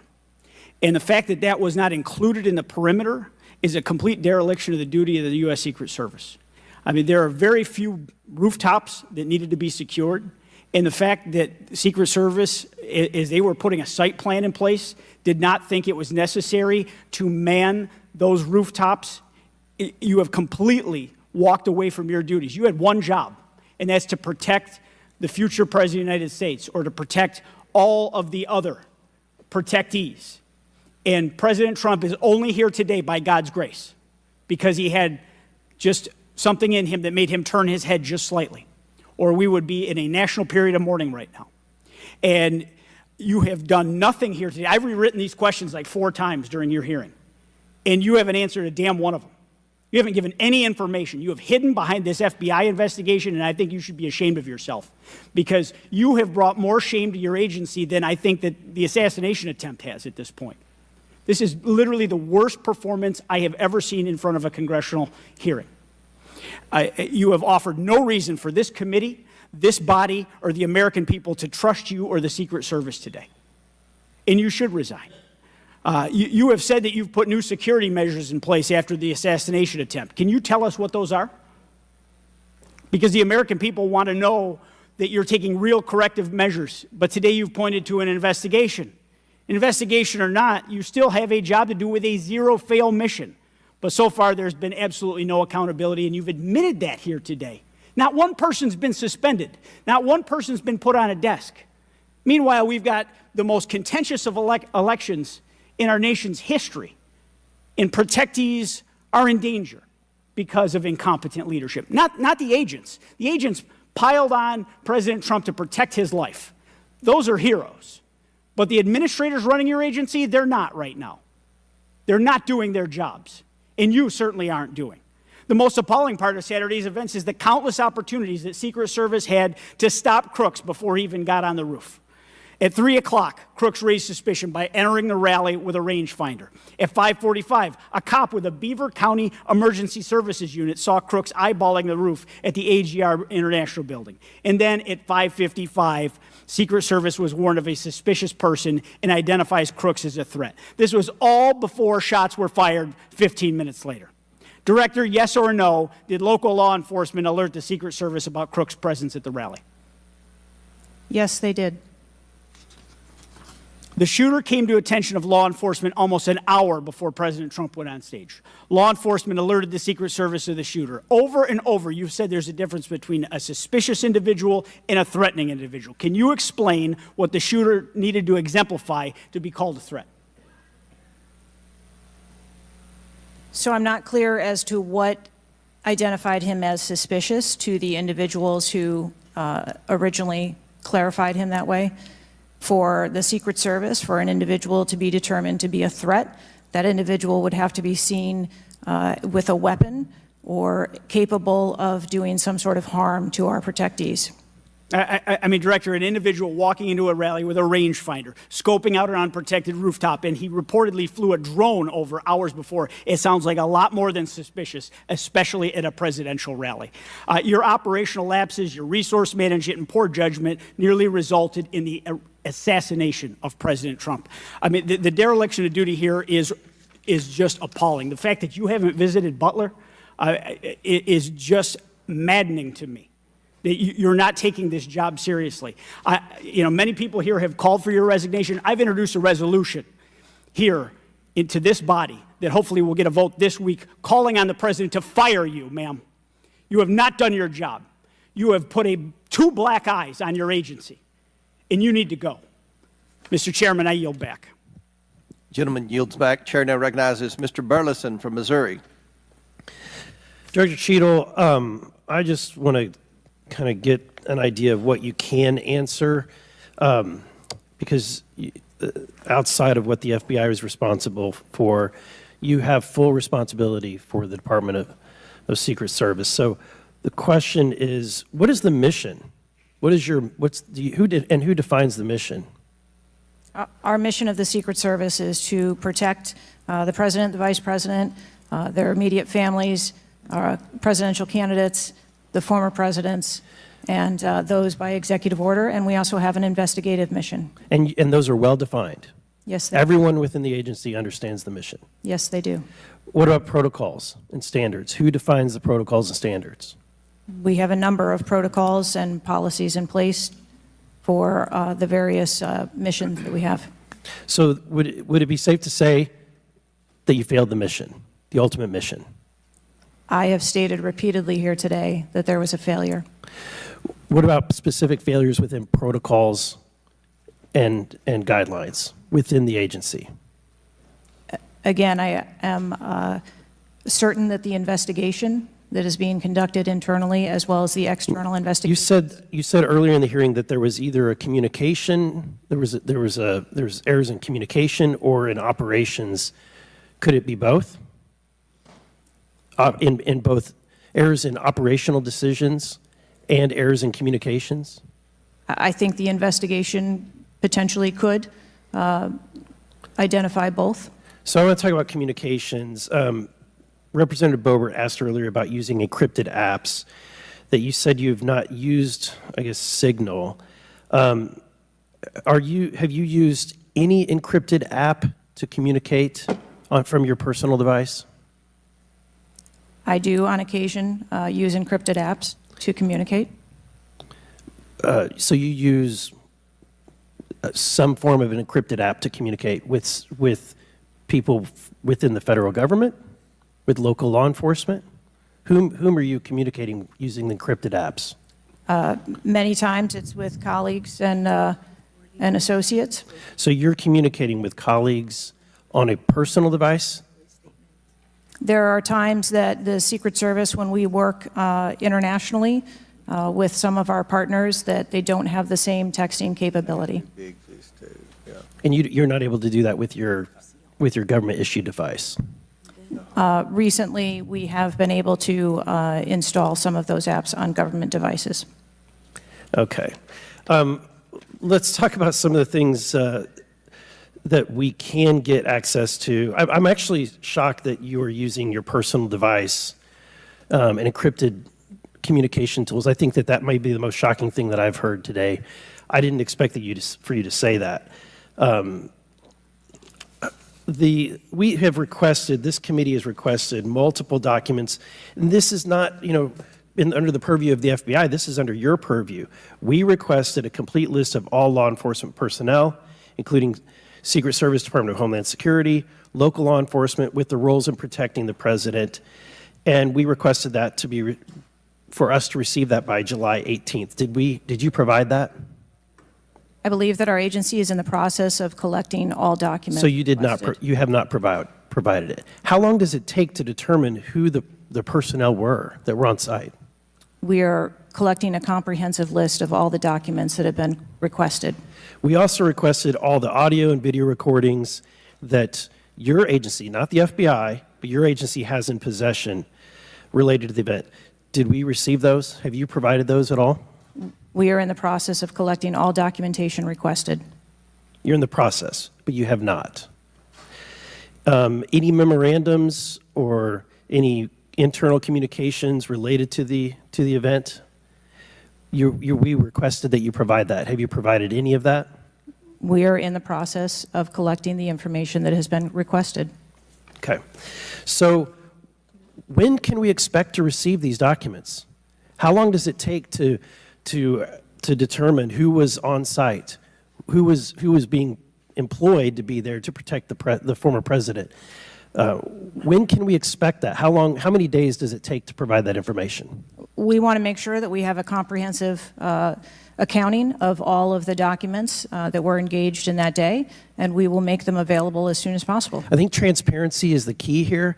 It's shocking to me that we are communicating in a encrypted app to colleagues. I'm almost certain that violates some federal laws. I would like to clarify, you didn't ask me whether my communications were government work related or whether they were personally related. You're communicating with colleagues. I don't communicate government business with colleagues on a personal device. I communicate on my work device. Are you using an encrypted device on your work device? I am not. No encrypted apps? No, I do not. Okay. Thank you, Mr. Chairman. Chair now recognizes Mr. Waltz from Florida. Thank you, Mr. Chairman. Madam Director, please, I'd like to direct your attention to this video. And I sincerely appreciate the clarity on this. Can we turn up the volume, staff? I just want to ask you, because this has popped up. Republican Congressman Mike Walz, he said on social media on Saturday, and I'm going to read this for you because it does talk about you, Secretary. I have very reliable sources telling me that there have been repeated requests for stronger Secret Service protection for President Trump denied by Secretary Mayorkas.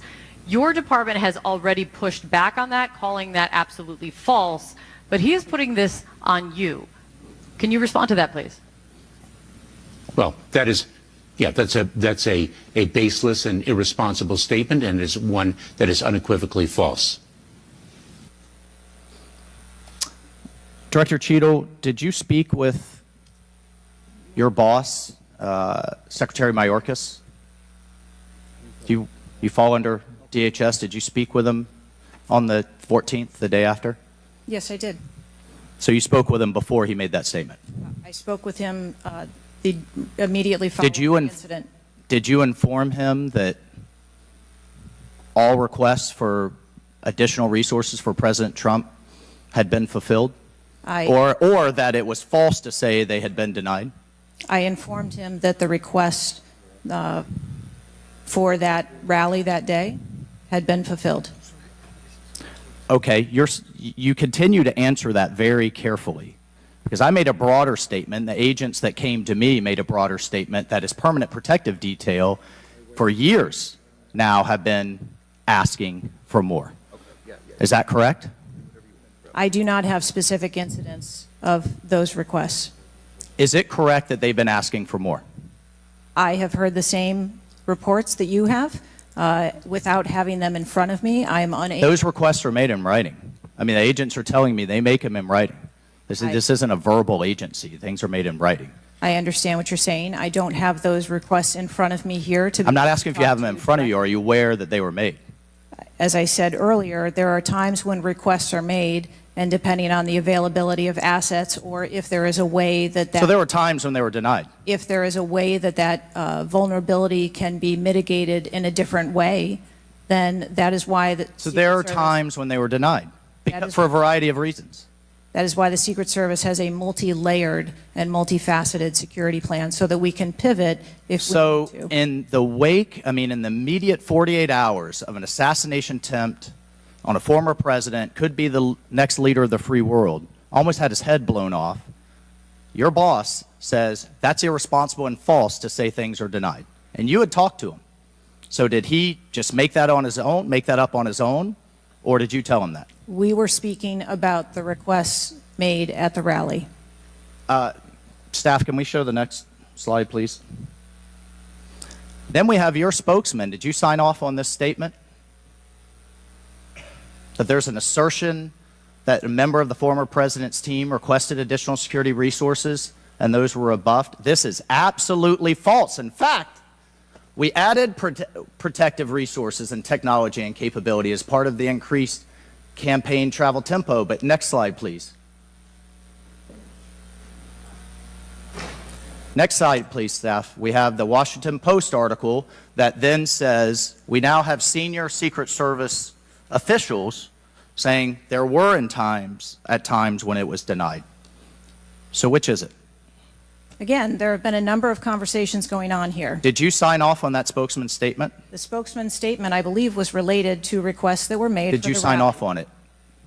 for the requests that were made at the rally. Did you Yes. sign off on the statement before it went out? I sign off on my press spokesman's statement before they go out. I would hope you would in the wake of an assassination attempt. Yes. You did. Categorically false that any requests were made. You signed off on it. Thank you for that. Thank you for that clarity.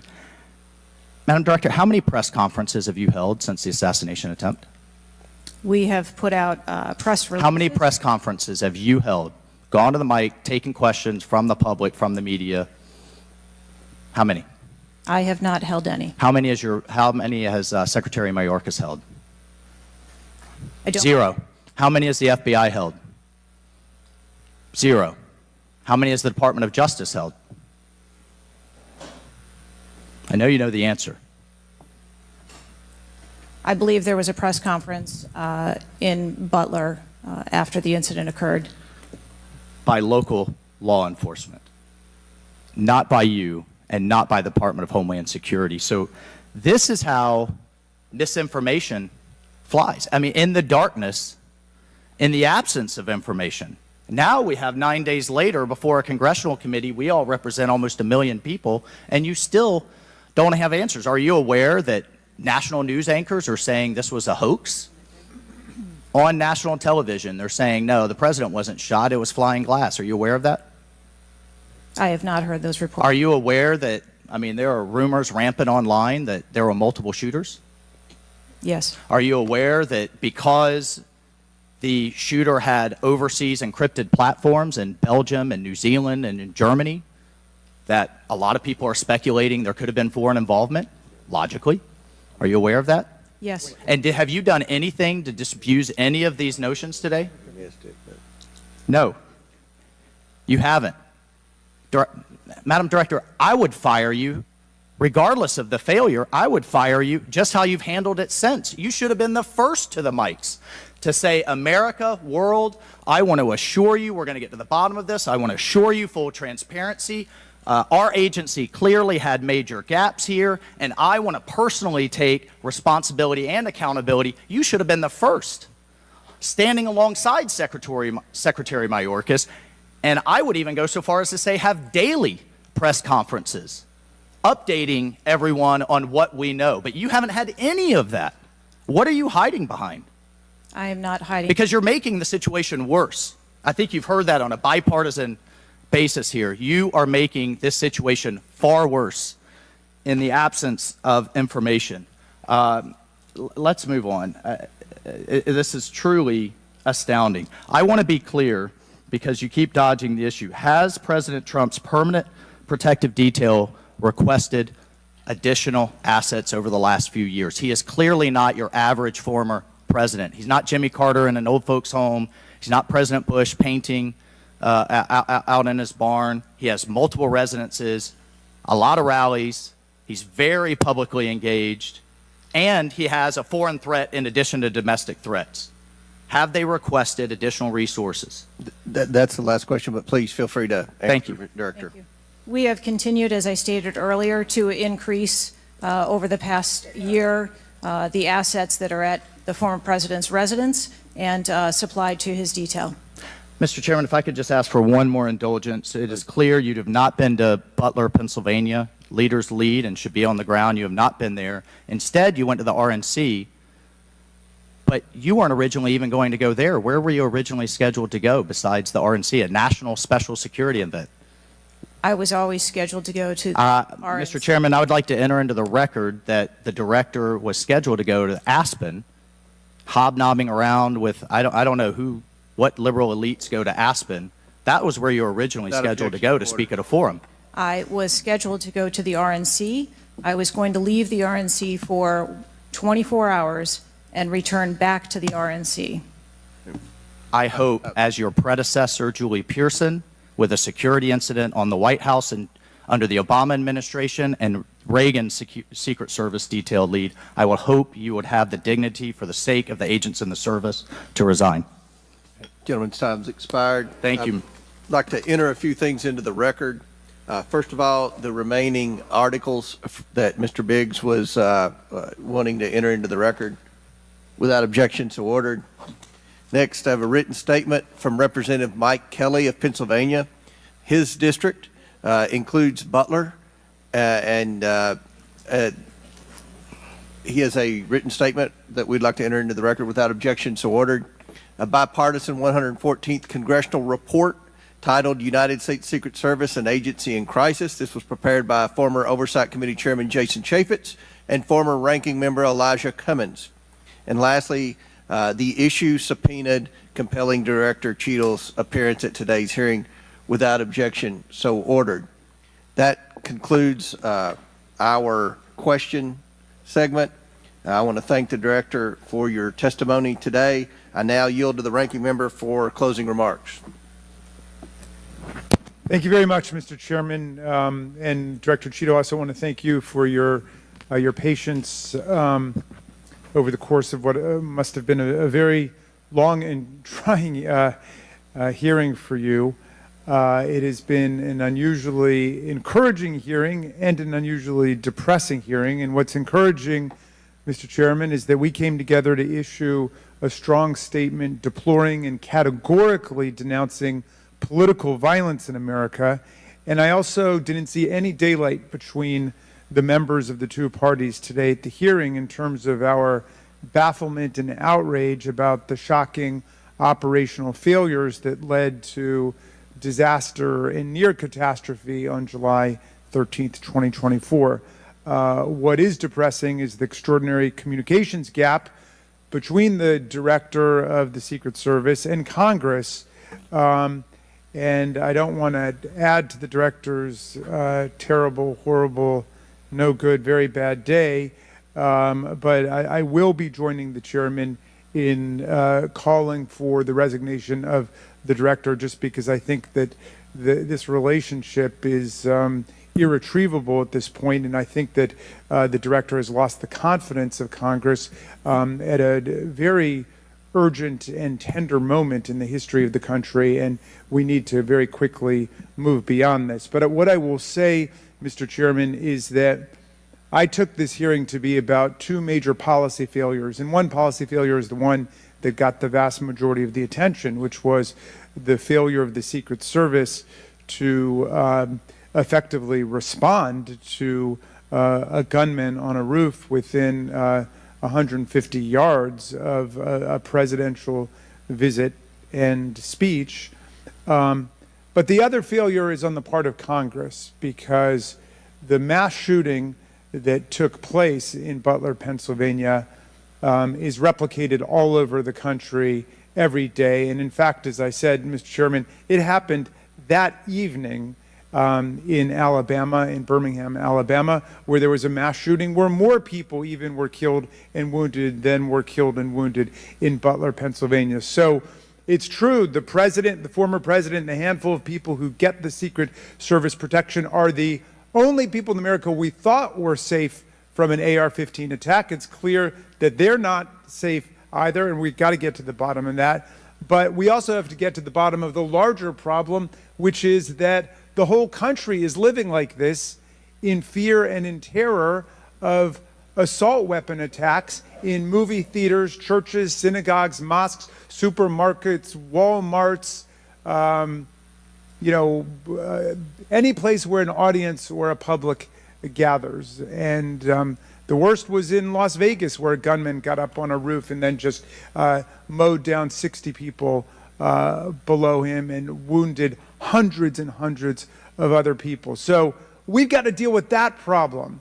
Yes, we've got to move as swiftly as we can to deal with the problems of the Secret Service, but the broader problem is still there. And I just wish to the heavens that our colleagues that could get together on the question of presidential security against an AR-15 attack could get together on the question of public security against an AR-15 attack, because all of us are vulnerable. All of our families are in danger by this, and the rest of the world doesn't live this way. And we have to look to see how uniquely strange it is that we allow 20-year-olds to access AR-15s, weapons of mass destruction, and show up in public places to endanger other people. And I hope, Mr. Chairman, we can work together on that with the same spirit of bipartisan commitment to the public safety that was exemplified here today. And I yield back to you. Ranking Member yields back. I'll deliver my closing remarks. Director Cheadle, I subpoenaed you to appear today to get answers for the American people about the failures that led to the assassination attempt of President Donald J. Trump. Unfortunately, you refused to answer today. And this committee is not known for its model of bipartisanship, but I think today we came together unanimously in our disappointment for your lack of answers. You've stated that the FBI will investigate and give a report, and you estimate 60 days. We've been waiting for months and months for lots of different bits of information from the FBI. We have no confidence in the FBI. The majority of this committee has no confidence in the FBI. I sincerely hoped that the hearing today would give not just Congress confidence in the Secret Service, but the American people would have confidence in the Secret Service. We don't have confidence, not just in Congress, but I don't believe the American people tonight when they go to bed are going to have confidence that the Secret Service is the best it can be at protecting President Biden, at protecting the First Lady, at protecting President Trump, at protecting their families. That's what the primary role for the Secret Service should be. And some people have said and speculated, well, there needs to be more money and more employees. As I stated early on, $3.1 billion, I believe next year it's going to be $3.2 billion budget, over 8,000 employees. If the Secret Service is spread too thin in doing things like inspecting counterfeit, which is what the Secret Service was created to do, was to inspect counterfeit money and things like that with the Treasury. If it's spread too thin, then we need to come together in Congress, and I think we can do that in a bipartisan way to narrow the focus of the Secret Service, to protect the leaders of our country, to protect our elections by protecting our candidates. And I don't believe we have any confidence that you can do that as the leader of the FBI. I sincerely hope that we would adjourn this committee hearing and have confidence not just in the Secret Service, but in you as director of the Secret Service. But we do not. Taking responsibility requires a lot of things. It means providing transparency. It means answering simple questions. It means providing a specific timeline of July 13th to this committee and the American people. I mean, it's been 9 days. There were people that were demanding that we have a hearing the next day or 2 days following the shooting. And I said, no, we need to give the Secret Service ample time to be able to answer those questions. 9 days. 9 days. And I don't think we answered very many questions that the American people have. I don't think there was I've never said this before, and I've presided over a lot of hearings. I don't think there was one question asked by anyone that the average American hasn't already asked at a diner or at church or at a ball game. The American people have questions. They deserve answers. Congress deserves answers. You were subpoenaed today to provide answers, and ma'am, you did not do that. So, as Ranking Member Raskin stated, he and I will be sending a letter requesting that you submit your resignation as a step toward accountability in what happened. And one of the biggest frustrations that many of us have, especially on this side of the aisle, is that there's never accountability in this administration.